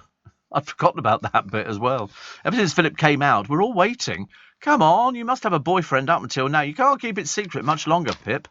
Come on, somebody's going to tell, aren't they? Somebody. Unless, of course, you haven't actually found the right one yet. I find it difficult to believe, but there you go. What else we got? We got Louis through with Rita Ora. He does this posy picture of trying to look like a nerd and achieves it. And that's why I don't buy into the programme at all. I really don't. Medals for sale of the ship's survivor who fought in the First World War. He was a Titanic hero. This is Major Frank Prentice.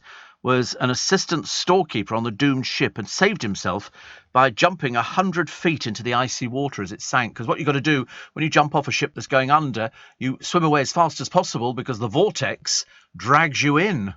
Before you know where you are, you're going around and you drown that way. But he did it. He was 23 years old, clung onto a piece of wreckage, picked up by a lifeboat. And they've got his medals up for sale. Isn't that amazing? I think people like the people who were actually on the Titanic, some of whom are still alive. Must have been very, very young when he died, I should imagine. Loads of. I was watching a bit of QVC the other day on the television, and it was sort of Christmas clothing and Ruth Langsford and her clothes and everything else. And obviously, people have still got money. They've obviously still got loads of money because they're looking at things 60 quid, 70 quid. And I'm thinking, well, so there obviously isn't a recession. Oh, I've ordered 2 things. I got a bit carried away yesterday, as you can imagine. I had my Amazon account opened and I bought one of those scarves that heats up because I thought I just really wanted to treat myself to it. I forget what I paid for it, about 10 quid or something, but it won't be here till middle of December. So it's the scarf that you just fold over and it heats up. They're very nice. You get them rechargeable. There, look, heating scarf, adjustable for men, women, and you just put it around your neck and the back of it heats. How lovely, I can't wait. And also I've ordered a baseball cap that lights up. It's covered in fibre optics, the baseball cap. So it's a black baseball cap and it lights up and it does all these different designs. Can't wait for that. That was a bit of an expensive purchase. But, I've got the one. Doesn't light up underneath. This one lights up over the whole hat. The whole hat. So, wait a minute. No. I bought it on Amazon, so I know it's around. But it's the whole hat that lights up. Not just the outside of it to make it look a bit cool. I mean, somebody would nick that off your head immediately, wouldn't they? See me walking down the street with it. But I can't remember what they call it. Light up baseball cap with, what do they call the lights on it? It's fibre optic put in, and you'll find it then probably, I should imagine. Fibre optic LED, fibre optic baseball cap, and I thought it looked really good. I mean, I've got the sneaking feeling I'm going to buy it and wear it in here, and there you go. Is that it? Yeah. Look, It's all lights. That's cool, isn't it? That's about as cool as it gets. But I am the coolest dude on the block. I think. I'll tell you what, they'll be crawling around me from Capital. I'll tell you, they will be there going, Steve, where'd you get that from, man? Where'd you get that from? Yeah, Roman hasn't got one. No, he definitely doesn't have one. Can't afford it. Too busy going around to bust with a trumpet. And it's very nice. I just felt the need to treat myself. And Chris says, regarding peanuts, anything in moderation is fine for you. Don't be a humbug. No, they'll kill you. You can't have them. They're really bad for you, and you shouldn't eat them. Okay, I'm just telling you. We don't want you to get any fatter, Chris, do we? Goodness sake, that would be a nightmare. So eat the things which are good for you, and don't do this rubbish about in moderation. That's, yeah. What are you eating now? Still peanuts? You're onto biscuits now? Oh, they've gone up in price. 46% biscuits have gone up in price, which is really quite shocking, actually. I don't know why. I don't know why all of a sudden. It is extortionate, isn't it, to buy a packet? Luckily, I couldn't care less about biscuits. I'm not bothered. I ate a whole lemon drizzle cake this morning. A whole lemon. It wasn't that big. It was only about, yeah. I ate that earlier. No, it was a lemon drizzle cake. I decided to eat it. Why not? I had one piece of it, and I thought, that's nice. And then I had another piece. And before I know where I am, I was down to the last piece in it. Yeah, I left it on the desk just to wind everybody up. Suited me very well, actually. The postmen who are holding Christmas to ransom, please don't hold Christmas to ransom. Think about all those poor people who aren't going to get their Christmas cards. You know, there might be a lonely person, all sorts of different bits and pieces, please. And they've done that same old survey they do every year. Which is your funniest, festive hilarity of television? And of course the top one is the Only Fools Batman episode from Only Fools and Horses, which, you know, I mean, it's just shoddy journalism. It really is. Neem in Ireland says, was in London last week, spotted the Global office in Leicester Square. Wow, you really are in the heart of London. Yeah, there was so much going on around there. 18 Happy near Leicester Square and Richoux near Fortnum and Mason's. Delicious. Love London. Envy your work location. And I've recently introduced my mum Marion to your show as she's a big fan. There you go, Neem. Fantastic. Yeah, we're right in the middle of London. We are in Leicester Square. Not only is the building, you look at it at the front, it runs all the way to the back, to the Garrick Theatre. We're huge. There's more than 1,000 of us in this building. 1,000. And I know all of them. No, actually, that's a lie. They know me. Which is good. Listen, news coming up. We'll take the news at 6 o'clock. More of your texts and emails. 84850 steve@lbc.co.uk, and see if you can grab one of my last tea towels. Right now, businesses are facing tough choices. Do you cut costs? Or drive growth? Solve for today? Or build for tomorrow? Do you satisfy your shareholders? Or satisfy your customers? Yes. You don't have to choose with the intelligent platform for digital business from ServiceNow. You can say yes to unifying your existing systems and yes to accelerating growth. Visit servicenow.co.uk to see how we can help you put yes to work. The world works with ServiceNow. This is LBC from Global, leading Britain's conversation with Steve Allen.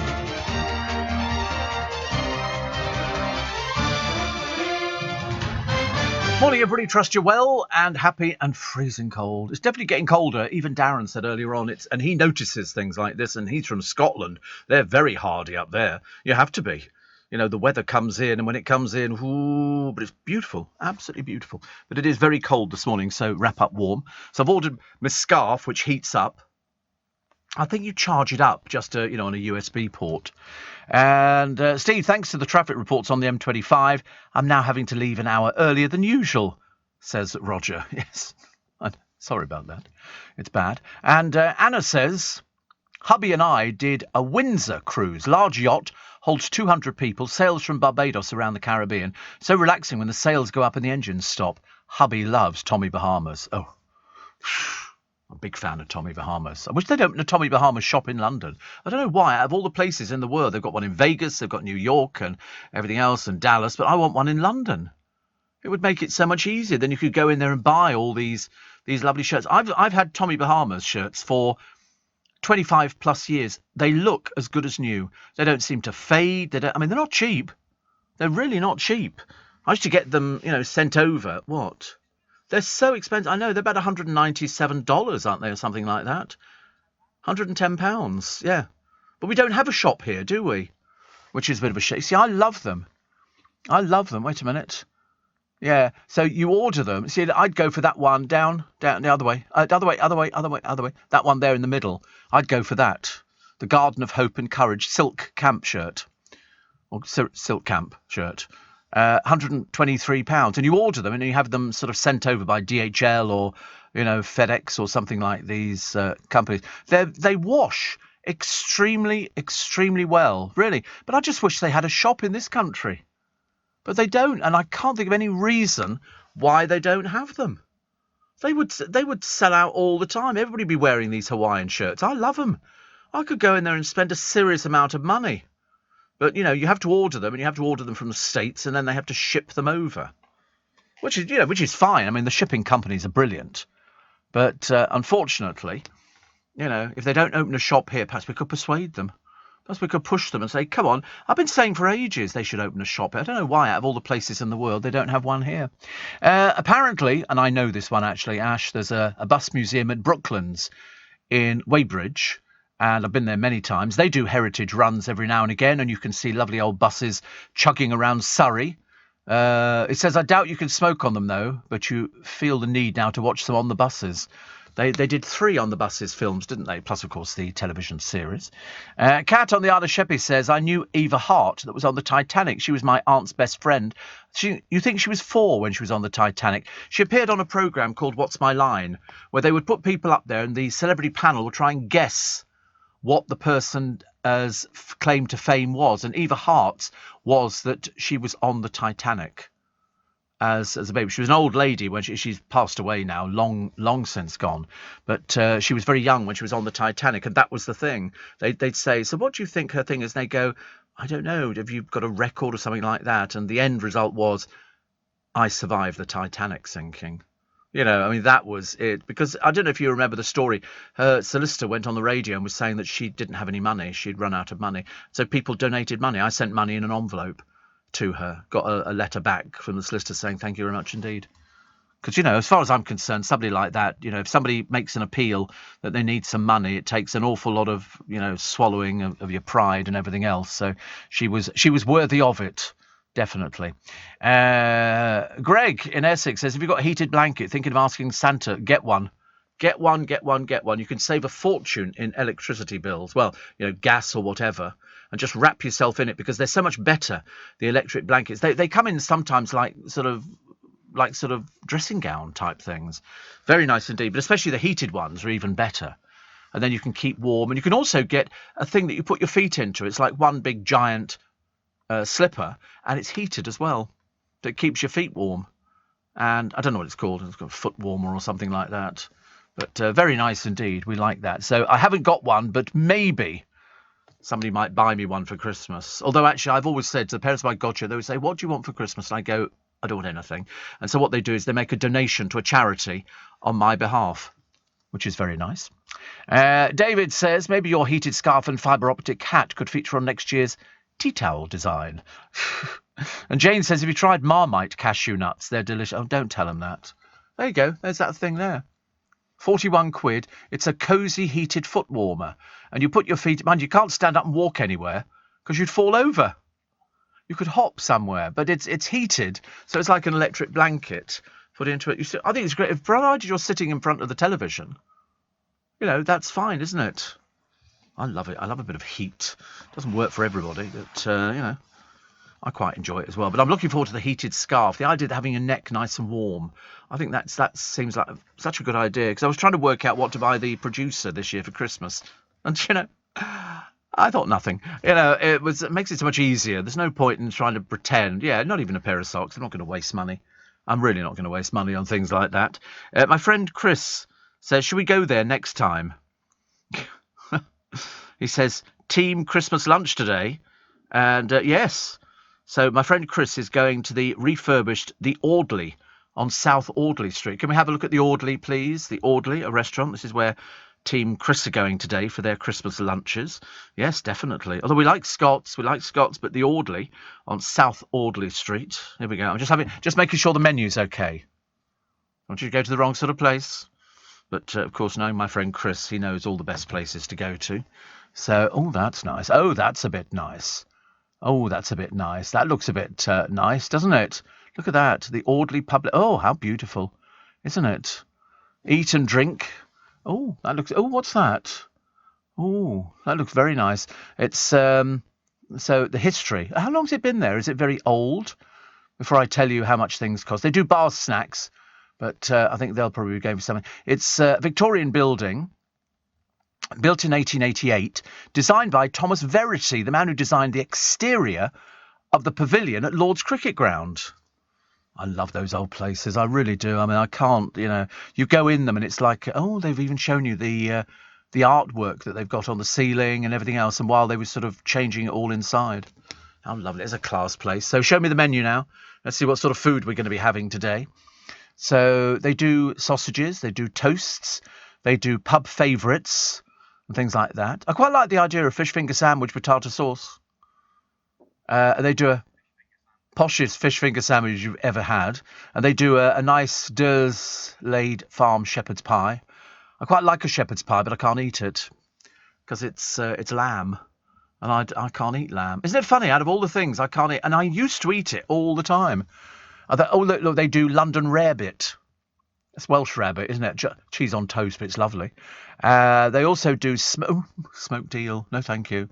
But sausages, butler's banger, English mustard, mushroom and beetroot. That's nice. And grain mustard. Plus they do half a pint of prawns and mayonnaise. Cockle popcorn and malt vinegar. See, I can't take the producer to that. That would be spoiling him, Chris. Seriously, it would be literally... He would be going, oh, Steve, thank you so much for a treat. And I go, no, I'm sorry. If I take you there, you're going to, your parents will have to move out of the house they're in at the moment because it's too small. It will be downhill. So I always think if you spoil the team, then you're basically making a rod for your own back. So lovely for Chris and his team. But for my lot, no. Kebab. Down the road, polystyrene box, a bit of chips and everything, and that will suit them fine. You don't want to, if you give them something that's too exotic, then they get used to it. It's like buying him a nice bottle of aftershave, whereas he's just as happy with Brute or Old Spice or, High Karate or any of the other popular brands. High Karate. Oh, it's advertised by Valerie Leon. It was just one of those sort of aftershaves that came out when they were. But I think Brute for you. I think you're a Brute kind of fellow. There's no point wasting good money on you. Brute champagne. No, it's Brute. It's aftershave, Brute. It was advertised by Henry Cooper. He used to go splash it all over, and people did. And you used to get on the bus, and you could empty a bus in a matter of seconds. It was as simple as that, because you had no idea when you were putting after. It was the first commercial aftershave. There it is. I knew you'd know what it looked like. Yes, it does look like absinthe, but I promise you can't drink it. And it was the first commercially available aftershave that they targeted men for. Before then, you'd had Old Spice and a few other bits and pieces. But this one came out, and it came with a little thing around the top of it, a little metal thing with Brute written on it, and a little tiny silver chain. And you'd put it on, but the trouble is it was so powerful. And you didn't know how much to put on. So you'd get on the bus, you could see people around you going, has the cat died? Hello, what's that? There's a dog in here. What my God's name is that smell? And it turned out to be me. And it was Brute. And if it was raining, it was even worse, because you get on with your little Mac and the steam would start rising. And, of course, as the steam rose for your body, so the smell of the aftershave used to hit people. People used to try and move. It was like me being on the Reading train yesterday. The sort of people... There was one man, he had a backpack on, and he kept reversing into me, so I punched him. Oh, don't mess with the Allen, I tell you. If you're selfish enough to wear a blooming backpack on, for goodness sake, spare a thought for other people like myself who are not brilliant at standing. I can do it. I know my place in life, just about. Steve, stuck on the M25 for over an hour now, on the way to Gatwick, desperate for a wee, but has given me the opportunity to buy a tea towel. Oh, I used to carry a bottle in the back of the car, just to make sure that if ever you get stuck in a traffic jam and you're sitting there, and when I had my prostate problems, I needed a bottle. And it's almost necessary. But the trouble is, if you're stuck, you can't do anything. You can't go anywhere. And so a bottle is better. And so I like this. He can some today. I don't get that bit, Chris. Oh, he can come today. You think? He's not. I'm not spoiling him, Chris. He wouldn't know. Listen, he wouldn't know what to do with a decent sausage if it came up and bit him on the nose. Seriously. You know, I'm not one of these sort of people who takes them out. I know. Listen, I mean, I believe in rewarding, and he had a box of Ferrero Rocher today. You know, so not for you. He did the letter to try and sort out the cab, and that was quite nice. You know, I was very, very pleased with him. He did it. I just have to see whether it works tonight. I've just got this horrible feeling. It's going to be one day. Have we got it in writing that it's been sorted, or did we not get as far as... Oh, right. But they've confirmed until the 6th of December. That's what you want. I'll tell you, something's going to go wrong with it. I can't believe this is actually going to work. But, no, be, positive about it. I'm positive it's not going to work. Steve Allen on LBC. Text 84850. Morning, Steve, says Brendan. Coming to London today, I'm going to the Royal Variety Show, which is good, but kind of disappointed that Prince Edward, apparently, is coming instead of the King. I mean, I would have loved to have clocked any other royal than Edward. I know nothing about him. No, you get his wife, who's lovely. She's very lovely. But Edward, sitting in the royal box, I'm sorry. It's not very exciting at all, is it? Well, I can tell them that they're going to be enchanted by Rita Wilson singing alongside Gregory Porter. Also, George Ezra, green, green grass, blue, blue sky. Gonna hold a party on the day that I die. Skinner and Baddiel reconvening with the Lightning Seeds for their timely renditioning of Three Lions. Probably because we won, actually. Then I should imagine it's a surprise. They're probably going to bring on the team or members of the team. Andrew Lloyd Webber, Gary Barlow, Gareth Malone, and members of the London Youth Choir teaming up for a rendition of Sing. This is the song first showcased at the late Queen's Diamond Jubilee in 2012. Outside of music, the night will feature acrobats from Cirque du Soleil, Gifford Circus, very good, very good. German magicians, the Ehrlich brothers. I don't know anything about them at all, but I should imagine it'll be a box act, as they say. Plus Al Murray, Maisie Adam, no idea, Omid Jalili and Axel Blake. And also the recent Olivier Award-winning production of Cabaret will bring a number to the stage, as well as Disney's Newsies. Oh, I love Newsies. Newsies is about the newspaper boys in America. And I've got the film from the Broadway show of Newsies. Some really good songs on it and some really good dancing. Now is the day when... It's really good. You'll love that. You will love Newsies. I promise you. That will really get your juices going. Lots of really energetic dancing. It's fantastic. And the fact they were being ripped off by the people they were selling the newspapers for.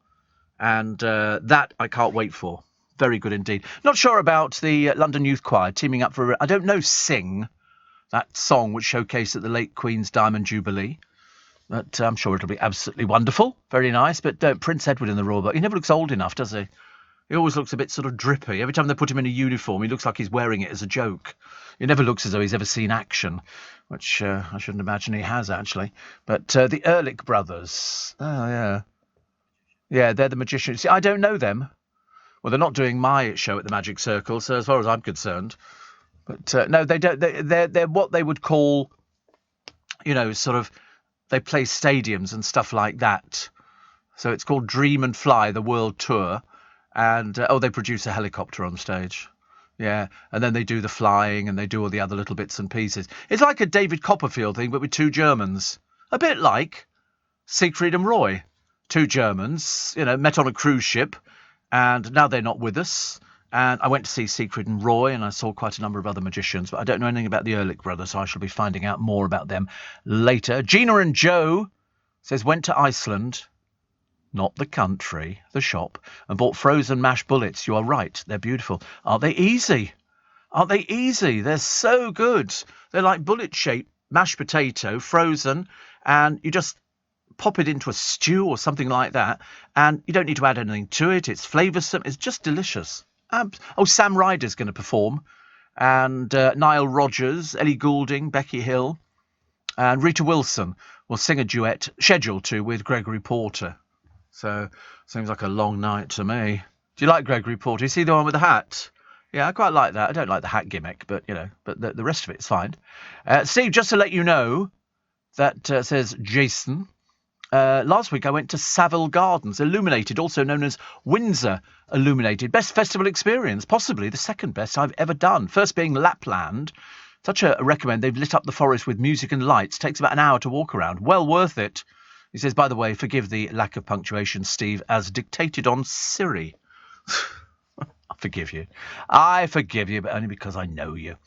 My husband, says Alison, is still using an electric blanket on the bed, and I've got a duvet and a furry-style cover I put over my reclining chair, and it keeps me toasty warm. Oh, look at Windsor Great Park Illuminate. I see, I love stuff like that. I always used to like Soy Lumiere. Oh, what was that? Oh, it comes with music, does it? Yeah, Soy Lumiere I used to love, where they lit up Buckingham Palace and stuff like that. They do it to music, and it's beautifully done. Read the heated scarf. Says Larry, did you buy a battery pack? No, you don't need to on this one. This is plug in and charge. It's just got a little cable that you plug in. So I don't have battery packs in mine, I think you'll find. And we loved your advent calendar, Rose. It's Highgrove. Very nice. Very, very nice. I mean, really, very, very nice. I looked, I went, want one of those. That's very nice. I was telling the producer about it, and he said, oh. So I said, not bright. I said, do you have an advent calendar? No. And then he suddenly realised it was the 1st of December. You need it today to open the little door to take out the present inside. I mean, I seriously wonder what I'm working with. I mean, you try and help them out, and frankly, they rebuff you. They throw it back in your face again, as if I was going to be buying him an advent calendar. He drops hints like, oh, I've never had an advent calendar. You're not having one this year either then.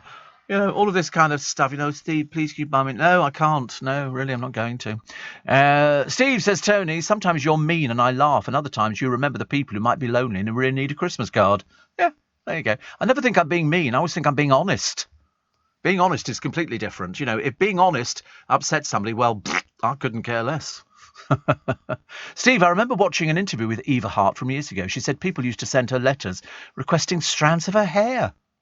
Goodness me. And Steve, ever since you mentioned it, says Kathy, I can't get the song Sing by the Carpenters. Sing, sing a song, make it simple to last the whole day long. That's probably the song they're singing. Oh, in which case I like it then. So thank you. I always do that. I always sing a song. In fact, David says, I wonder if it's the one by the Stylistics. No, that was Sing, Baby, Sing. They'll be doing the Carpenters version. I bet you. I love the way the producer thinks by clicking your fingers, it makes it look as though you're dancing, which of course it isn't, which is very funny. So sing, there we go, sing, sing a song, sing out loud, sing out strong, sing of good things, not bad. Yes, so it's the Carpenters. And I think they got a Grammy for that. Way back. I used to love Karen Carpenter. Love Karen Carpenter. Coming up to the news at past. And as I say, everybody now sort of asking me questions about how long it takes to thaw a turkey out. I mean, I'm not doing any cooking. I'm really not. Telly star Rosie, there she is, signed up for Strictly 3 years after her husband Chris did it. Oh, this is this unfunny couple on the television. Rosie Ramsey, about as funny as nothing, I'm afraid. So the presenter is set to compete on the show's festive special. Oh, God, fellas, honestly, nothing worse. I was like watching two people who lived up north doing the, hello, how are you? This sort of fake bonhomie. It drives me mad, I'm afraid. I like the idea that Dyson engineers are developing products that can detect and fix any problem themselves. So you're sitting there, and all of a sudden the vacuum cleaner comes to life and starts sort of unscrewing wheels and putting... how am I going to be working? I don't like that idea at all. Not very good. Apparently, when it comes to new television, King Charles's Christmas Day message is the programme those polled are most likely looking forward to this year. Well, we know what he's going to say. He's going to be talking about his mother and how, they're looking forward to meeting as many people as possible. And they seem to be doing very well. He just didn't want to go to the Royal Variety performance. So you've got Edward. I mean, they must have gone down the line and gone, William, do you want to go? No. What are you doing? Busy. Busy what? Eating. And, OK, let's go further down. And you no, definitely not. No. What are you doing? Having a row with somebody, probably. And so the next one is, well, let's go. Let's try Edward. I'll do it. OK, so you've got Edward. Sophie's nice, but Edward looks as though to be honest with you, he used to work for Andrew Lloyd Webber. He went to work for him because he was a bit of a theatrical type person, if you get my drift. He liked sort of musicals and stuff like that. Biscuit prices surging 42%. I was wrong, actually. I got it wrong earlier on. And a lovely picture of the incredibly boring Maya Jama dressing for the final episode of Celebrity Juicy, one of those peculiar posed pictures. With UK Export Finance, I'm fulfilling more export orders from around the world with working capital support. Export insurance means I'll get paid when exporting to challenging markets. At UK Export Finance, we believe no viable UK export should fail for lack of finance or insurance. Between 2022 and 2023, we provided £6.5 billion of government-backed trade finance to support UK exports. Learn how we could help you win export contracts, fulfill orders, and get paid. Search UK Export Finance today. Steve Allen on LBC. Text 84850. Morning, everybody's stuck on the M25 at the moment. And I can't remember why we're stuck on the M25. Please tell me it's not somebody stuck on a bridge. I couldn't bear it. And Steve, you're making a smart, say Mick and Ashley, because we're stuck on the M25. We're on the way to Loo in Cornwall for a break. There's a place to go. What about the song Sing by Travis, says Sid. I don't know that one. And I don't know it. No, I'm not a fan of Travis. Sing, sing, if you sing. Sounds boring, doesn't it? They're very adventurous, these young whippersnappers. Thank you so much, says Sue, for introducing me to Jackie Lawson cards. I've just had a quick browse. I'm very impressed. Very magical. Oh, they're brilliant. And you can send as many as you want. That's what's so good about it. So, if you spend a lot of money on Christmas cards every year, this one, it just arrives in their computer. As long as you've got their email address. Fantastic. I mean, I've known about them for about 25 years. Steve, it never ceases to amaze me how many people, says Mark, drive whilst watching the World Cup on their phones. Really? I'm a lorry driver on the M1 heading to Belfast. Oh, you see, the trouble is you're high up, so you look down into people's cars. I've seen people using their phones all the time. And then you see them on the television programmes where the police have been out there checking, and you get somebody on their telephone. Because they're holding it to their right ear, they can't see the police car pulling up next to them, and most of them are unmarked on the motorways. And so eventually they get pulled, and the driver goes, just follow me off the motorway. They put a little flashing sign, follow me, which of course people do, and then they nick them. And I think it's 6 penalty points if you're caught on your telephone. They've told you before, pick up that phone whilst you're driving for any reason whatsoever, 3 penalty points. So be careful. Be very careful. Customers are furious. Well, probably a few lonely people. With Marks & Spencer for branding a jeans style mom, M-O-M, as in, oh, hi, mom, as opposed to mum. They hit out after the store, described as the bastion of Britishness by shoppers, used the American spelling. One posted, wait for this one, somebody said, I saw this abomination in M&S today. I am most insulted. When do we start calling our female parents mom? It's mum. I'm writing to head office. Get over yourself. Get over yourself. Another chimed in, I agree with you 100%. Let's start a petition, or should we just go straight to the riot level? And a fourth said another Americanism creeping into our language. But it's an established name for the style. But they're a bit too thick to know that. I mean, I can imagine going, we're going to write to head office. You can imagine at head office, they must have a field day. Another Looney Tunes. Here we go. Somebody's complaining about mom. Which, it's accepted. It's accepted. My goodness me. We've got loads of Americanisms creeping in. Loads of them. Thank goodness somebody's written to the Daily Star today. That drivel, I'm a Celebrity, is finished. I wonder what other children's show will replace it, says Tina. And then they say, of course, Jill Scott will end up presenting some other rubbish show. But what else would she expect from somebody who wins a rubbish reality show? But that's how it works. It's a reality show. Strictly Come Nightmare Dancing is another one, which is, it's a reality show. It's just tarted up and they try and pretend they're all learning to dance. And then you looked at Matt Goss and you suddenly realised he couldn't dance for toffee. Even after having lessons, it didn't really help. Sir Tony Robinson is going to make an acting comeback this Christmas in the Madame Blanc Mysteries. It's a hit drama. I don't think I ever remember it, but we love Tony Robinson, who is a sir now.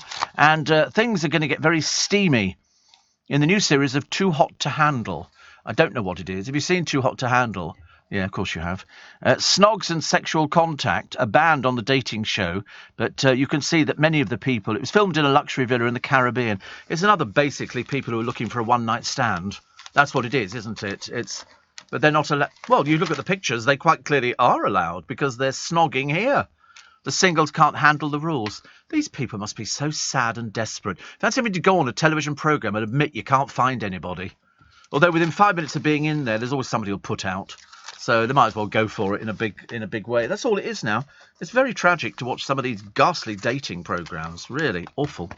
So there's a community after it was announced that the HSBC are closing 114 high street branches as a community facing a 7-mile trek. It's Horsforth, once claimed to be England's largest village, and they've got 22,000 residents, but basically Lloyds has closed, Virgin Money has closed, Santander has closed, and Barclays follows the closure of Bank of Scotland and NatWest. And yesterday it was confirmed the HSBC branch will also close.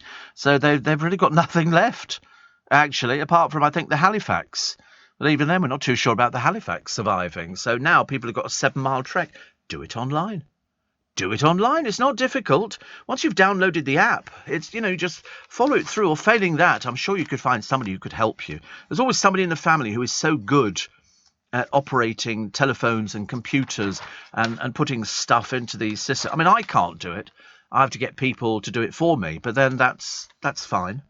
That's fine. They do it. Now I'm quite good at doing it. I can check on balances and I can check on whether or not money's been transferred over, or failing that, what money has gone out of the account, because it will actually tell you. So I can look now and I can see all my different accounts, and it tells me how much is in an instant saver account, how much is in my select account, which is my spending money, and how much is in my Premier Select. I don't know what half these accounts are. I've got no idea. Plus I've got a MasterCard account and an investment account. A lot of different accounts. But I can move money from, well, I can't. I have to get my brother to do it. I can't do things like that. But at least I know where it's all going. And then when money is paid in, which it seems to be on a fairly regular basis, you just sort of click on it, says transactions, and it's all there. And if you need to do anything, you can probably go into the bank if you can find one open, or failing that, phone them up, and you will find a little bit of respite. Because otherwise you can get really confuddled by it. But once you get it, it's so simple. So simple. Steve says, Chris, I've arranged a little shopping trip to Shrewsbury with my friend from school, and even a tour of Shrewsbury Prison. Let's hope I get let out with good behaviour. Going next Saturday. Oh, it's a visiting prison, is it? You can just go in there and find out. And Dan says Halifax in Twickenham closed some time ago. Yeah, they've still got one in this little town I was talking about. I know it's a Vets. Halifax is a Vets now. Spruce is a decommission. Perhaps we could take you on a visit there. We can take a tour for you. Perhaps we could leave you in a cell. That'd be good. We could feed you through the bars, like they used to do. Oh, it's lovely. That's quite nice, isn't it? Put them in boiler suits just to make them feel comfy. But I was watching a little bit of The Elephant Man the other day. John Merrick. It's a true story about a man who had this illness, but he was used in a freak show. Victorians loved their freak shows, and they would put him in a tent, and it would say the Elephant Man because he had this protuberance on his face. And they would go and visit him until the council went, well, we're not having this. And the owner said, this is a freak show. That's why he's here. This is what he does for a living. And in the end, they put him in a hospital. And they've still got, didn't Michael Jackson want to buy him some years ago? He wanted to buy the Elephant Man's skull because it came up, I believe. Now, it either came up for auction or he just put in a bid, thinking that they would sell it to him because did he buy it? He did actually buy it. Oh, he used to spend hours alone with this. Oh, they got the whole skeleton, did they? Oh my goodness. How much did he pay for it? Do we know? Was it a lot of money? How awful to be able to buy something like that. That should have been kept in the museum, I think, in the hospital. I think much doesn't say. That's being able to buy something like that. That was very odd. But no, he was a freak in a show because nobody had seen anything like it. When he went out in the town, he had to have this hood over his head. Looked a bit like Phantom of the Opera. But it was very sad, actually, especially when you considered that it was a true story. It wasn't made up. It wasn't made up at all. What else we got? Andy Cohen apparently did an interview with Meghan Markle. He put his foot in it. It was on a podcast. He claimed he didn't know her, and she said, no, we have met twice before, which is quite interesting, actually, because Andy Cohen seems to know everybody. His company makes the Housewives of Orange County, the Housewives of Beverly Hills, the Housewives of New York City. He owns the franchise, and very good he is too. And he's done very, very well with it, and he featured with Meghan Markle. Obviously trying to find out whether she'd do something like that, but of course, as we all know, she'll do it just about anything. And everyone whinging that Qatar, writes Virginia Blackburn in the Express today, doesn't respect LGBT rights might bear in mind that there is only one country in the Middle East that does. Israel. But it rarely gets a mention. Funny that, she says. Yes. And Hancock, his lover, Gina, says he underestimated the backlash his appearance... Nobody likes him, dear. What can I tell you? I mean, come on. Come on, nobody likes him. They don't like him. They don't want to see him ever again on the television. But no doubt you will, because they'll be putting bids in to get him onto it. I was watching the other day, and what was I watching? Oh, it was another Jurassic Park film, because I bought the box set, so I thought I'd better suffer with them. And every programme, there is something that annoys me. And this one I watched, it's a stupid wife who's looking for her missing son. So she's on this island, which is full of dinosaurs, calling out his name, screaming his name out. And they're going, shh, there's dinosaurs on the island. She's screaming, Harry, or whatever his name was. I'm thinking, why are you so mad? Why are they so stupid, these people? And it's designed to wind me up. Works every time. Steve Allen on LBC. It's interesting, actually. The podcaster Rosie Ramsey, who has been signed up by the BBC for their Strictly Come Dancing festive special, together with somebody called Ricky Hayward Williams. Never even heard of them. But they're fairly ancient. Radio 1's Ricky, 42. Isn't that a bit ancient to be on something like that? Says, I always said I'd be too scared to do it, but here I am, sequins and all. Bored already. I don't know why they made such a big deal about it, honestly. Perhaps they keep trying to sort of force people on us. It's one of those things, isn't it? They go, oh, do this one. 25 ways to stress less this Christmas. The first one is have a rest. You know, don't sort of push yourself too much. Have a rest. Just breathe, they say. Just breathe. You know, calm yourself down. It's not easy, is it, when you sort of... It's like sort of everything. It's like, where the bus has gone? Where's the postman gone? Why is everybody on strike? Where are the trains? Where are the other things? As I say, yesterday I had to change train. It took 20 minutes for the guard to tell us. And every time she came on, we were sitting there, and she must have done about 6 messages. Sorry, I've got nothing more to report. Well, don't bother wasting time then. Don't bother wasting our time. I've got nothing more to say at the moment. There are no further updates. Well, don't say anything, because it's just really annoying. I think she likes the sound of her own voice, this one. I've had her before, actually, on the train, and she likes talking. But basically, it's a case of shut up. We're on a train journey. We want to close our eyes. I like the metal detectorist who mistook a diamond ring for a sweet wrapper, celebrated after it sold for £38,000. That's a nice Christmas present. David Board found it in a Farmer Pal's field. Even after the ex-tanker driver brushed off the dirt, he thought that the gold item might make 20 quid as scrap. But it looks quite nice. He will split the cash with the owner of the... Well, I think so too. You found it on somebody else's property. You can't keep something. Can't keep it. Something else you should also do is spritz a scent at Christmas. But all the scents are out there. You go to the garden centres and they've got, you know, pine needles and, you know, cinnamon sticks and all sorts of little bits and pieces, which is quite nice. And they say sparkle and shine. They say get some glitter gold nail varnish. So that'll be good, isn't it? I quite like the idea. Oh, by the way, Switzerland, loads of snow at the moment, so that's good news. Very nice over the festive season. And the resorts are opening early because they're obviously trying to get as many people in as possible. So this weekend, producers very excited. Very, very excited by that. He can't ski. He just likes snow and making snowballs and having a bit of a fight and all the rest of it. So that'll be good. But it's good. Lots of pictures of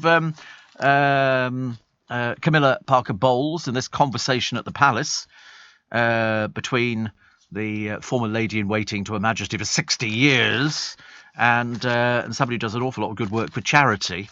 And this bizarre conversation. I mean, seriously, the most bizarre conversation. Once you've read all the transcripts, you'll hear it with Nick Ferrari this morning. He'll be telling you all about it, because it is quite unbelievable. Postmen are holding Christmas to ransom, say one of the papers today. HSBC to shut 114 more of the branches, which is not good news. And Dawn in Welsh Wales says 7 miles to the nearest bank. We have to travel 20 miles. And once that shuts, the nearest bank will be 71 miles away. Thank goodness for the local post offices. You can do a lot of your banking there. Yeah. Steve, celebs go dating. They've all got the same plastic surgeon, and they all look the same with huge false teeth. Yes.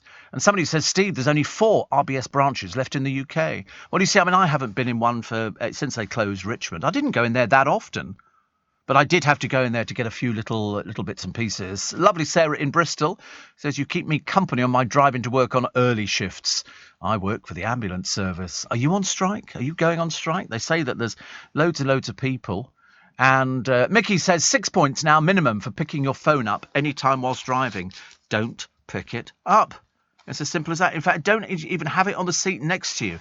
Because even if you get a message, you're going to look at it. And you're going to pick it up and go, and if next to you, there's going to be a copper on a bike, and he's going to nick you, and you're going to get the points. How do the music giants measure up? Stormzy, also Cliff Richard. Cliff's got a new Christmas album out. He's worth 100 million. Stormzy's worth 16 million. Cliff has had 14 number one singles and 7 top albums in the UK. Stormzy's had 3 number one singles and 2 top albums. Also, a fan of Tony Blair is Cliff, once lent his Barbados home to him during the Iraq War. And Stormzy sides with Jeremy Corbyn, saying in 2016 he enjoyed his activism. But interestingly enough, I hope Cliff wins.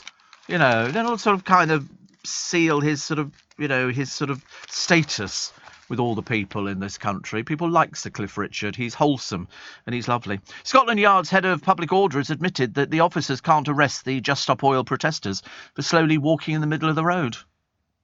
Well, I'll tell you what. Let's try the other thing. When, there's a police car behind you, why don't we all get out of our cars and just walk very slowly in front of it? Because they can't do anything about it. But we move. Although, technically, did you know that if you're sitting at traffic lights and there's a police car behind you with his siren on and thing, you're not allowed to cross those traffic lights. They have to wait. It is illegal to cross the traffic lights. So I think a lot of people go, quick, get out of the way. But you don't have to do it. And the happiest place to live in Britain is St Ives. I'm amazed, actually, that even Newbury in Berkshire is in the list. Adam and I were very excited by that.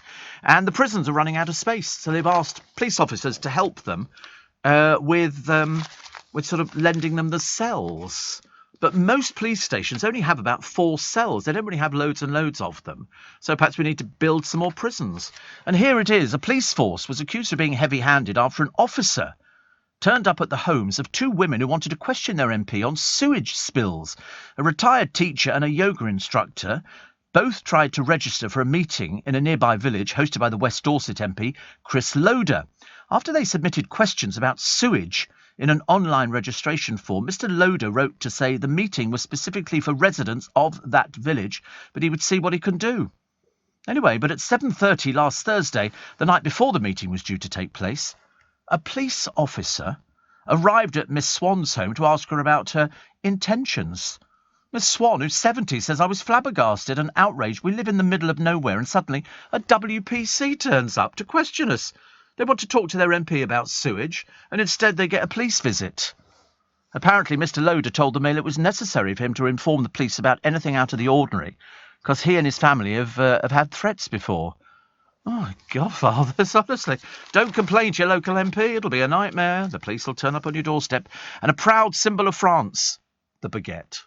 The baguette. We love a baguette. You can do so much with it. So much with a baguette. You can cut it in half. You can put ham and cheese and cucumber in it. Or you can put little sausages which are cooked in it. Everybody likes a baguette. Come on, it's better than the old sliced bread, isn't it? Well, that's what they tell me it is. That's what they tell me. Listen, thank you for your company. Very grateful. Very grateful. Thank you for buying the tea towel. Morning, nice to have your company. 3 minutes past 4. Weekend. The weekend starts here. Now is the time where you can let your hair down. You've just been paid, so you can go and start purchasing things. But think carefully. Think carefully. Remember, all the money you spend now will appear on your January credit card bill. So, it's a long month, December and January. It'll be about 6 weeks before you get paid again. So think on that it's always 6 weeks. It's always 6 weeks. It's a long month because you've got January. There's 31 days in January. Don't get paid till the 25th. So you've got from before Christmas you'll be paid, which is normally about the 19th. So you've got 2 weeks and then you've got the 4 weeks of January. It's a long month with the bills coming in at the end of it. And of course, most people forget over the festive season how much they've spent on credit card. If you've got online banking, then it's easy. You could just go on there and see how much you've spent because it tells me every single day, every single minute. Apart from that, the Mail have bought part 1 of Matt Hancock's Pandemic Diaries. Wouldn't waste your money. Wouldn't waste your money, tea. Also, despite her fashion business losing millions, I can't remember whether it's 45 million or 54. Either way, it's a failure. Victoria tries to come up with new ideas. Nobody's buying it, dear. They're really not. I don't know how much longer you can keep this thing supported. Perhaps Dave will have to flog some more stuff to the Qataris. That'll be interesting. And Harry and dreary old Meghan, they obviously really hate the royal family, and Harry just doesn't have any friends left at all. He's kind of alienated them. She's basically doing, what she's trained to do, and that is to keep him away from the family and to tell him he doesn't need anybody. So when eventually he gets dropped from on high, the whole thing will just implode. It'll be a disaster. What else we got? 8 million households facing fuel poverty, which I believe they will this year. I don't think people realise there was a very good, and I was watching it earlier on, it was another YouTube video. How I found it, I can't remember. It was another one of these crooks on the This was British as well. Very rarely you find YouTube videos which are British. They're mainly Americans, and they're mainly people who are just a bit sick in the head. They can't help it. They're either racist or whatever anyway, they're just ghastly people. They are the Karens of this world. But anyway, this woman gets the police turning up on her doorstep. And with the police, 4 police officers, come 2 men from British Gas. You know why? She's a thief.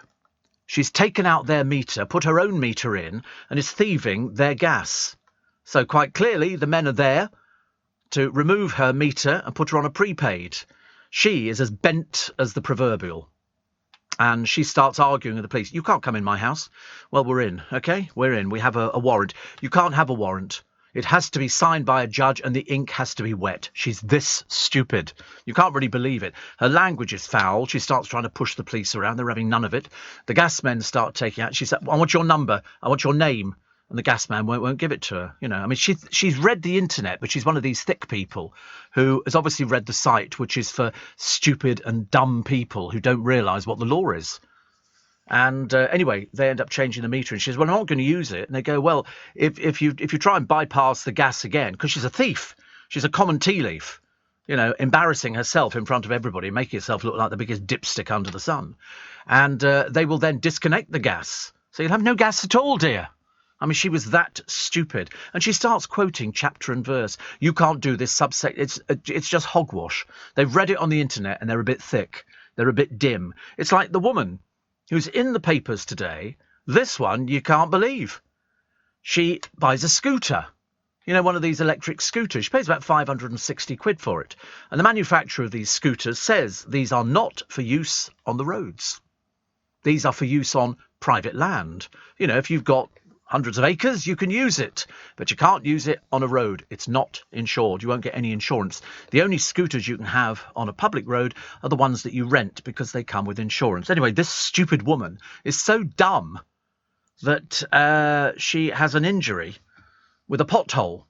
So she's suing the council for £30,000. And the council have said, you shouldn't have been on the road in the first place. But she's going to take it to court. She seriously is going to take it to court. And you think to yourself, have you not read that? And the council brief has said, actually, the manufacturer of this scooter and the retailer tell people, if you're going to buy one of these scooters, you can only use it on going on outside, honestly. Heckling now, is it? Yeah, we've got an audience. Sorry? We've got an audience. An audience? Crowd, yeah. Oh, it's dreadful, honestly. Tell them they've got to buy tickets. But anyway, so she then, decides to sue for £30,000. I hope she's got enough money in the bank, because the council are going to be saying, well, you're not allowed to have this on the main road. You shouldn't have been on it in the first place because there's no insurance. But she's obviously not bright enough to realise. And that's the problem. And if the council then go, and we want all our legal fees paid as well, she could be thousands of pounds out of pocket. That's the killer, the legal fees nowadays. That's the old Rebecca Vardy, old thicko. £1.5 million, having been told on numerous occasions, do not, take this to court. You will lose. The only people who win in these cases are the lawyers. And in the case of suing a council, they have banks of lawyers. They will tie her up in knots and she'll then go, oh, I haven't got the money. Well, you better have, love. You better have. If you can find anybody to take it on, well done. Well done. Steve, I see many scooters riding the pavements like there were no pedestrians. I know, I've seen them as well. Seen them as well. Totally illegal. What you want to do is sort of, get your walking stick and shove it in the things there, because they're not supposed to be there. Mind you, I see bicycles on the pavement. Again, not supposed to be on the pavement. Why is it people can't follow the law? Really very annoying. The car turned up on time today. I think so too. The amount of thousands of pounds I'm spending every year. I love it. I absolutely love it. Somebody thinks I'm taking a minicab in. I've never taken a minicab in my life. I use private hire vehicles. Private hire vehicles. It's not for you, obviously, I realise, but, a minicab. No, private hire vehicles. We don't do any of these things where the doors are held on by bits of string, driven by somebody who's only just arrived in the country on a sort of an inflatable coming over from France. It doesn't work like that. Doesn't work like that. You have to make sure that you're fully insured and everything else. And it costs a lot of money, thousands of pounds a year. And they wrote me a thing. I'm going to repeat it to you because I like doing these sort of things. Where was it? Because it was running a little bit late today. And they didn't tell me what the car was until about 5 to 1. It says, hello, your booking is in our system, and as an account holder, we are prioritising your journey. And they say you will receive a message shortly to tell you when your driver will arrive. And then blow me down 1 minute later. Up comes the car. And it was very nice indeed. My favourite driver, who's been waiting round the corner to get the booking. Knows everything about yesterday's programme, heard me talking about the heated scarf and the hat that lights up and all the rest of it. This is the one who used to work for the NHS for about 20 years. And he's got the daughter and the son, and everybody's doing very well in the family. And he basically repeated my programme back to me. That's what I got. I got my programme back to me. We were talking about all sorts of things. And the amount of people that were standing on the streets looking for cabs who've been to Christmas parties, because it's the Christmas party season. And it means that I would think every single hotel in London have Christmas parties going on for the duration. And it was like, we went through, like that, out the window I was, But no, you have to pay for the privilege. It's not cheap to take private hire vehicles, but because I've had an account for such a long time, and I take them, sometimes I take them 5 days a week, sometimes I take them 6 days a week. It depends. If I'm in town having drinks, then sometimes I'll sort of book a car to take me home because I can't be bothered, hence running over £20,000 a year on taxis. But that's the way it goes, isn't it? Shane says, I've downloaded the Global Player app, had the LBC app for years. Yeah, download the Global Player app. I can only implore you. I can only say to you, please, otherwise you will not be able to listen to the programme. Okay, so please, because they're moving different things about, and I'm on the Global Player app. And that's where you will find Steve Allen, the whole show. And just download it. It's very easy to do. Get it from the App Store. And Shane can do it. And how long did it take Shane to download? It doesn't take very long at all. It's really, really quick. And there's going to be all sorts of information for all the other programmes on LBC as of Monday. So that's when we get more information. But I'm just telling you now, get the Global Player app. All right? And that way, otherwise I'm going to get people writing. We go, Steve, where is it? And then we can tell you. Joe from Leicester says, email say my tea towel is shipped. Excited for Saturday in Mayfair at the Chesterfield for a luxury Winter Wonderland Christmas tea. Oh, we love Winter Wonderland. There's a great picture in one of the papers today. They've sent a drone up over Winter Wonderland and taken a picture of it. It looks brilliant. It's because, you know me, I love a fun fair. Love a fun fair. In fact, I might go to one. I might go to Winter Wonderland this Sunday. I just feel like going and getting some toffee apples and bits and pieces, and just producer keeps saying, oh, can you take me? No, absolutely not. But look at it. Look how big it is. It is absolutely huge. It's got a circus, and I think that's about one of the best pictures of a fun fair I've ever seen. It is amazing, isn't it? It is. Yeah, and all the different colours. That's what I like about fun fairs, and the stalls. Oh, it's beautiful. And the roller coaster. But I'll tell you, if you're going to go to a fun fair, go at night. That's when all the lights are on, and it looks so much nicer. But they've got a big circus tent. I love a circus tent. And they've got carousels and a big wheel and a scenic railway and that huge tower drop where you go right to the top of it and then it drops you and you leave half your anatomy up there. It's quite frightening.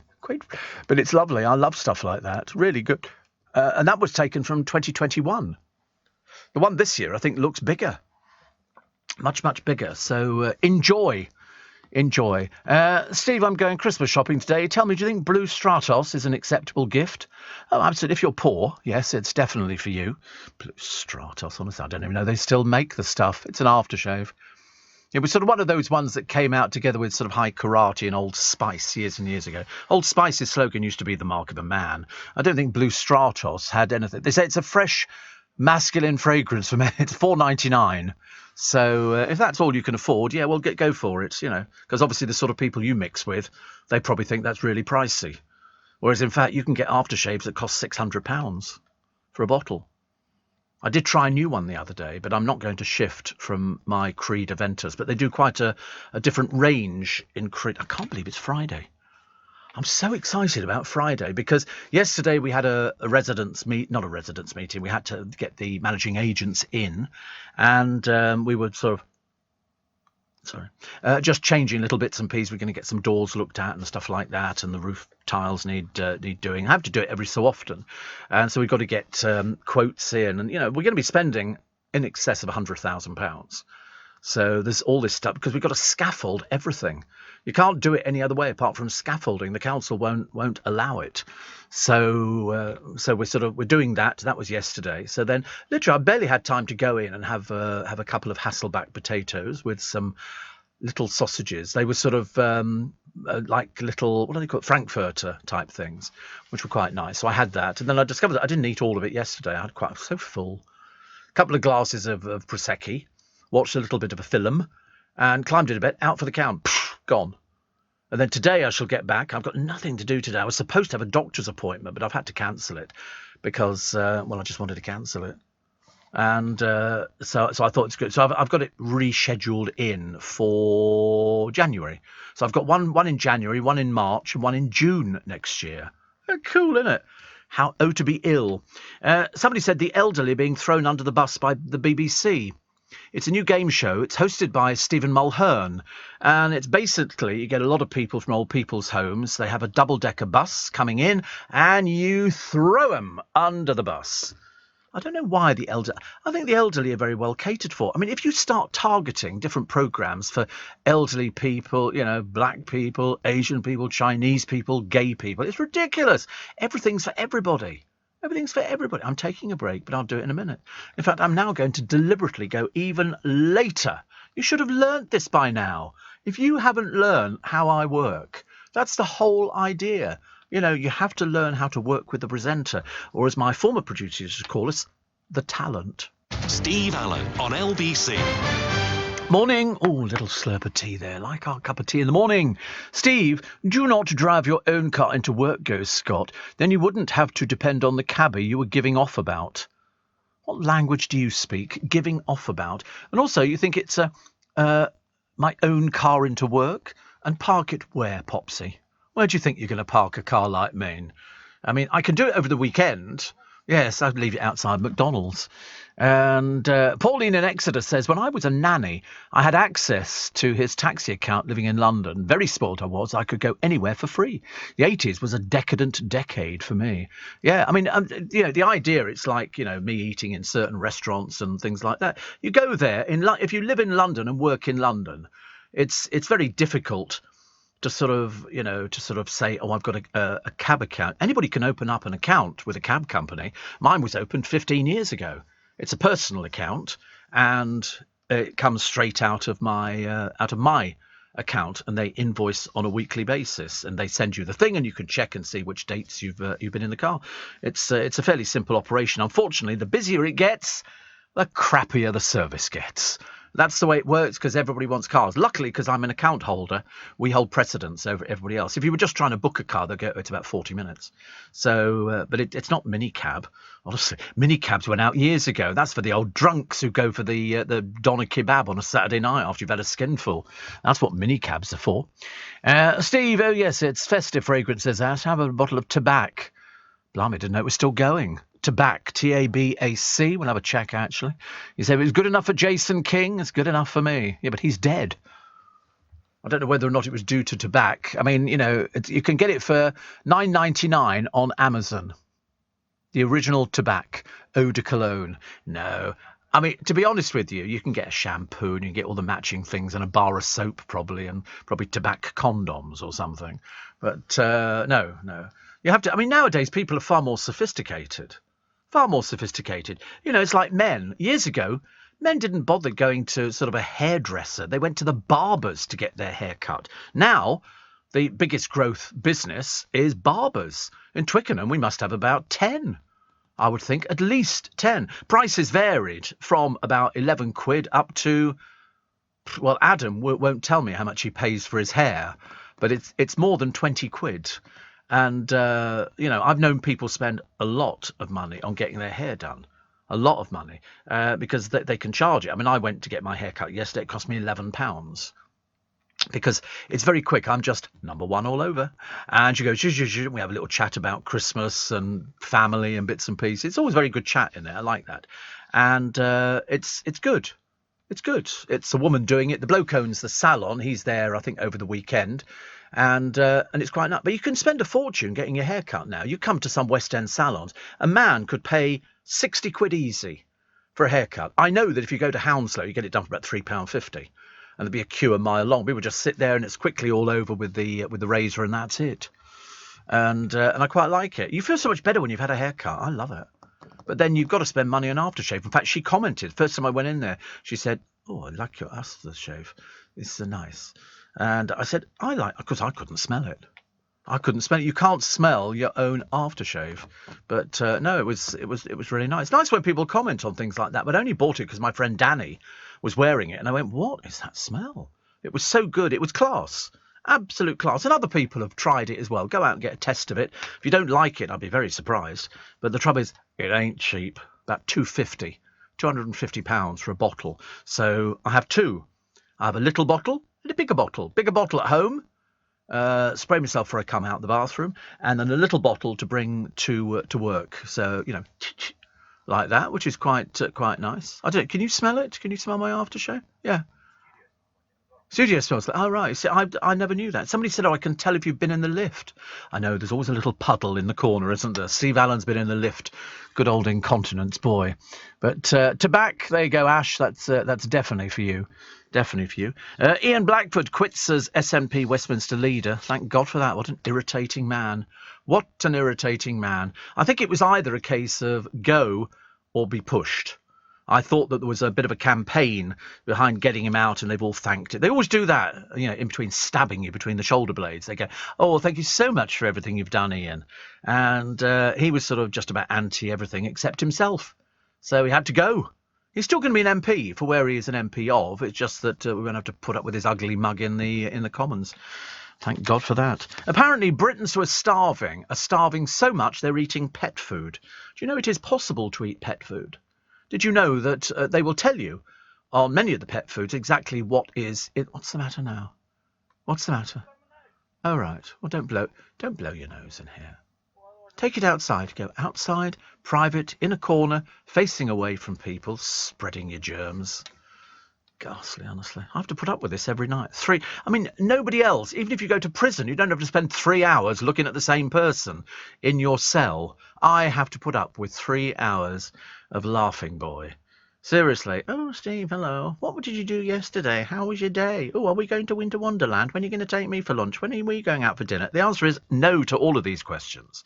No to all of them at all. So you can eat pet food because they say basically it's just meat and gravy.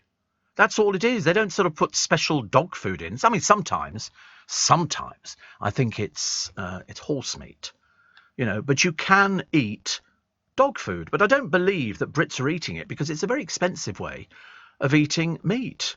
It's, you know, a tin of dog food's quite expensive, so people buy cases of it and things like that. And I've never fancied dog biscuits. Never fancied dog biscuits. I always imagine they'd sort of break your teeth. William Shatner, boldly go, no man had gone before. Space, the final frontier. He believes trees have the same brain power as humans. He's quite mad, isn't he? Yeah, there are sort of, yes, because trees are very clever, aren't they? Cut them and they bleed. Ow, it hurts. Don't hurt me, Mr. Woodchopper.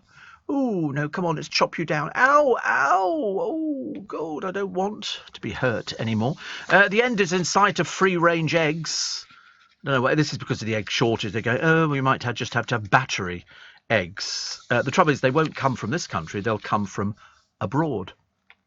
And that's why they come in. They're cheap. I went to Paul Cooper's shop the other day, the greengrocer. He's got loads of eggs. And loads of people. I haven't seen any shortage of eggs at all. Not that I bother with eggs. I know people love them. Oh,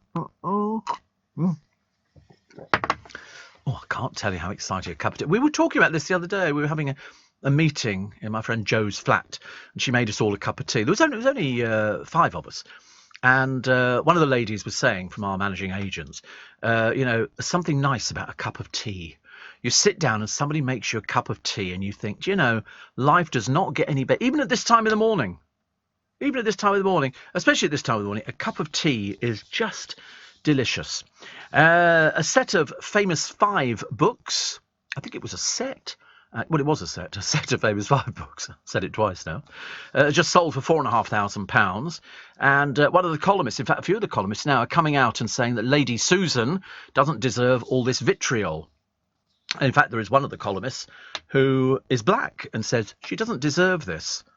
It's a case of she didn't know. She's 80 plus. And people have said, oh, it's not an excuse and all the rest of it. She doesn't know. She doesn't know about these sort of things. That would be her sort of limited conversation. So where are you from? In fact, when you read it back yesterday, we read it on the programme. I was absolutely horrified. But there again, she's 80-something. She's been by the Queen's side for 60 years. They don't have conversations like we have conversations. I mean, if you heard the conversations that me and the producer have, I mean, you wouldn't believe it.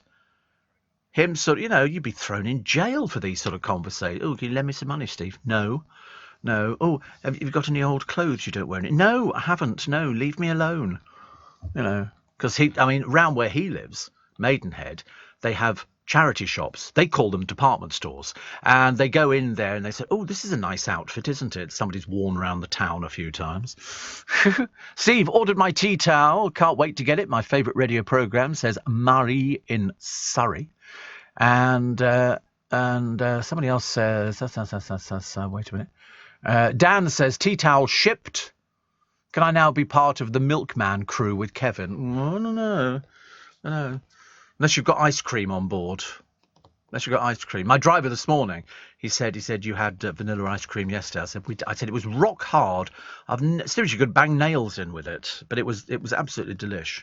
It was very delicious. So we always thank Ice Cream Ian for that as he drives around the West End delivering to all sorts of places, because it's quite. People are very nice. People are very nice to us, and so we get our little tubs of ice cream, and we're all very happy. Steve, a haircut around my area is 11 quid. For ages it was 9, but he had to put the prices up with inflation. I always have it clippered back inside and an inch or 2 off the top, although I've got a beard like Ned Kelly. Ooh. Sidcup Julie says, I recently heard somebody saying, can I have your guts for garters? Yes, you remember guts for garters. People used to say that all the time. Oh, I'll have your guts for... It was like a thinly veiled threat. That's what it was. Oh, can I have your guts for garters? And you used to think, what does that mean? And in fact, we then did an investigation onto exactly what it means. And I was very surprised at exactly what it was, but not too surprised. I mean, if you will have someone's guts for garters, you mean that you will punish them severely. If that boy has taken my bike again, I'll have his guts for garters. It means you take somebody's guts out and you make them into garters. I believe, if memory serves me, that it originated in, I think it was Tudor England. Now, I think at that time, disembowelment was used as a form of torture. With UK Export Finance, I'm fulfilling more export orders from around the world with working capital support. Export insurance means I'll get paid when exporting to challenging markets. At UK Export Finance, we believe no viable UK export should fail for lack of finance or insurance. Between 2022 and 2023, we provided £6.5 billion of government-backed trade finance to support UK exports. Learn how we could help you win export contracts, fulfill orders, and get paid. Search UK Export Finance today. Steve Allen on LBC. Text 84850. Morning, nice to have your company. Speaking of hair, Steve, says Chantal. I'm thinking of getting mine cut today, and I think I'll go for the Season 3 Rachel Green style. What in God's name is that? That's a bit complicated, isn't it? Season 3 Rachel Green style. God, I mean, I think I might be going for this one myself. It sounds very, very exciting. And it sounds very expensive, actually. It does sound very expensive. And, we don't like spending too much money. Oh, right. Oh, it's from friends. Oh, right. No, that's quite nice. My head's a bit like that, I think that's quite nice, actually. Steve, Pam in Glasgow says, I wear Creed Aventus too. Nicest smell ever. Used to leave it in the bathroom. When I had friends round, I wondered why it went down so quickly. I now hide it away. She says, thank you for another week of you. And as we say in Scotland, you're banter. You're banter. Yeah, it is banter. I like Scotland, actually. Penny in Bexley says, Givenchy Gentleman is a great cologne. Right. No, and we seem to be going into the Radio Shropshire thing. The vicar's in and he's doing, what's your favourite hymn? And you wonder why they want to close down BBC local radio, because it is just that. It's local radio. It doesn't tax anybody or anything else like that. And they're going to go ahead and close down most of them and do what a lot of other people do, which is you have a morning show and maybe an afternoon show or an evening show or something, and the rest of it is sort of centralised. Makes it an awful lot easier for people. And so, unfortunately, as indeed you probably already guessed, it means that people are up in arms about it because they're going, that's my living. And I understand that entirely.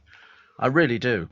My friend Jordan has got a new one, the Creed Silver. I think I might have tried this the other day, actually, Creed Silver, Jordan. And he said it's my new favourite. They had a tester of it. Show me the bottle and I can tell you. If it's a white box, then I did try it. And I remember thinking, should I buy a bottle of that? But I forget how much that one was, 180 or something. Yeah, I think that was Creed Silver.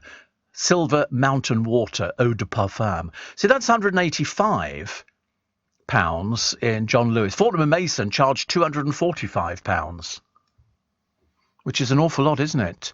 Creed Aventus, 265 or 295. I got it cheaper the other day in John Lewis. But I might go out today and get some, actually, because I haven't treated myself to anything. And Creed Silver. I shall remember that one, actually, Jordan. Thank you very much indeed. He's up early because he has to. He's a producer. And he produces a breakfast show with a well-known presenter. All breakfast show presenters are well-known. Have you noticed that? There's nobody on a breakfast show, apart from BBC Radio Shropshire, because you couldn't tell anybody who was on there. You just have to assume that the vicar will turn up or somebody who does sort of a bring and buy sale. Jam and Jerusalem, as it were. Alexandra from Surrey says, my signature scent is Creed Love in White. That sounds a bit romantic, doesn't it? I just like Creed. But Jordan will tell you that, his friend and my friend have been wearing Creed for quite some time. But I'm going to try the that new one today. I'll go and get a squirt of it and then walk around the shop and then see how many people follow me, because you get a lot of that in Kingston. You just wander into a shop before you know where you are. You've picked up a daisy chain and there's a load of people behind you. It's horrible. Nothing wrong with pet food, Steve. However, the side effects are dangerous, says tanker driver Phil. And my mate had been eating cat food pies for weeks and then died. He said it wasn't the food. He broke his neck trying to lick his tail. Da-da, you're barred. Da-da-da-da-da-da. I'm here all week. Seats at all prices. Did you know it's near impossible, says Malcolm, who's in sunny Cornwall. Don't be so ridiculous. It's not sunny in Cornwall. It's very nice to dream, but it's not at the moment. Near impossible to buy Payne's chocolate Brazils from the shops this Christmas. It's not good enough. I've been having them for the last 40 years. And Marilyn says, I'm going to Joe Allen's tonight. First time they have a Christmas menu for £40. Oh, lovely. I do. Well, that'll be my. Well, yes. Well, that'll be my first Christmas dinner. I like a Christmas dinner. I haven't had one yet. So I shall have one. And then I normally get in about 4 every Christmas, which is quite delightful. Absolutely delightful. I'm staying with my mum, says Nathan, up in Anglesey this week. She goes skinny dipping in the sea with a group. They've all asked me to go Saturday morning. What, swimming naked with your mother? I don't think so. I think that's the only thing that slightly disturbs me. I would think social services could be called on that one. Never heard of anything so ridiculous in my life. And Steve, denim and tobacco are the ones to get. My tea towels are on their way, says Taffy Nige. From Pontoclean, tidy. Do you know, I was watching Max Boyce the other day. Saucepan Phare, Saucepan Phare. I love Saucepan Phare. I tried to learn it. My neighbour Lynn tried to teach it to me, and it was like in one ear and out the other. But I love Max Boyce. He was singing with Only Boys Allowed, and it was taken from years ago, and they were fantastic. They were boys taken from the streets. Only Boys Allowed. There were only kids allowed, and then there was an adult version of it, but all boys. And they were boys who normally would get themselves into trouble on the streets because there was a lot of unemployment in Wales, and I sort of became obsessed with listening to Only Boys Allowed because they put their heart and soul into it. They had each part of Wales had a different singing group, then they would all come together and they did Eisteddfods and everything. What's the matter now? Good. It's a very good story. And anyway, and I just thought they were great. And they turned up. I think it was on Britain's Got Talent. You can see Only Boys Allowed. And two of them come on stage to sing a song, and I think it was Calon La. And then all of a sudden another 100 boys come on stage, and it was such a good feeling. It was a feel-good performance, and they were absolutely sensational. And I thought to myself then, they're blooming brilliant. And a lot of the boys sort of went on to become professional singers because they said, you know, they were taught that it's not sissy to be in a singing group. It was something that they could all do and come together. And I've got them doing carols with Catherine Jenkins and loads of other things. And they were absolutely brilliant. But it was when they brought on the two to start with. And of course, as you know, Amanda Holden is from Welsh Wales. And yeah, so I've just said it. That would make sense, wouldn't it? And the boys sing, and then they keep cutting to the audience where all their fans are. And they're singing this song. And then all of a sudden, I'm watching it now, they all come on from the wings. He then signals to them, and on they go. There we go. On they come. And the judges can't believe it because there's like tons of them. And it was Simon Cowell said, I've never heard that song before. He said, but I absolutely loved it and you. David Walliams liked them, but there again, he would. And they were just fantastic. And they went on, and their choir master did very, very well. It's like the Angel Choir of New York. I fell in love with them because they were a choir who came over. They were all different ages, not young. And they had a choir mistress, and she was really good. And even Simon Cowell said it. I wouldn't want to tangle with you. She was great. And they sing in a church, but then they go out and do other little bits and pieces. Richard says, I made some mulled wine with a cheap bottle of sangria. I just added cinnamon and nutmeg. Oh, yeah, you don't use an expensive wine on mulled wine. You use a cheap wine. That's the whole idea of it. But, I mean, I wouldn't just put in cinnamon and nutmeg. I'd buy some of those little bags. You know, put a little bag into the wine. You put it on a very, very low heat or low temperature, and then you slice up oranges and lemons and everything else, and put that in it, and just leave it. The smell of it will arouse your senses, makes you feel all festive.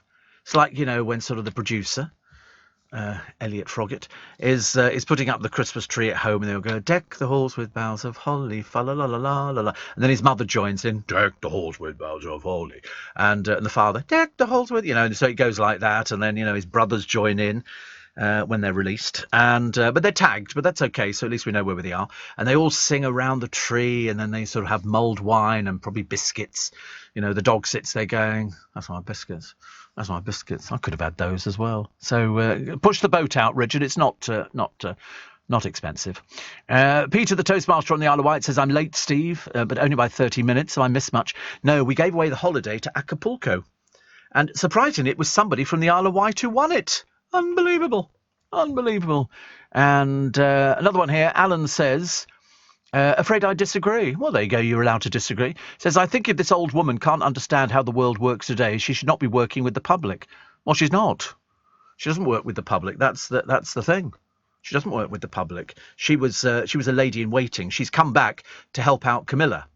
She wasn't working with the public. She was by Her Majesty's side for 60 years. They're closeted inside the royal family. When I say closeted, I mean it in every sense of the word. They don't know a world outside of that. It's completely different. Completely different. I shouldn't imagine she's even been to Hackney. I should imagine I would find it pretty... Why would she go to Hackney? What would be the point?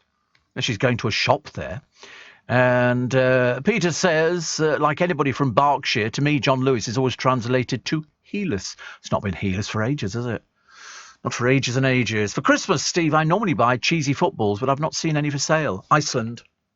They do cheesy footballs, cheese squares and twiglets. And you get like 3 for £2.50 or something, tins of them. But the cheesy footballs I used to like. Can't eat many of them, though, can you? There they are, cheesy footballs. Sainsbury's have got them on sale for £2 a tin. They do them in Tesco. They do them everywhere. Have you been outside recently? Go and have a look out there. You will find them. Leading Britain's conversation. LBC with Steve Allen. Horrible thought. Friday, December the 2nd. It's Steve Allen's early breakfast. It is very nice to have your company. Nelson, yes, the Nelson, was gripped about having fake friends. So interesting in this day and age, isn't it? Fake friends. Ooh, I'll be your friend. No, thank you. I don't need any more friends. Thank you very much indeed. Also, despite her fashion business losing millions, poor old Victoria's still struggling. I don't know why she's kept it open. Seriously, you need to sell a lot of tat, just to pay the rent on this building. It's nice to have it, but she's living, a false dream. Completely a false dream. It's not going to work. It's never worked, and it's now so much in debt. They can't keep shoving money into it. I don't know what I've said all the time, the thing to do is, if a business is losing money, you start cutting back. She's already been told to cut back once, get rid of all the fresh flowers, the cars left, right and centre. She was playing like she was, in the big boys league, and she's not. She's not. She's not in the big boys league at all, not by any stretch of the imagination. Mainly because nobody's buying her stuff because of the prices. It's absolutely ludicrous. And I said, just go online, sell it online. That way you just have it in a warehouse and somebody sends it out. Makes it so much easier, doesn't it, really? What else we got? Quick. Oh, Cadbury's have launched a cream egg, but in white chocolate, which sounds probably quite nice for a lot of people. And there's a lady in America called Rochelle Burke. She spent 22 years of her life, which she'll never get back again, collecting 452 pairs of Crocs. That's what she collects. She's mad as a fruitcake, I'm afraid. And Anton Deck's limitless win, set to be even more tense as it returns. This is where you're going to read all the crappy stories. Oh, it's the most... Oh, we've got some contestants on this one. Oh, you won't believe... They're trying to drum up interest in something that I didn't like first time round. Look at this one with all these Crocs. How embarrassing. She started buying them in the 2000s and is still expanding the collection. Ooh. You've got Crocs, have you? You haven't. You've got Crocs? 2 pairs of Crocs? Oh dear. See, I thought you'd be more a Vans person. You got Vans as well. A bit old for Vans, aren't you, really? Yeah. We heard. Mel B launching an attack on James Corden. There's something about her that's deeply unpleasant, and I can't quite work out what it is. Why should she be unhappy about James Corden? I've got no idea. And she's not exactly, the most wonderful person in the world. A father has revealed a crippling fear of Santa figures. Where do they find these people? Do they sort of put adverts in the paper going, I'm sorry, do you have a fear of Santa Clauses? There'll be a name for it. Come and sort of tell us about it and bore the pants off everybody. Who cares? Is it claustrophobia? No, it isn't. No, there's another name for it. Oh, that was a joke. I do beg your pardon, honestly. Try and find just the energy to laugh at that one. Headphones are driving a global hearing crisis. I know. I wear headphones every day of my life, 3 hours every day. Every day I wear headphones. And so when it comes to going to bed at night, I've got better hearing in one ear than I have in the other ear. And I don't know whether or not it makes... I need to go and see somebody about it or something. Yeah, I hear better in my... right ear than I do in my left ear. But I don't know whether or not it's because I've got the headphones just on the one side. I don't know. But I just know that that side is not as good as the other side. Perhaps I need to get them looked at. Perhaps I'll have to wear a hearing aid or something like that, which would be very nice. Also, there's a bill shock in the town. They can't turn off their festive lights. They've got the festive lights up. They can't work out how to turn the blooming things off. And what was the other one? Oh, an ex-minister held over sex crimes claim is now facing charges. They haven't named this person. What is it? Every time you open up the paper nowadays, there's somebody else. It'll either be a policeman or a minister or somebody saying all sorts of obscene things about people. And you start to wonder whether the world has gone completely balmy bonkers. A picture of Harry and Meghan. My God, she's bringing her acting into such a great force, isn't she, really? And footy fans are purring with delight over a feline Phil Foden. They've found a pussycat that looks a bit like Phil Foden and his ridiculous haircut. But that's the way it goes. And here's Harry and Meghan jumping for joy. Honestly, it's Piers Morgan has said the Duke makes me want to puke. Yeah. Like a joke, isn't it, really? And Harry and Meghan, everybody sees what happens behind closed doors. Yeah. I mean, to be honest with you, I just think they're the most ungrateful couple in the entire world. If Harry hadn't been in the royal family, he'd be a nobody. A total nobody. You know. And Piers says, I retched when I saw the repugnant, ghastly trailer. I mean, you know, listen, they have to try and make their money, but they've lied through their teeth to everybody. You know, we left the country, we didn't like the intrusion into our private life. Now they're milking it for all they can, and it's a bit boring. Chesney Hawkes seems to have come back.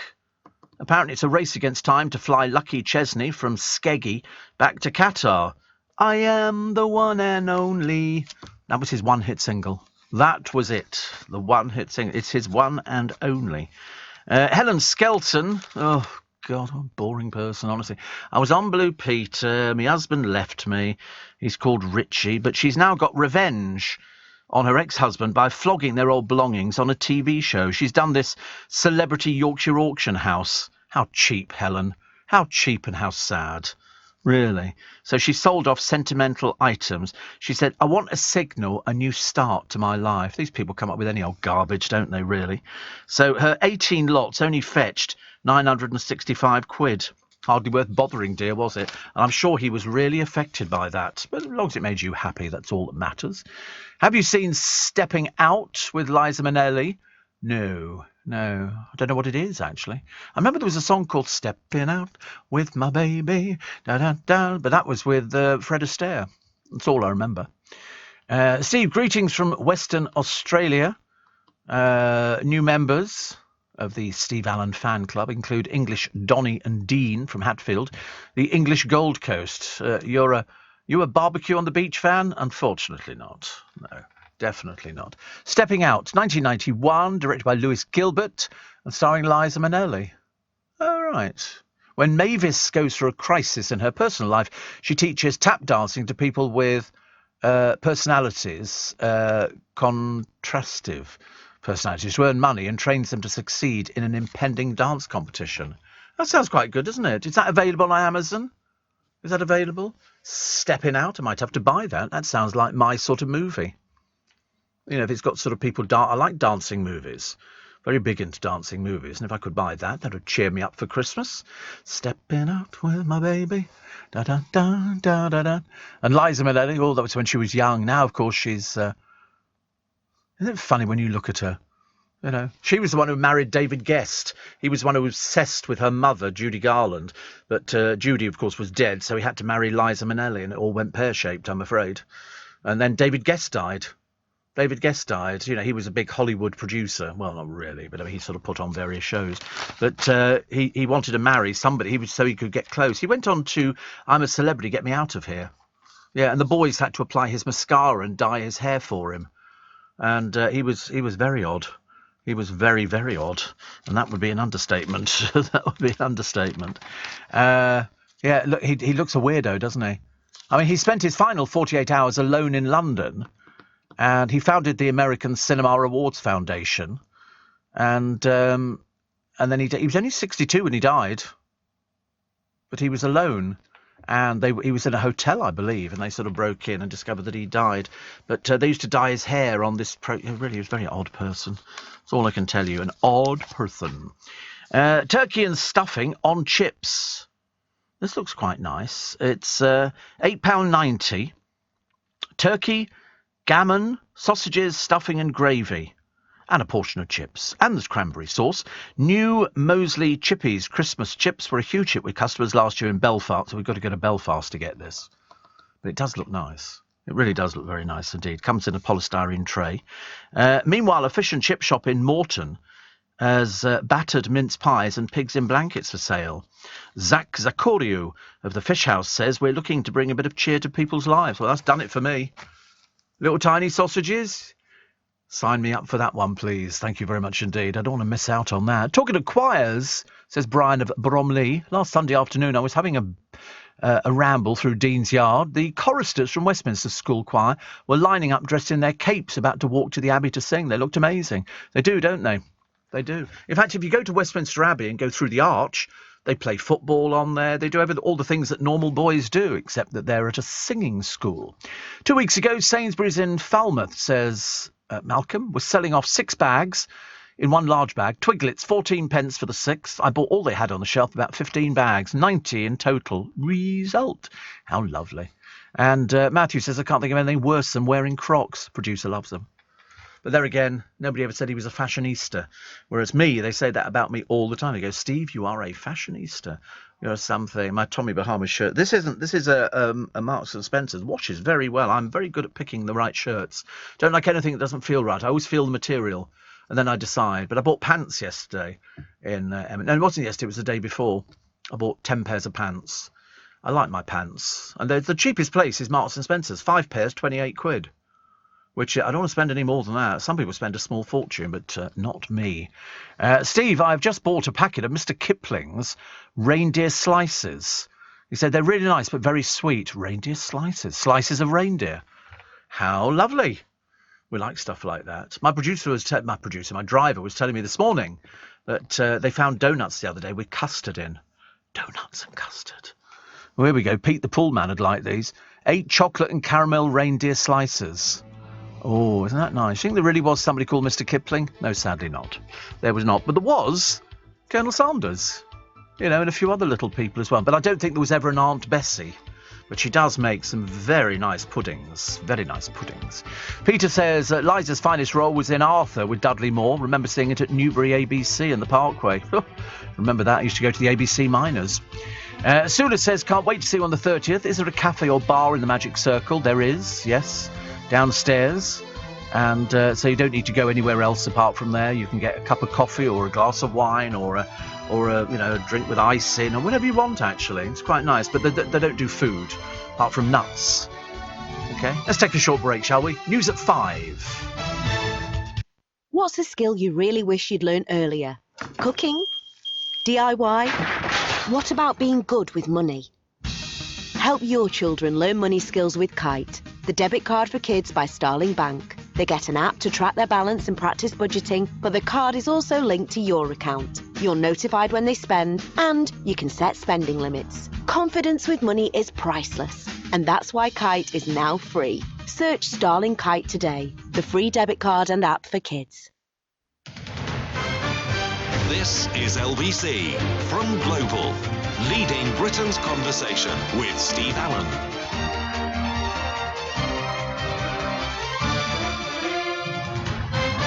Morning, everybody. Nice to have your company. Friday, December the 2nd. It's Steve Allen's Early Breakfast. You are very welcome as we head into the weekend. Very excited. It's going to be freezing cold. Absolutely freezing cold. I was just finding something, actually, a short while ago. And I've now blooming well lost it. I'll probably find it in here. And it was the fact that Matt Goss, I think he was in Strictly and then he got kicked out very quick, mainly because he couldn't dance.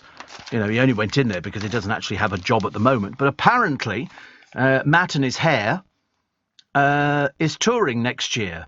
He's taking the Royal Philharmonic Orchestra with him around the country to perform the songs of Cole Porter. Oh dear, he's lost any credibility now, hasn't he? So, he's going to be singing Luck Be a Lady Tonight. And also Bros are set to record their first album in 3 decades and will head to the studio after Matt bids for his first Christmas #1. No chance. No chance. It's embarrassing. But apparently Matt, fresh from Strictly, freshly kicked out in Strictly, he didn't last 5 minutes, says it's my honour to be paying such a wonderful tribute to a great man. Yes, Matt, back with a new single, kicks off at the Fairfield Halls in Croydon. I played that a few times. Sold out every time. Be interesting to see if Matt sells out at the Fairfield Halls in Croydon. But you watch. They always do these things. You've got to be careful because they book all these dates out. And then, if you remember the last time Bros got back together again, the best thing about it was the DVD, which showed Matt having Queenie tantrums all over the place. I mean, it was just, I've never seen such language. But there again, we have bitter experience, I'm afraid, of Matt Goss. But he's disappeared at the moment. So he's got a Christmas single out, and he's going to go touring next year, and Bros are going to record another album. What a nightmare year next year's going to be for everybody. Can't think of anything worse. And more on the woman who broke her leg when she hit a pothole whilst illegally riding an e-scooter. First case of its kind to reach court, Giovanna Drago blames the council for failing to maintain the road. She claims she took 20 months to recover after crashing on her £558 scooter in October. She was left with a 12-metre scar. She said the hole was hard to spot in the dark, but the council says it's not liable as only e-scooters from authorised hire schemes are allowed on public roads. Geoffrey Mott, representing the London Borough of Barnet, said the crash was caused by her criminal act. Miss Drago of New Southgate claims she didn't know she was breaking the law, and you must be really stupid. I could ask around here. The boys knew immediately these things were illegal. You must be thick as a brick, love. You should know. Everybody told you. In fact, even the company that sold it, she says her barrister argued that her offending was minimal and she should get compensation. What, for you riding something illegal on the road? I mean, really, come on. Do us a favour. It's your own fault. You shouldn't have been on the road, did it? They're illegal. Everybody knew about it, and you must be the only person in the entire universe who doesn't know. I mean, it's a good old wheeze, love. But to be honest with you, something with no insurance. I can't drive my car on the road with no insurance. Well, I can. But the police would stop me very quickly and go, you've got no insurance. And if I have an accident, who's going to pay for it? Steve, the Millennium Stadium in Wales has a capacity of 74,500. Good God. It's built acoustically. As the Welsh sing, the only place better for me is the Royal Albert Hall. When the crowd sings the national anthem, Calon Lan, Bread of Heaven and Men of Harlech, it's wonderful. I know all those songs. Bread of heaven, even now and evermore, evermore. I love Welsh choirs. I remember getting off the train at Paddington some years ago, and a Welsh male voice choir was singing at Paddington Station, and the acoustics were brilliant, and they sung Men of Harlech. It was just brilliant. It was everybody stood there and just listened to them. You cannot beat a Welsh male voice choir. It's as simple as that. It's just about as good as it gets. As good as it gets. So what was the other one that we quite liked, actually? Harry, we've done. Headphones. Apparently there's a shortage of Father Christmases this year. No, put your hand down. Put your hand down. You don't have a little white beard. You've got to have a white beard. You can't grow one. I've seen your attempt at growing a beard. No, it looks ridiculous. It looks ridiculous. You just look ridiculous. You have to have a proper white beard. They did it in Miracle on 34th Street, 54th Street or something. Anyway, and where the little girl goes, your beard is... He said, no, it's real. Pull it. So she pulled it. Oh, it's real. Because it's got to be a real beard. And Father Christmases, you can't just have one. You've got to have them working in rotation.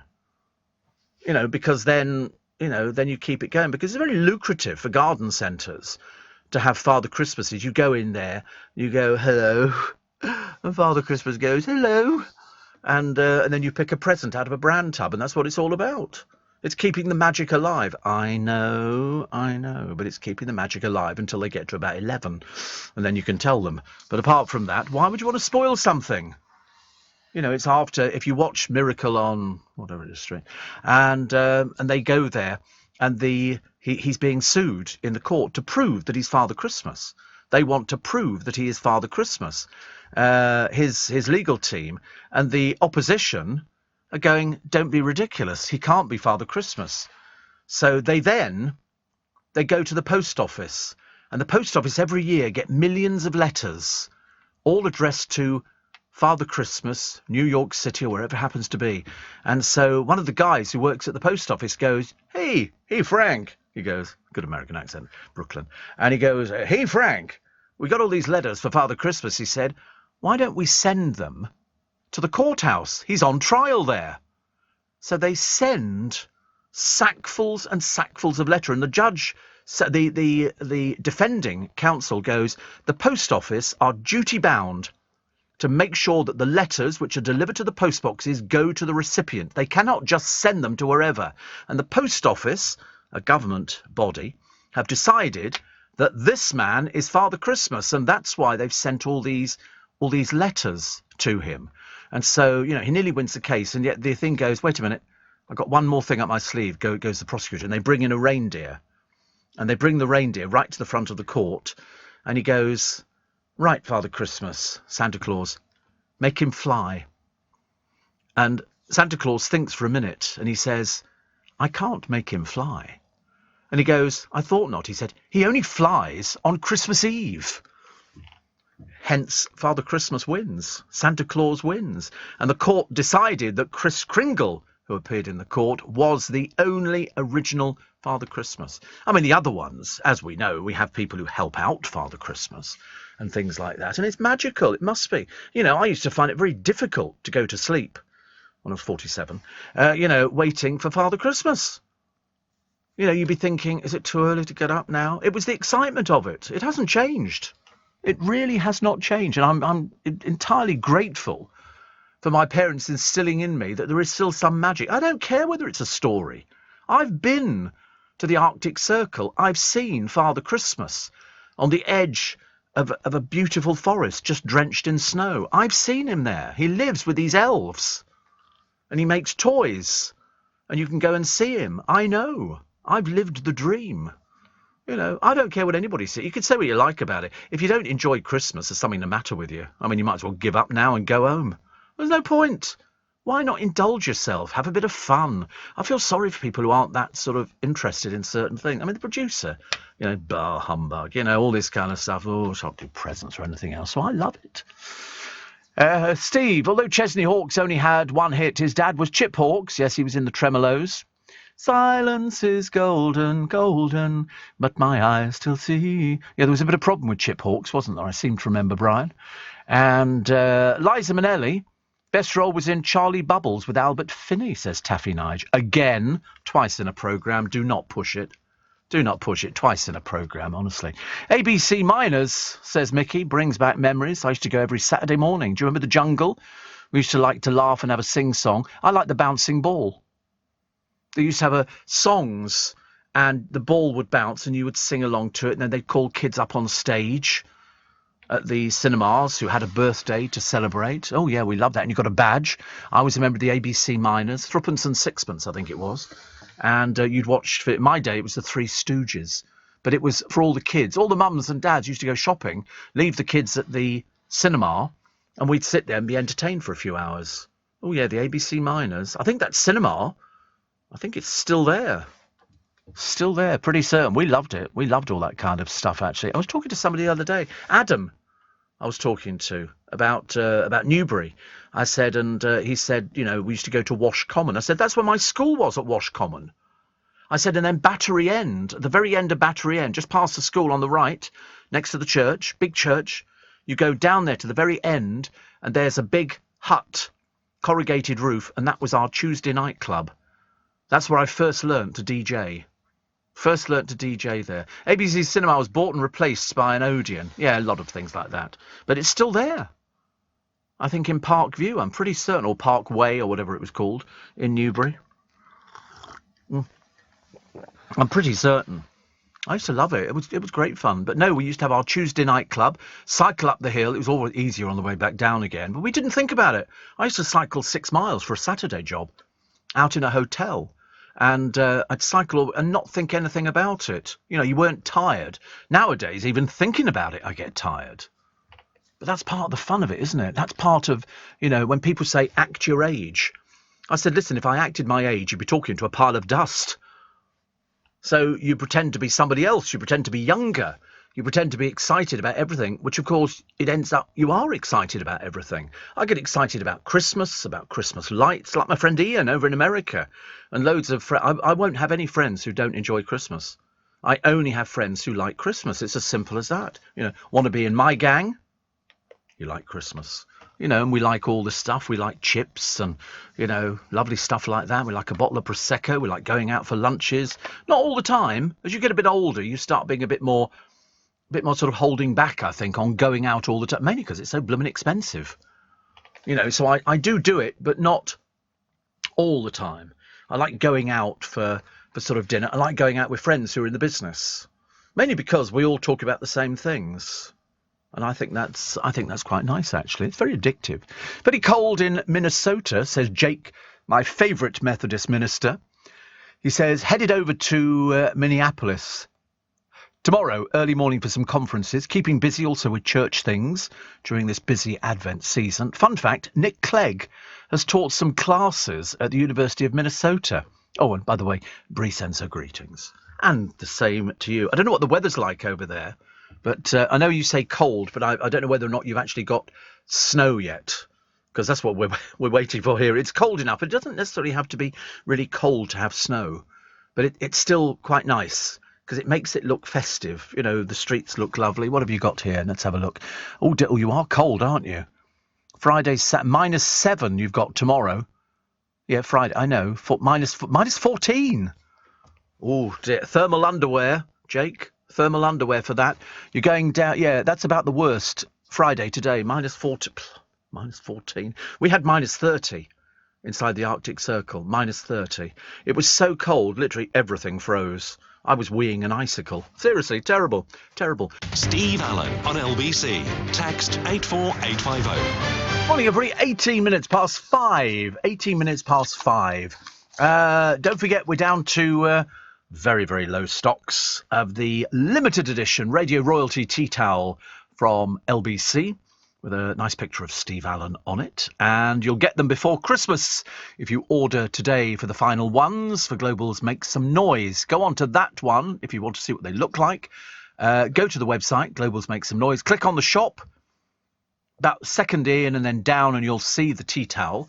And all the money raised goes to Make Some Noise, which supports 100 brilliant small charities, the food banks, the mental health programmes, the domestic violence helplines, the carer support, the community projects and other vital support programmes. So all the money goes to much needed courses at this time of year, and for little charities as well who basically don't get any help from the government. They have to raise money themselves. So any money that we can get for them is always such a good thing. So go to Global's Make Some Noise website, click on the shop, and then you will find the tea towel, and you will order it, and you will receive it before Christmas. Anything ordered up and to including, I think, the 19th, we can probably stand a very good chance of getting it. But the earlier you do it, the quicker it is, and then we will get the tea towel too. Buy two, and then you can sort of keep one. Or you can have one framed or something like that. They're very nice indeed. But as I say, all the money raised from the sale of the tea towels will go to Global's Make Some Noise, and I thank you in advance. Steve, currently driving back to Cambridge from Welsh Wales. Thank you for the mention of Welsh choirs. I love Welsh choirs. I love choirs full stop. The Angel Choir from New York, they're really good, actually. Very, very good. But anyway, I also love Only Boys Aloud and all the other Welsh choirs. I just love anything like that. I'm just in awe of that sort of stuff. Very emotional. So best wishes to my father, John Howell Williams of Llanelli. You notice the pronunciation. Pretty good, thank you. Who recently retired as a Welsh choral conductor after conducting his choir, the Howell Girls Choir, for 73 years. He started the choir 1948 under the reign of King George VI, taught 8,000 plus choristers, 900 plus concerts, 25 international concert tours, and took the first British choir behind the Iron Curtain to Czechoslovakia and Romania back in the early 1950s, and all done voluntarily. Sadly, age and health made him put the baton down. A legend. How lovely. Yes, congratulations to John Howell Williams of Llanelli. Hope I've done it justice, but I shall have to check that one out a little bit later. 84850 steve@lbc.co.uk. Pete says, I've had a dreadful week. with leaking pools, dealing with jealous Twitter trolls, and fixing a spa that won't bubble. However, it's my 4-day weekday off. I've a bag of snowballs and you on the radio, so all is good. Him and his snowballs, honestly, he loves this chocolate. Oh, trolls we never worry about. I always, trolls are always very jealous people. You know why? Because they've achieved nothing in their life. They don't do anything. They just sit there behind their computers, basically writing rubbish because they've got nobody to talk to. They don't have friends, and they haven't achieved anything. Most of them aren't working. They're sponges of society, and they don't like anybody who's done better than them, which unfortunately is everybody. But they always manage to find another one who is as peculiar as they are. And when I say peculiar, they really are peculiar, some of them. Some of the things that they actually write to people. And the more successful somebody is, the more they will write, because they really are that sad. I don't know what you can do with them. I suppose you just have to. I just always delete anything like that, so I never get to read it. It's the producer will just go, deleted, deleted, deleted. We love it. It's great. So they can carry on writing, but it doesn't go anywhere. Lovely to hear about you talking about the Tuesday night club at Battery End Hall again. I spent many a Tuesday there. Did you know Dave James? I didn't, no. Sadly, I read on Newbury Facebook group that he recently passed away, says Julie. Oh, right. Dave James. No, there was a DJ. What was he called? There was one who was like the biggest DJ in Newbury at the time. I don't remember him being that, but I think... Oh, what was his name? Because he went out. I can picture him. Because we both came up to London, ironically, to audition for the same company in London that had various big discotheques throughout the capital. One in Richmond, which was Cheeky Pete's and Brolly's, and we both auditioned there. And he was like the big name in Newbury. He was the big name because he had orange speakers, and they were literally, you could throw these things off a mountain and they would survive. The front of the speaker was done in like rope. Orange speakers were like, if you could afford them, they were fantastic. And he had those and a deck, and he always played one record that I always remember, and I bought it for my collection, which was Sam Cooke's Another Saturday Night and I Ain't Got Nobody. I got some money 'cause I just got paid. But there you go. 499. They were fantastic speakers. You could abuse them. You could abuse these speakers because, if you're using them for groups, they get thrown about all over the place. We just had two little Carlsberg speakers, which we paid. I can't remember what we paid for, but it was definitely, I don't know if it was Dave James. James sounds like a familiar surname, but I can't remember. Have we got a picture of Dave James, the DJ? So, I mean, he was always older than we were. We were sort of very much younger at the Tuesday night club. But my first equipment came from my Uncle Alan and Auntie Janet, because he had it in his shed, because he used to do gigs in Ilford, and he had an old valve amplifier. So that's where I first started. Came up to London. Rick James, his name was. Rick James. Might have been called Dave in real life, but he was Rick James. Just remembered. Sometimes these things flood back in. And we both came up to audition for this company called Goodhues. And ironically, I got a job and he didn't. And they booked me to come up to London to work in a proper... So I would drive up from Newbury to appear at Cheeky Pete's on a Saturday night. And that's where I first met Dale, because he was my relief DJ. He'd go, Steve... And you go, yes. And he'd go, I'm Dale. And I go, oh, hello. And he was my relief DJ. I always tell the story that on the first night we met, he turned up, and I remember looking at him thinking, well, you're going to be rubbish, aren't you? And he had great mic technique. That's what, because in those days it wasn't mixing, it was talking. You had to talk. And so I was okay talking, but not as good as he was. And I said, oh, I'm going to take a short break. I'll be back within a minute. Here's Dale Winton. And there was a cheer. They knew who he was. They knew who he was. And because he used to work at Charlie Brown's in Tottenham. No, Chris, he wasn't. And that's where we first met. And then he would hang around until I finished the set. And then we would go up to Heathrow Airport and get ourselves a club sandwich. And that was the height of decadence. Did we find no pictures of Dave? Nothing. Oh, right. Rick James? Do you want to try Rick James? See if that... Oh, right. We'll put down DJ then. That'll be helpful, and you won't have to do Rick James. But don't make obstacles. Don't make obstacles. Otherwise, it makes it look as though you're not trying. And don't talk under your breath either. I can lip read. I've learnt over the years. I used to do all the programmes on the television.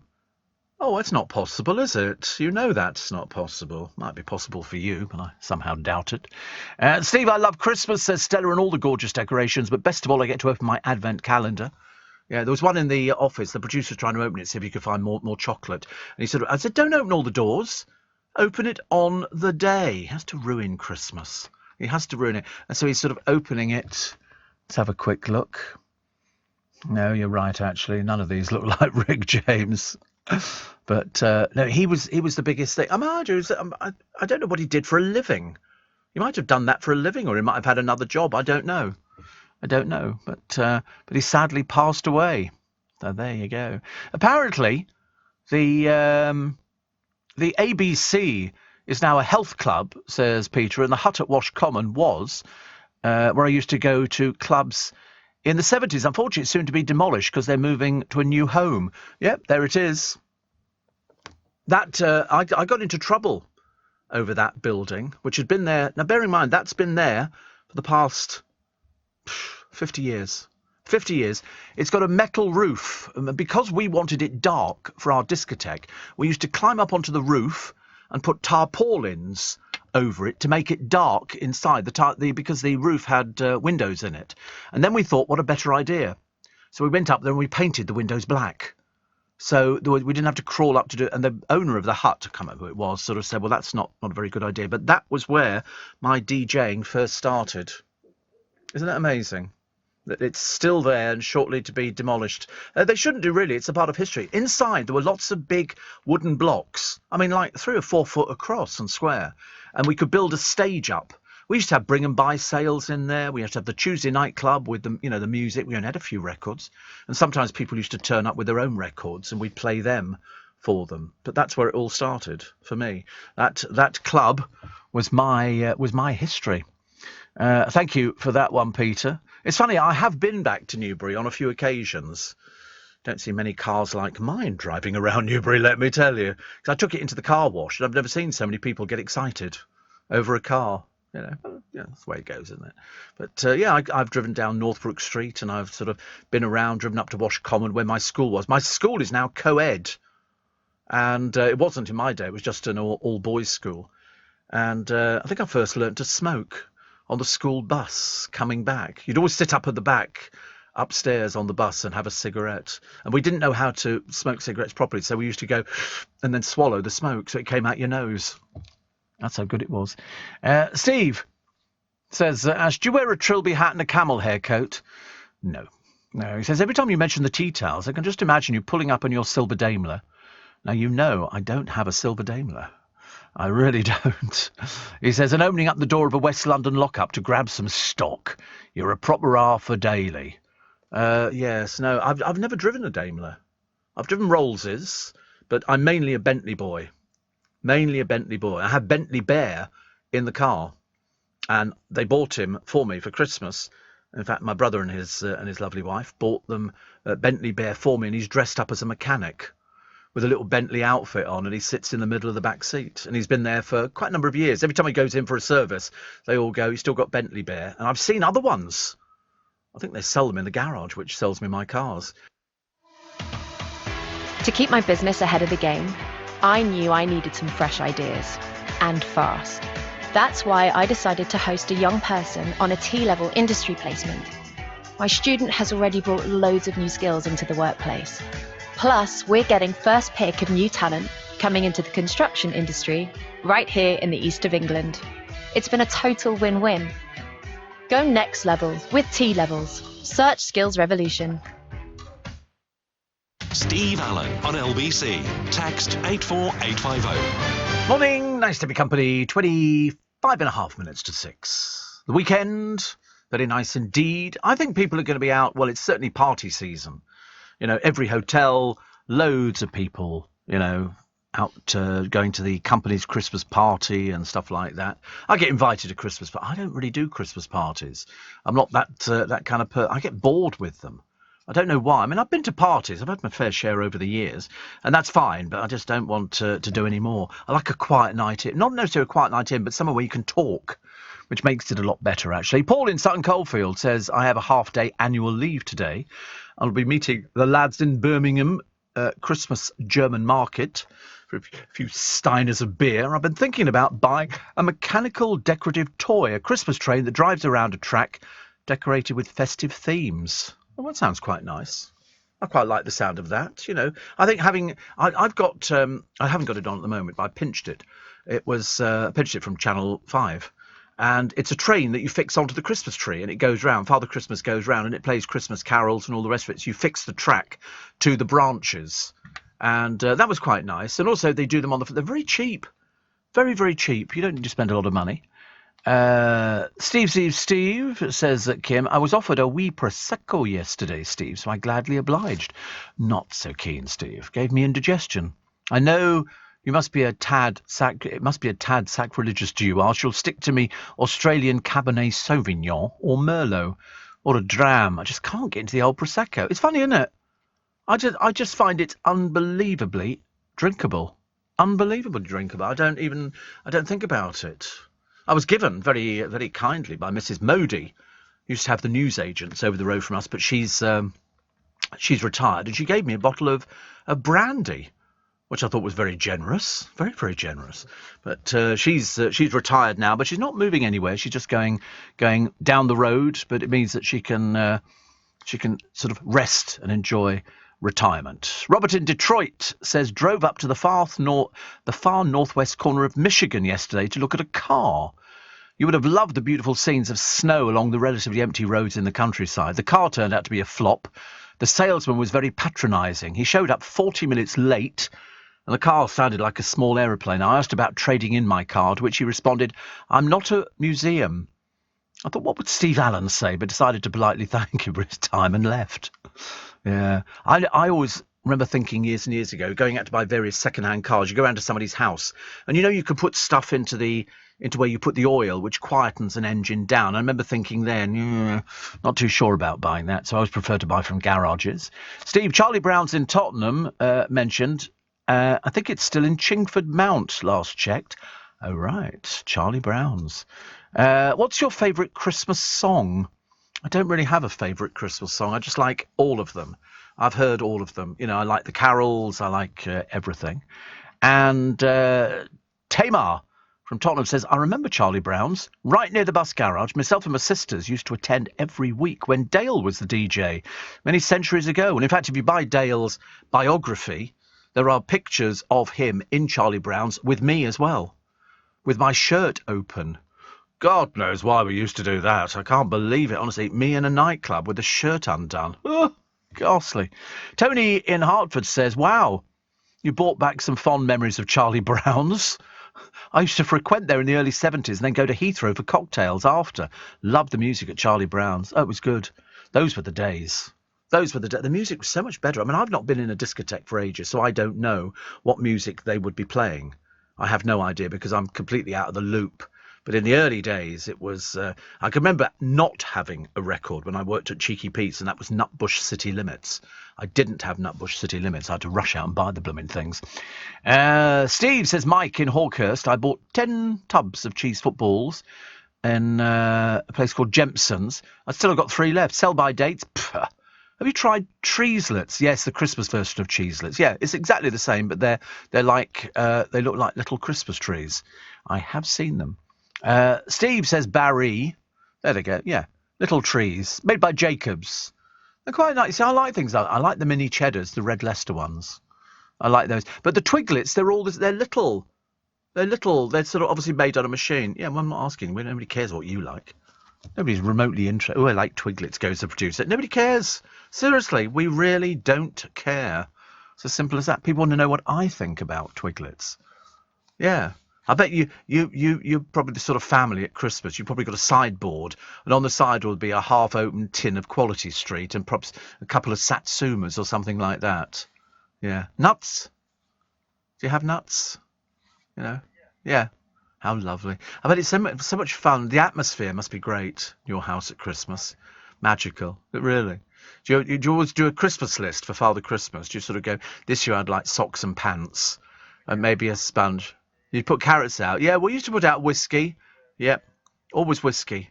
By the time he must have done the fourth house, he must have been off his trolley. I'm not surprised. You go, a present for this house here. Because people keep giving him brandy. Barry says the tea towels seem as big as a beach towel. Well, they do if you're very tiny, yes. But if you're a normal-sized human being, it's definitely a tea towel. Please buy my tea towels. I've only got a few left. Please buy them. I feel so much happier. And we raise a lot of money for charity. What else we got? Headphones and things. Also, an ancient alien statue may have been found on Mars. I mean, there is nothing on Mars. Okay, let's not be silly about the whole thing. There is no life on other planets. And don't go, well, you know, we've sort of been there and we would know about this. No, we wouldn't. It's like people say, oh, they visit our planet on a regular basis. No, they don't. No, they really don't. If they did, why would they not, you know, come and land in Trafalgar Square, take a picture of our Christmas tree? You know, so they go, oh, it's photographic evidence of an ancient statue. This is an extraterrestrial enthusiast, otherwise known as some mad as a barrel load of twiglets. They sort of think, oh, no, this is definitely... He's not. It doesn't look like a head at all. It just looks like a rock. So it doesn't look like an alien head. It looks like it's a rock halfway down a mountainside. It doesn't look like anything else at all. Let's start that bit with me. Steve, my company's Christmas party in London is week after next. We're all really looking forward to it. After a couple of tough years, says Chris in Portsmouth. But if the rail strikes go ahead, we may have to cancel everything. It's not fair on us and not fair on the poor hospitality staff who lose out on money they really need this Christmas. Sorry for the moaning. No, I agree with you. I agree. But they don't care. They're not bothered about you. They stick their fingers up to you. They think they're hurting the train companies. They're not. Have you heard the train companies coming back with an offer? No. So what, is this going to go on for the rest of our lives? Possibly. Possibly. They seem intent in bringing down, you know, everything. It'd be quite funny, wouldn't it, if they just go, I tell you what we're doing, let's close down the railways completely. We'll just leave them all sitting in the sidings and we'll all eventually find another way of getting backwards and forwards to work. Because I can't see any way out of it. Jason says mother and the mother-in-law are staying for a week. Oh, my God. Really? You'll be on medication. Yesterday they had a Are You Being Served binge. Something I hadn't noticed was they leave a lot of the mistakes in and just plough on. Yes. Steve, says Kay, why did you have to go to Heathrow for cocktails after Charlie Brown's? I didn't. That was somebody writing in to me. I didn't say I've been to Heathrow for cocktails. I said we used to go to Heathrow to the hotel and have a club sandwich. Must listen, Kay. Get some new batteries. You know, makes it easier. Festive greetings. Heard you talk about eating dog meat. Surely if you do, you're barking mad, says Tony in Newark, your bard. And James says, I need advice. I went out on the lash last night and feel terrible. Should I pull a sickie? I don't think so. So you're talking to the wrong person. I never pull sickies, you know, even with a bad head or anything like that, because I'm a professional. And if you're a professional, you come in, come rain. It's like saying, I looked out the door today, it's snowing. I don't think I can make it into work. So you phone up work and go, I can't come in. And they go, why? And you go, I don't feel very well. You know, never an excuse as far as I'm concerned. I've seen people before. I remember we had one of the lads some years ago. There was a big Christmas party. I didn't go to it. I just caught the after effect. I won't tell you who the person was. But they came back in and they were doing a programme. And, of course, if you're very, very hungover, it was a nightmare. And so literally every 5 minutes he was sick. They had to move the bin in so that you could... In the end, I think he just gave up gracefully. I luckily have never been like that at all because I'm good. So, James, wrong person to ask. Kevin, the noisy bass-playing milkman. Talking of speakers... Steve, he said, before my band broke up again a few years ago, I treated myself to an Ashdown bass amp and speaker combination. 220 watts at my fingertips. Always kept the drummer in his place when I turned it up to max. I'm having a look. Nice. Very nice. An Ashdown. They don't look cheap. They don't look cheap. I like it in blue. Blue looks very nice. Blue is a green, green grass. Blue, blue sky. Better hold a party on the day that I die.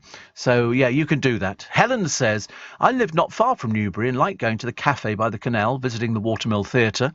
And I recently went to Camp Hobson for the first time. The store was having a Christmas party shopping day with free drinks and mince pies. And I also used to go horse riding on a farm at Wash Common. My friend used to live all the other side of Wash Common, down the hill, or down the Rent, a little village, and I'd cycle all that way. And we were near Thatcham, miles away. I used to work for a company, says Lee, who had their Christmas due at the end of January, because the room was cheaper. Yeah, you can always tell, people have them midweek because it's cheaper to hire out. But we are an enormous company, But we've all had a very nice present this year. Oh, did you not get the you didn't get the present? No. I wonder why. Leading Britain's Conversation, LBC, with Steve Allen. We've started doing present time in the studio. We started asking around each other, because we're like bonding. And, what would you like for Christmas? You won't believe what the producer wants for Christmas. He said, oh, Steve, he talks like that. Oh, Steve, he said, I'm not very good at asking for presents for Christmas. He said, so I ask people to buy me their favourite book. Seriously, I know. I thought to myself, life is more exciting in the studio than it is at his house. Imagine. So he gets these sort of books. He's only got 2 friends. So he gets 2 paperbacks. One will be Noddy and Big Ears on holiday. And the other one will be The Famous Five. And he reads them. Oh, Steve, I get books from people for Christmas. Oh, God in heaven, honestly. Small wonder he can't wait for Christmas to be over again. Can you imagine? His mother must be going, wouldn't you like to go out, dear, and go and see some friend? But he doesn't do that. He'd prefer to sit in and annoy the heck out of everybody. Steve, if living in West London, the night bus to Heathrow from Trafalgar Square was only affordable way back before then, says Roger. Yes, there is a night bus. It's the N22, which goes from Trafalgar Square all the way out to Twickenham. But it takes forever. I mean, it really takes forever. You've got to go round the pond. Exactly. I always want to sit downstairs near the driver in case there's any sort of altercation, and I have to sort of defend myself. You Steve Allen, mate, you get that. You get that all the time. I go, no, I understand. I have to pretend, actually. I have to pretend. Cat in Slough says, tea towels are great. At Christmas, my family always had cheese footballs, twiglets, nuts in shells, satsumas, and an absolute must-have was Stone's ginger wine and Babycham. Ooh, Stone's ginger wine. I've never drunk it. I've seen the bottle. I know the bottle very well, but never actually drunk it. What do you have that for? Isn't it sort of medicinal or something like that? Stone's. It first produced it was in 1740, and it's got raisins, ginger in, all sorts of little bits and pieces. But I've never had it. But it says it's for reducing inflammation. I'll get some for the producer. That'll work. It's even been cited as having aphrodisiac properties. Maybe not. Maybe we'll think of something else to get him. Don't want to encourage anything like that, do we? You can imagine. Oh, I've had some Stone's ginger wine, Steve. Stay away. Stay away. Stay very far away. The story of a massive black bear that went berserk after consuming a duffel bag full of cocaine has been turned into a Hollywood movie. It's called Cocaine Bear. It's going to be what? It's going to be on screen next year, they reckon. Is that such a funny story? They're going to call it Cocaine Bear because it consumed a whole haversack of cocaine. I'm so glad I never did drugs. It just sounds quite ghastly, actually. Really does. Favourite chefs. 2 top chefs sharing their favourite winter warmers. So that's quite nice. Both are ambassadors for Albert Bartlett. And Stevie, head chef at Scotland's only 2 Michelin-starred restaurant, Andrew Fairley, says this latest revelation came as no surprise. So there you go. So Michel Roux Jr., who owns the 2-star Le Gavroche in London, and they've got all sorts of things. Does this sound nice? Buttery fondant potatoes in lager. Maple and whiskey glazed potatoes with smoked bacon and ginger. Sounds good, doesn't it? Here we go. Applewood smoked cheese and chive potato cakes. That sounds quite nice. That's a bit of good. I still like the sound of buttery fondant potatoes in lager. That sounds quite nice. Or failing that, you can have rooster potatoes and chorizo gratin.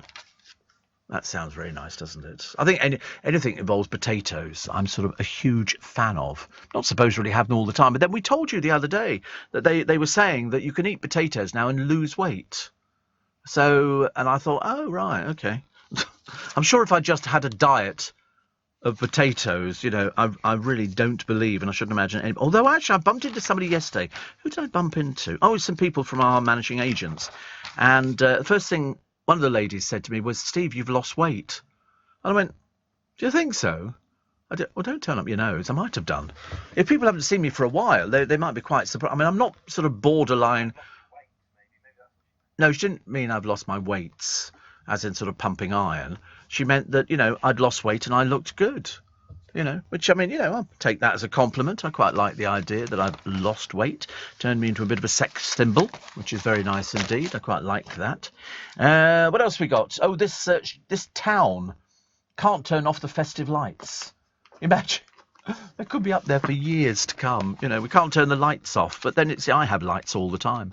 I love Christmas lights. I don't call them Christmas lights. I just call them lights. And they look quite nice. I see no reason why we shouldn't have them, especially when you've seen what Winter Wonderland looks like, with all the lights on all the rides and the circus and everything else. It's really beautiful. Animal lovers begged the Mirror for help after they saw a lion cub being forced to live on a balcony in the World Cup city Doha. They do things like this over there. That's what they do, I'm afraid. Several distraught neighbours filmed videos and sent them to animal rights organisations. Oh, well, good luck with that one, then. Good luck with that one. At one stage, somebody threw down some meat as the cub appeared so hungry, but it became stuck on a roof. They're so cute when they're little, but they're not for pets. They're going to turn up to be very big, and they're going to want payback time. At the same time, Ian Blackford has said he will quit as the SNP's Westminster leader after more than 5 years. Good. Let's get some more people in. I mean, I don't mind his speeches, but it does tend to turn into the same old every single time, which is a bit of a pain. Here we go. Tributes to the grandfather killed by that cow. We told you about that the other day. And Nelson's letter to a valued pal. It was an unpublished letter from Admiral Lord Nelson denouncing shallow friends. If the cap fits. The British naval hero wrote to Admiral Sir Thomas Rich in 1801 after his only loss to the French in the Napoleonic Wars in a raid on Boulogne. Whilst on HMS Amazon, oh, look at that, HMS Amazon. Perhaps he ordered a DVD. He wrote, when I was in 1784 going out in the Boreas to the West Indies, you had the goodness to ask me to dinner with you at Plymouth. My dear sir, it is from these times that I value my acquaintance, not only not those who are pleased to become acquainted with me. Now I am fortunate in the world. So in other words, people were just getting friendly with him because that letter sold for £4,000. I just wrote a simple one to the management. Get me another producer. It's simple. It's sort of over and done with, and then pretend I never wrote it. Helena Bonham Carter is going to be playing a new role. Well, it's not really a new role, but for people of a certain age, you will know this. She's going to play Noelle Gordon, who was axed from Crossroads. It's before a lot of people's time, but I used to love it. The Hollywood actress stars in Nolly, alongside Mark Gatiss as Larry Grayson, who, of course, was very close to Noelle Gordon. And Helena said, when I read the script, it was like a gift. Well, I can't wait to see that. Helena, who says, when I read the script, it was like a gift. A dream is like meeting someone and falling in love. I watched Crossroads, so I know Noelle Gordon as a figure. But I hadn't really taken on board the sacking. Yeah, everybody lampooned it at the time when she was fired. I mean, she was the star of the show. I mean, she ran. I don't know why she was fired, actually. But it'll be on ITVX in the new year. The service launches on December the 8th with 10,000 hours of free content. Well, I'll be watching that. I think that sounds fantastic. That's really very good indeed, because I was a big fan of Noelle Gordon, but she was lampooned in, I think it might have been French and Saunders or something like that. I mean, she stayed with the programme until she was sacked in 81. I think ATV, as was in the process of being reconstituted into a new company, Central Independent Television. Central were obliged to continue ATV's commitment to Crossroads. However, the head of programmes, Charles Denton, and head of drama, Margaret Matheson, wanted to end the soap opera in favour of more expensive and lavish drama productions. The decision to dismiss Noelle Gordon, the show's most popular cast member, was taken in the hope that the viewers would desert the show, giving Central a valid excuse to axe it. But she returned in August 83 just for 2 episodes. So it didn't work the way they wanted. Boo to them. Boo, boo, boo. Honestly, fancy wanted to act something, hoping that, because she was the star of it, that people would desert the show, and then they could have a valid reason for going, oh, nobody's watching it now. What an underhand thing to do. How ghastly. Steve, says Johnny, it must be very awkward when your producer asks his mum for her favourite book for Christmas and he then receives 50 Shades of Grey. Yes. I've not met the family. It's probably best, actually. They'll probably just sort of, oh, we'd like to come around for Christmas lunch. That sort of thing. It's, let's all be buddy-buddy. I don't think so. It's not that kind of thing at all.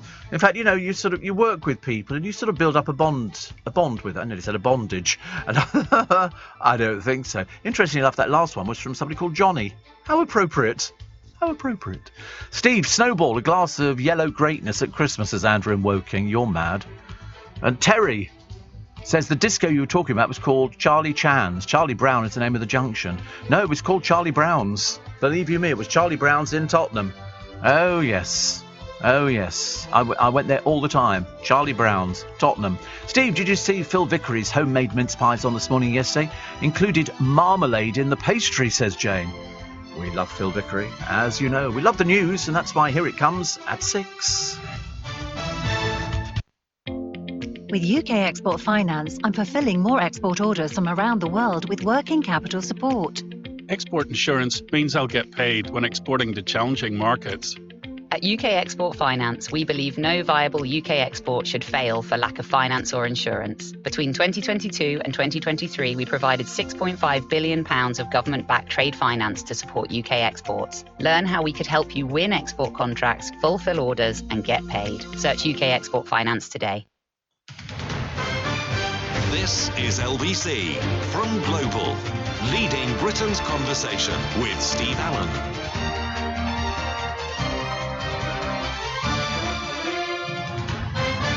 Morning, nice to have your company. Welcome to Friday. Welcome to, thank goodness it's the weekend. Thank goodness it's shopping. That's going to happen. I reckon this weekend it's going to be really busy everywhere. People are going to be going out shopping because most of us, I say most of us, try and get things organised for Christmas because it's going to creep up on you very quickly. It's December the 2nd already. The countdown begins. So I think over this weekend, people will be buying their Christmas trees. People will be ordering turkeys.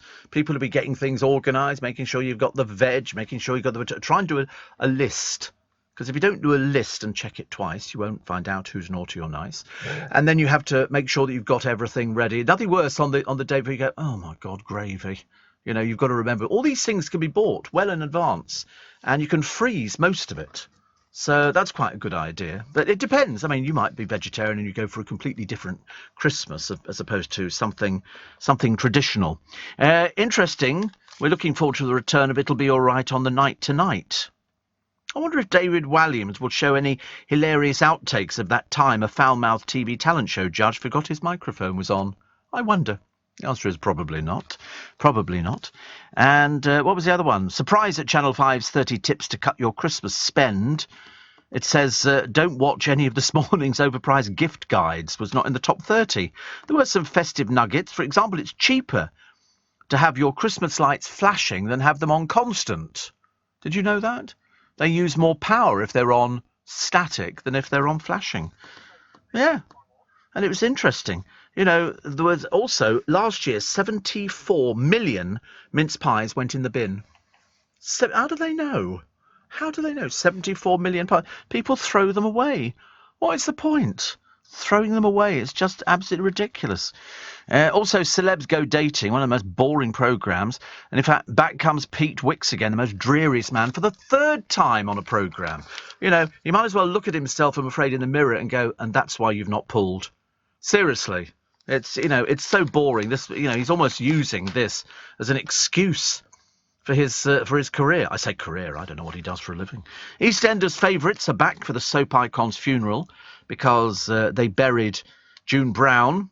Even though she died in April, they've just done the funeral now because they're doing two separate things. But it was a horse-drawn funeral. Must have cost a fortune. Where did June Brown get about £20,000 from?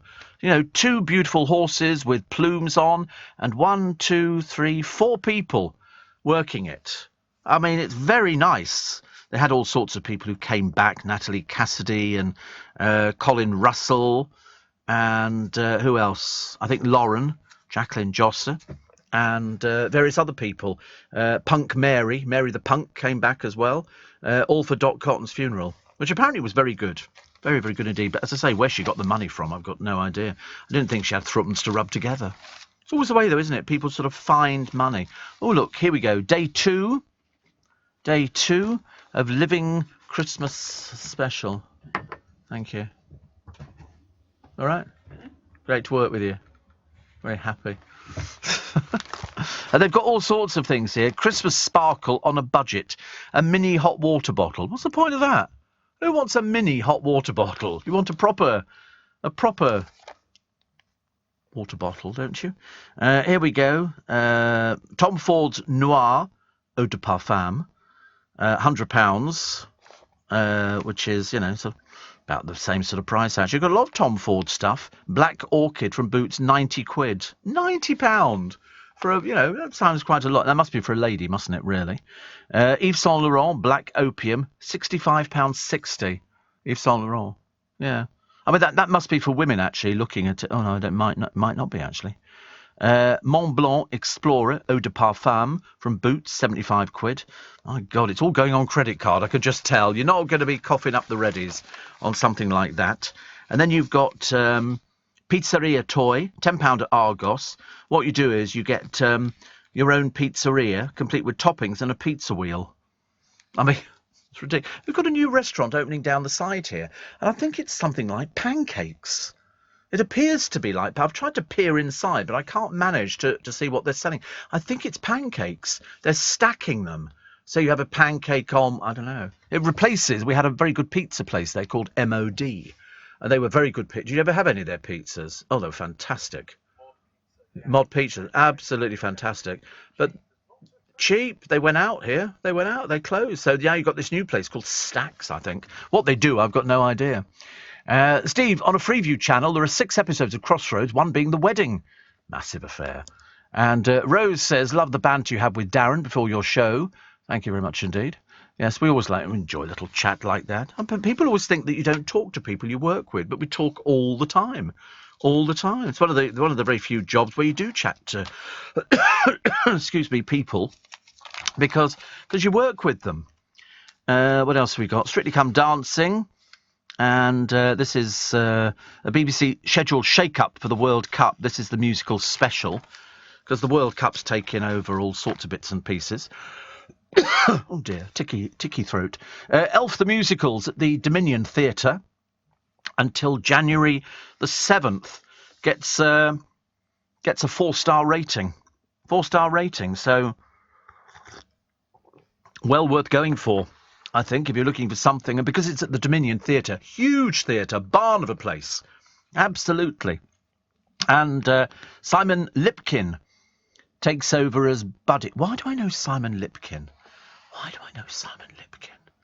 Simon Lipkin, was he the bloke who used to dress up and annoy people? He's a comedian, isn't he? I think British. Oh, perhaps he's. Oh, maybe not actually.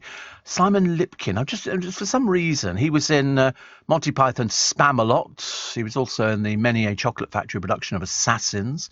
In fact, he's done loads of things. He was Bill Sykes in Oliver as well, and now he's. But sorry, I don't know where I know him from. I just know the name. Who was this bloke who was a Jewish comedian? That's all I remember. And he used to sort of pounce on people and prank them. That's all I can remember. I can't remember anything else about it. Somebody might have to help me on that one. Somebody will remember. But he was also in Guys and Dolls, and he was in Wind in the Willows. He was Ratty. So mainly musical theatre. He's been in Avenue Q, Rock of Ages. I loved Rock of Ages. And he's also been in Doctor Who. And he was in Nativity Rocks. But he's now starring as Buddy the Elf in Elf the Musical, which, of course, you can see clips of the original movie on is it the Aldi advert? It is Aldi, isn't it? Asda. It's very clever, very cleverly done, but it gets great reviews. They say it's a slick, funny, and as close to an American panto as it can get without actually being one. There you go, one for everybody. But my favourite is back in cinemas again. Michael Caine in The Muppet Christmas Carol, which is banging banging production. It really is. It's great. And that gets 5 stars. They say Albert Finney was too hammy, Alistair Sim was too posh, and George C. Scott was way too American. So Michael Caine, they say, was the quintessential Scrooge 30 years ago when he starred in the best ever version of Charles Dickens' Festive Story. I thought it was wonderful, actually. I thought it was absolutely wonderful. Because a friend of mine said, you've got to watch The Muppet Christmas Carol. So I bought it on DVD, and I have to be honest, it's got everything going for it. It's beautifully done. Beautifully done. And you suddenly realise that Muppet master Brian Henson actually improves the story, undercutting the more saccharine moments with sharp humour, talking vegetables, and exuberant song and dance routines. I loved it. Talking vegetables. Yeah, the Muppets. Hello. Talking vegetables. Yeah, absolutely. What else do you think? It's the Muppet Show. You know, Waldorf and Statler, and it's rubbish. It's rubbish. I liked it. Yeah, hurrah, hurrah. That was good, wasn't it? I like things like that. The ELO Experience. It's a tribute to Jeff Lynne and the Electric Light Orchestra. So, I don't know if it's them or if it's not them. I don't know. I can never tell with some of these tribute acts because there are so many good ones out there that I never know whether or not they are actually the group. It's the ELO Experience. So I'm assuming it's a sound-alike group out there. It's not actually Jeff Lynne, is it? Simon Brodkin. That's the bloke. That's the bloke. He did the Theresa May, and he was always wicked, and doing all this kind of stuff. That's right.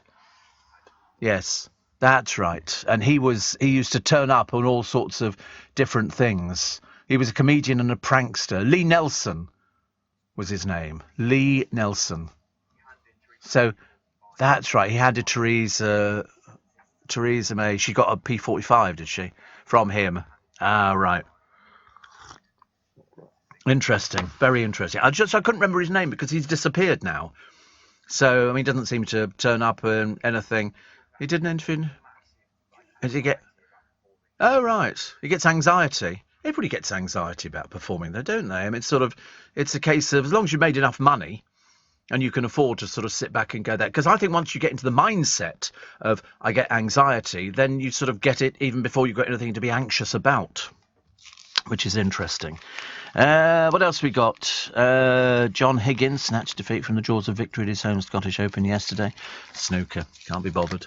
Can't be bothered. Most boring thing I've ever seen on the telly. Who cares? Who cares about snooker? Does anybody worry about that? What have we got here? Samantha Morton answering your questions. The government has failed and we need to fight. It's going to be a right miserable Christmas for some people, isn't it? I can just tell, actually. And the Netflix trailer, allies of William and Kate say, is a declaration of war. But that's what they want to do. Listen, you know, they lied. This is Harry and Meghan about wanting privacy because they've done nothing but milk it ever since, telling you to go green and yet flying on private jets. Hypocrites. After 10 nights at sea, the wags check into extravagant villas and luxury hotels.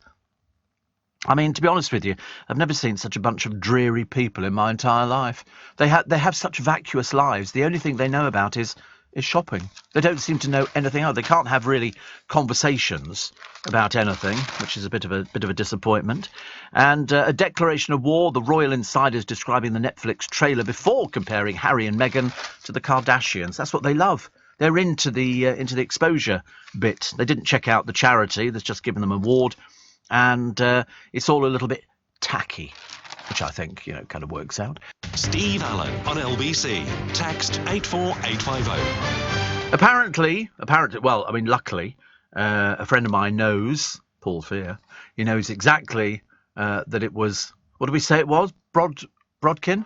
Simon Brodkin. He knew that. But then I would expect him to know that. And my friend Chris says my great pal Tom Chambers plays the dad in Elf the Musical. He's a lovely bloke, an amazing song and dance man, and he won Strictly.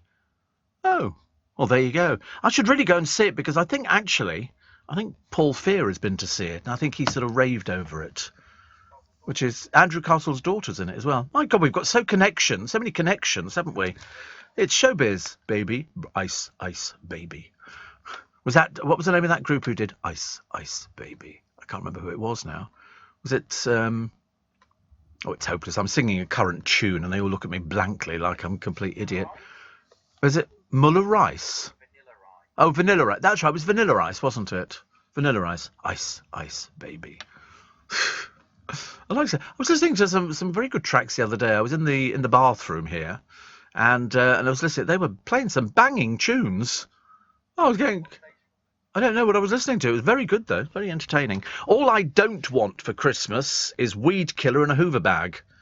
Because, believe it or not, ugly Christmas jumpers, shoes that don't fit, or a book you'll never read are the kind of festive faux pas to be expected each and every year. One of the most popular ones is an ironing board cover. 18% of people receive an ironing board cover. Who in their right mind buys an ironing board cover? An item of clothing you've seen the person wear. Some people re-gift. 19%. Horrible smelling perfume or aftershave. They've seen it on the streets and they bought 3 bottles for 15 quid. 20% of people get that. Hair removal cream. You see, I think that's a must-have. I see that as absolutely something you should have in your Christmas stocking. Hoover bags. Again, popular. Very popular. Shoe polish. Very popular and needed. You know, you get one of those things, you take the cap off and just rub it round your shoes. It makes your shoes look clean. Jar of pickles. Oh, I love a jar of pickles. Piccalilli or Branston or just pickled onions. Do you like things like that? I love that. That was a whole pickle. What do you mean a whole pickle? What's a whole pickle? You know, I don't know. What do you mean a whole pickle? What's a pickle? A whole pickle? You don't know what you're talking about, do you? You've got no idea. Have you ever been in the kitchen? You've got no idea, have you? A whole pickle. Well, that's not a whole pickle. That's a gherkin. It's a pickled gherkin. It's not a pickle. It's not so. It's a pickled gherkin. It's not a pickle. Honestly, he knows nothing. Other people get bought a wig. There you go. A wig. All right, you could take away the pictures of pickles. Yeah. They're not whole pickles. A can of baked beans was very popular under the tree. 24% received a can of beans. A mop and a bucket. Again, a useful gift. A useful gift. Spot cream. Round here, I'll tell you, they have it delivered by the tanker. They don't bother with that. You can draw. Seriously, if I get a felt tip pen, I can link up. Imagine you would actually buy somebody a spot cream. I've never heard of anything like that before. Weed killer, very popular. Very, very. I buy weed killer. Weight loss pills. Well, that's a subtle way of saying something to somebody, isn't it, really? A toilet plunger. A toilet plunger. Also, yes, exactly. A half-dead plant. But the number one present not to give this Christmas is out-of-date chocolates. Because people don't... Well, yeah, but not necessarily. People don't look for the sell-by date. I mean, everything's got a sell-by. Even a bottle of water has got a sell-by date on it. So always check these, because people seriously buy people chocolates, and they don't look at the sell-by date. I don't... Yeah, I have been giving you so because it was cheaper, and I don't want to waste the money. I gave him some chocolate earlier on, and it's out of date.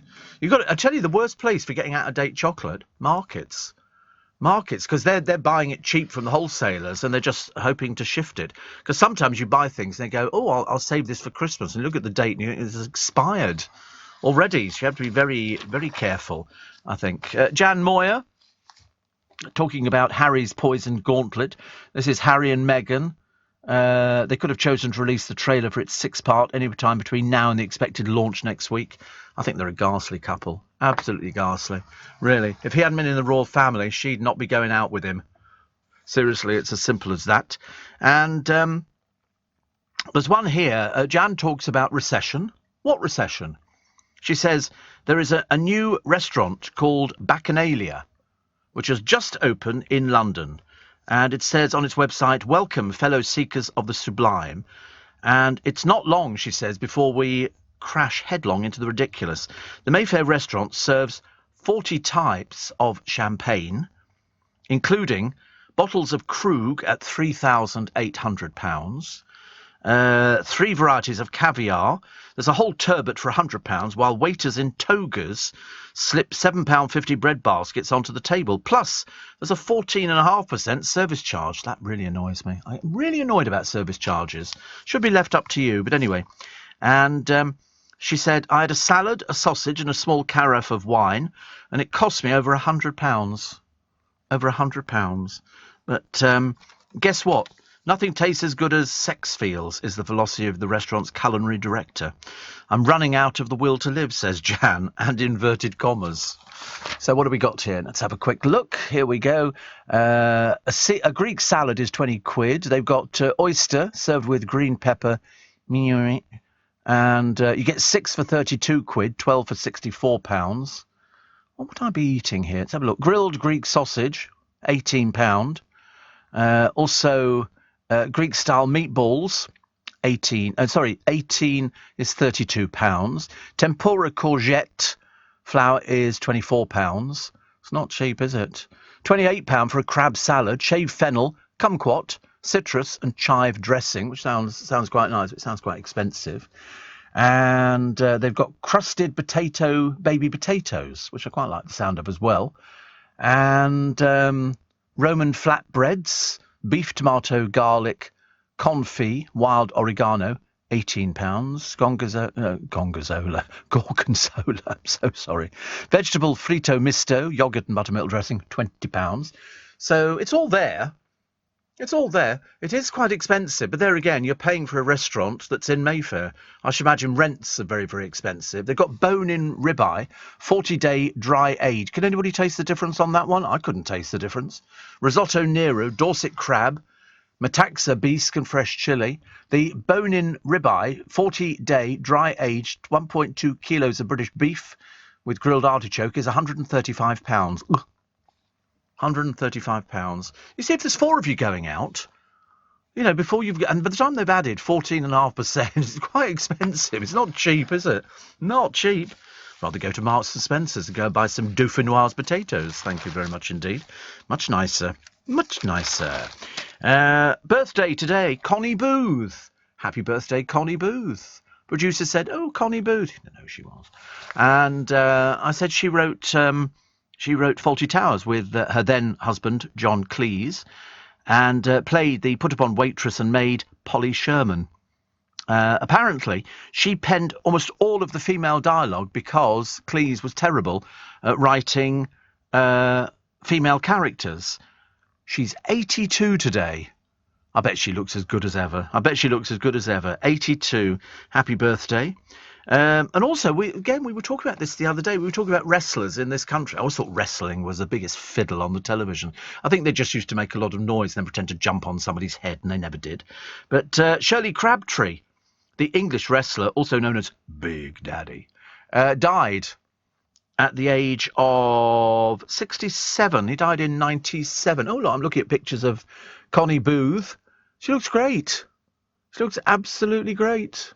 Fantastic. My goodness me. 82. Many, many happy returns. What do you buy somebody who's that successful? I mean, she must still have a very good income coming in because of the repeats and stuff like that, and the box set. I bought the box set on a few occasions.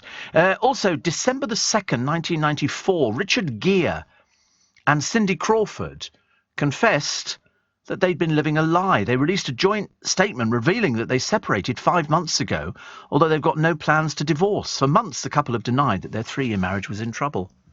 Do you enjoy working with people from different backgrounds and being part of a team doing important work? The Home Office is recruiting engagement officers for our Immigration Removal Centre at Heathrow. You'll work with people in detention, conducting assessments, including around vulnerability and well-being. Salaries start from £32,000, plus annual allowances from £6,019 and a civil service pension averaging 27%. No experience required. Full training is provided. Search Home Office jobs to find out more. Steve Allen on LBC. Text 84850. Morning, nice to be company. 25 minutes to 7 is the time. Friday morning. And my friend Jonathan Levi says you're thinking of Simon Brodkin. Do you know, I had a complete mental breakdown trying to think of who he was. I just remember seeing him on the television all the time and doing all these different bits and pieces, these sort of pranks and stuff like that. I quite like. He had a go at what? Guitar. Oh, Qatar. Oh, did he? Oh, right. Well, I think everybody should have a go at Qatar, as far as I'm concerned. But on your recommendation, says Terry in Leighton Buzzard, I ate 2 Morrison's fresh cream mince pies yesterday, as my late mother would have said. Very nice. I must go and get one, actually. I've decided that's going to be my weakness today. I've decided I've given up on the potato waffles. I had some yesterday. They were too overcooked. They were too deep fried. They became hard and brittle. So I've given up. I'm going to have something else. It's over. Yeah, the love affair is finished. I'm very fickle. I'm like that. I go for a phase of going through something and then sort of getting excited. I went through a phase of Marks and Spencer's fruity curry. They did a fruity curry with chicken and fruit in it and everything. I mean, to be honest, it was just sultanas and everything else, but it was very nice. Very nice indeed. I had another curry the other day. But yesterday I just had the potatoes and some other bits and pieces. Mike in Kings Langley says, I've cracked it. Mix clotted cream 1-to-1 with whiskey, heat up mince pie, pour mixture liberally over pie, devour, repeat. Yeah, see, there's so many different mince pies. Flaky pastry, icing on the top, all sorts of, but I've got to try these ones from Morrison's with the cream in. It's no good about it. You can't sort of argue with this. It's progress. And we like it. And one that says, Steve, I remember Charlie Brown's with the upstairs bar overlooking the dance floor. Sadly, it's a quick fit exhaust centre now. Dale will be turning in his box, I should imagine. But yeah, I remember that balcony. People could lean over, and the DJ was on as you came in the door, the DJ was on the left-hand side, and so people could, I don't know why, people were fascinated watching somebody putting a record on, because it was all records. It was only a few years back when we had a DJ from one of our global stations, actually, a long, long time ago. And he turned up with a memory stick. And all his music was on a memory stick. You didn't need to have anything at all. We turned up with boxes of records, and it was just a blooming nightmare. But he turned up with a memory stick, and I said, have you got it all? He said, yeah, it's all on there. And he just plugged in the memory stick, and off it went. How clever. Lewis says the Muppet Christmas Carol is unbelievably good. My favourite are the Rats.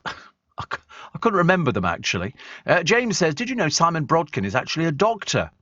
He gave up his medical licence to pursue comedy. He was a doctor. Harry Hill was exactly the same. He's a doctor. I like Harry Hill. I always liked Harry Hill. I always thought his shows were very, very clever. I didn't know that Simon Brodkin was a thing. I'm having a look at Rizzo the Rat. Rizzo the Rat was very good, actually. But did you know that Brian Henson, when we were in Gough Square years and years ago, I used to go to Stringfellows. And what I'd do, I mean, because I wasn't drinking, otherwise you'd never do the programme, we'd go to Stringfellows, have something to eat, and then we'd all head back to the studio. And Brian was one of those people who used to come back with us. And we'd all sit round and do chats and all sorts of bits and pieces. A long time ago. And I remember thinking, that this was before Henson's Muppet shows were the huge success. They were good, but they certainly weren't as big as they ended up being. Steve, love the show. You keep me company on my drive into work on the early shifts. I work for the ambulance service, says Sarah. We know that. Thoughts on advent calendars? I got one, a chocolate one, which kind of makes the difference. I don't just like them when you open the windows and there's nothing there. We like the Highgrove one. There was a very good Highgrove one somebody sent in a picture of the other day, and that was really nice. That looked like a doll's house. I was very impressed with that, but I got one from my friend Chris, and it was from Hotel Chocolat, and it's quite a hefty old thing, and it's really lovely, really very, very lovely indeed. But you look at the Highgrove Advent calendar, and it's not very expensive. It's got freestanding figures.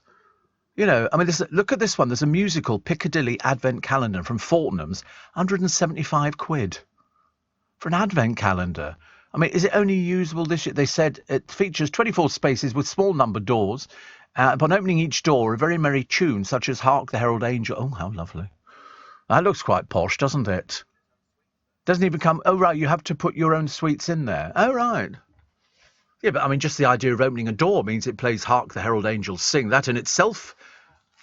Yeah, but for people, if you've got £175, that's just normal to you.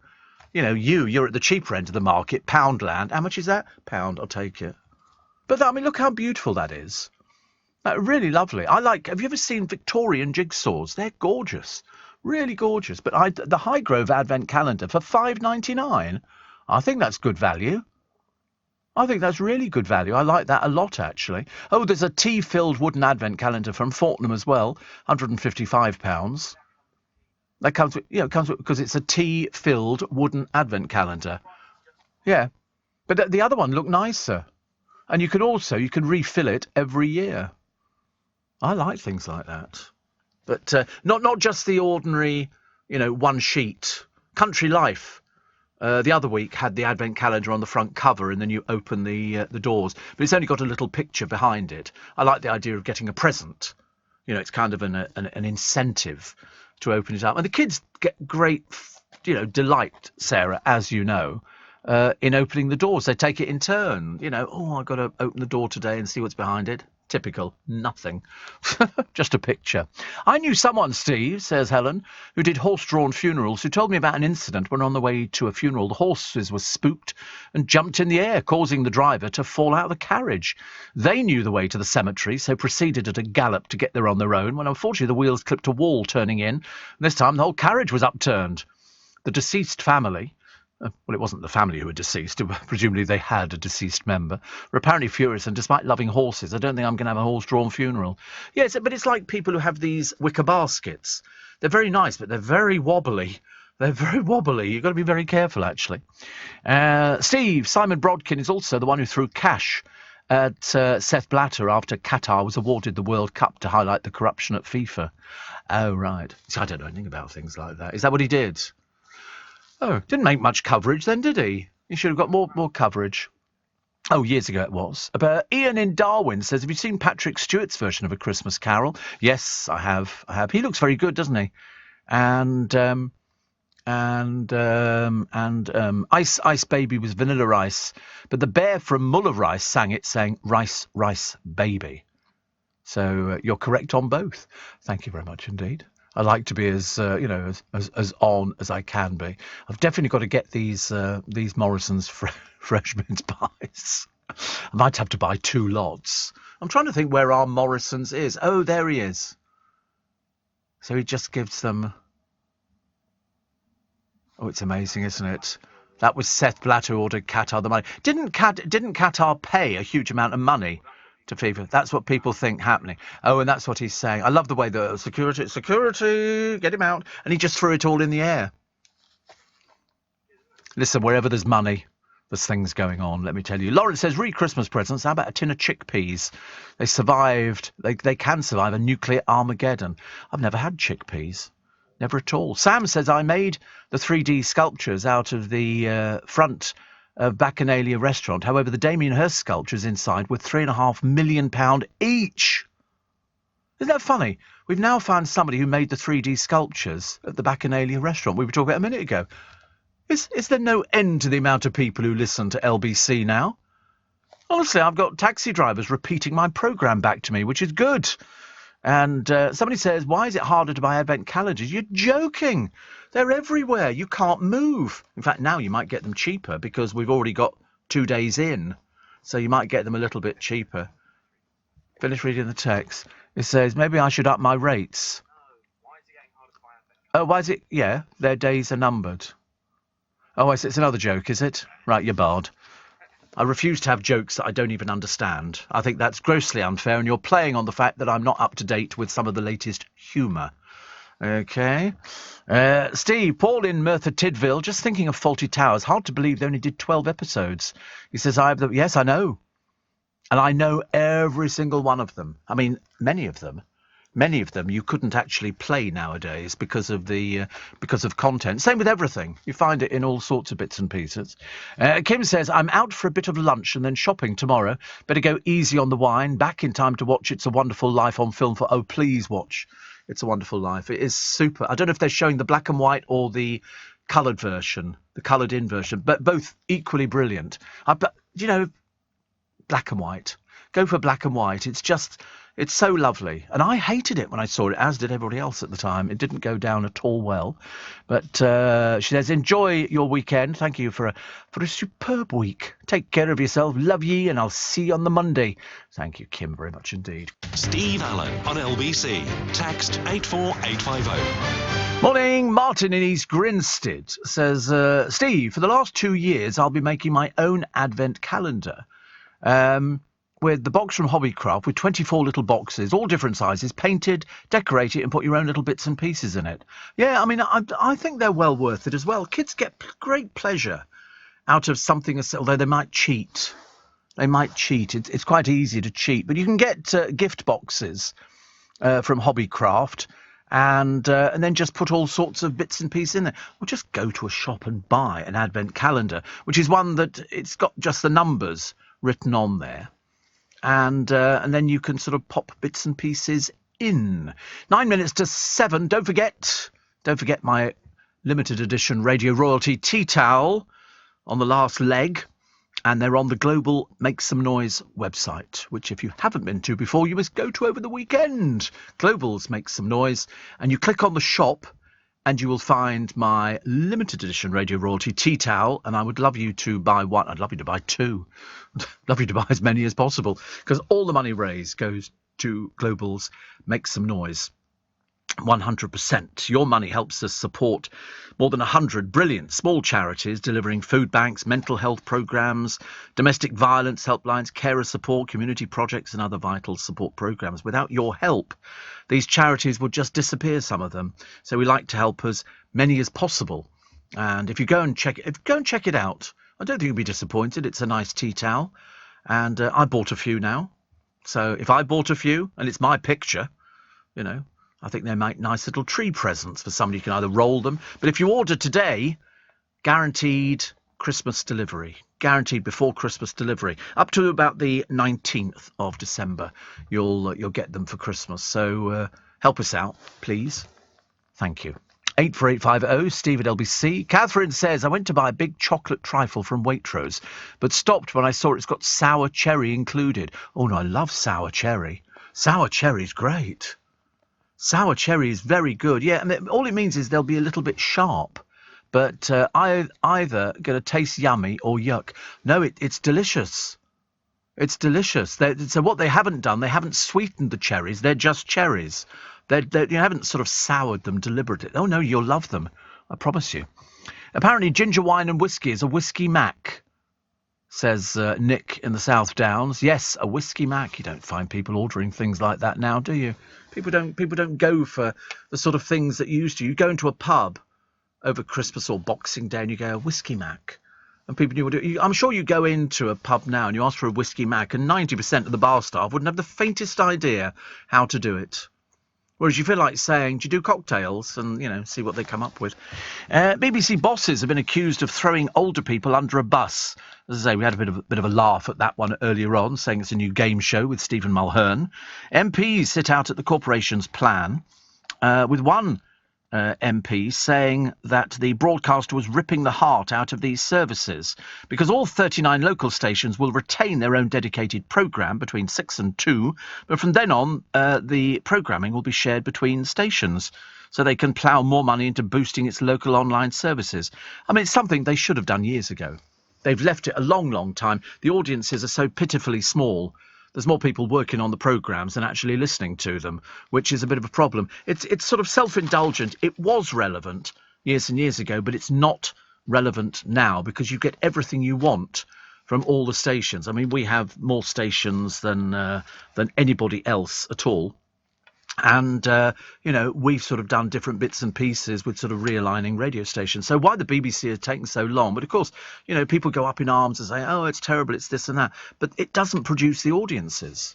It really doesn't, which is a shame. So perhaps they'll learn. Alison Boshoff, Irresistible Gossip, she says. And I just realised that Noises Off by Michael Frayn has got Matthew Kelly in it and Tracy Ann Oberman and Felicity Kendall. There's an all-star cast. Also, Alid's Girl is on to a winner. This is Amelia Jones, who is the daughter of Alid Jones. To be honest with you, I don't think he looks old enough to have children. He really doesn't. She's 20, and you look at Alid, who doesn't seem to have aged, and I see him, not on a regular basis, but he's in the building. But she's on to a winner at the moment, so well done to her. And Whitney Houston has gone, but her family is ready to cash in now. I'm still trying to work out where a lot of George Michael's money went to. because his sister died a short while ago and only left about 6 million. I couldn't work it out. He left about 96 million. 96 million. Lot of money. They're promoting The Lion King more than ever. You can go and say, hi, humber. I don't know. I thought it was great. Have you ever seen Lion King? Fantastic. Fantastic. I love it. When the animals come down the... Oh, shouldn't have told you that. Don't want to spoil it for you. And children's books. You can do no better than buy a child a book for Christmas. Because I think Dolly Parton's got a big... Yes, even you, Elliot. And if you buy a child a book for Christmas, you'll have a friend for life. Because they immerse themselves in some of these fantastic stories. And they're just so good. There's a company called Walker's Books, and they turn out all sorts of fantastic children's books. We used to do a book-based programme on my radio show many years ago, and they would send in the most marvellous book. Mick Inkpen used to do these stories about penguins and all sorts of little bits and pieces. It was absolutely lovely. The dim officials can't switch off the town's Christmas lights display and have now faced a painful bill for them being on for 24 hours a day until January. So don't forget what I told you before, which is if you've got lights on your Christmas tree, make sure they're flashing. They use less electricity, ridiculous though it might seem, as opposed to when they're on static. So put them on flashing. All of mine are flashing at the moment. But at the moment, these lights were fitted with a timer. But unfortunately not now. So they don't really know what to do with them, and they can't turn the thing off, which is a bit difficult, because the town's going to have to come up with the money. But that's one of those things. I think people will be buying Christmas trees this weekend. I think this will be the weekend that people start buying the Christmas tree, getting the lights and getting excited about it. But always make sure that the shop you buy it from, wherever you get them from, if you go to a farm, they actually undo the tree out of the netting so you can see what it looks like. You can't tell what they look like in the netting. And they're more than happy to, then repack them again if you decide to purchase them. And they come with their little bases as well, which is lovely. So your thing to do this weekend is to sort out your Christmas tree and to sort out your Steve Allen limited edition Radio Royalty tea towel. 100% of the money raised goes to Global's Make Some Noise, but we're on critical levels. So go and buy one over the weekend, or two would be even nicer. I know people who've bought more than two, which is very nice indeed. I myself have bought more than two, and it supports lots of little tiny charities, which will be very, very grateful, and we would be very grateful as well, especially as 100% of the money goes to Global's Make Some Noise. Just about it for this morning. I can't believe it. We managed to get through another record amount of texts, and I'm always amazed at, you mentioned something on the programme and somebody would go, I was responsible for that. I did that. Bacchanalia guy. I mean, how cool was that? Which was fantastic.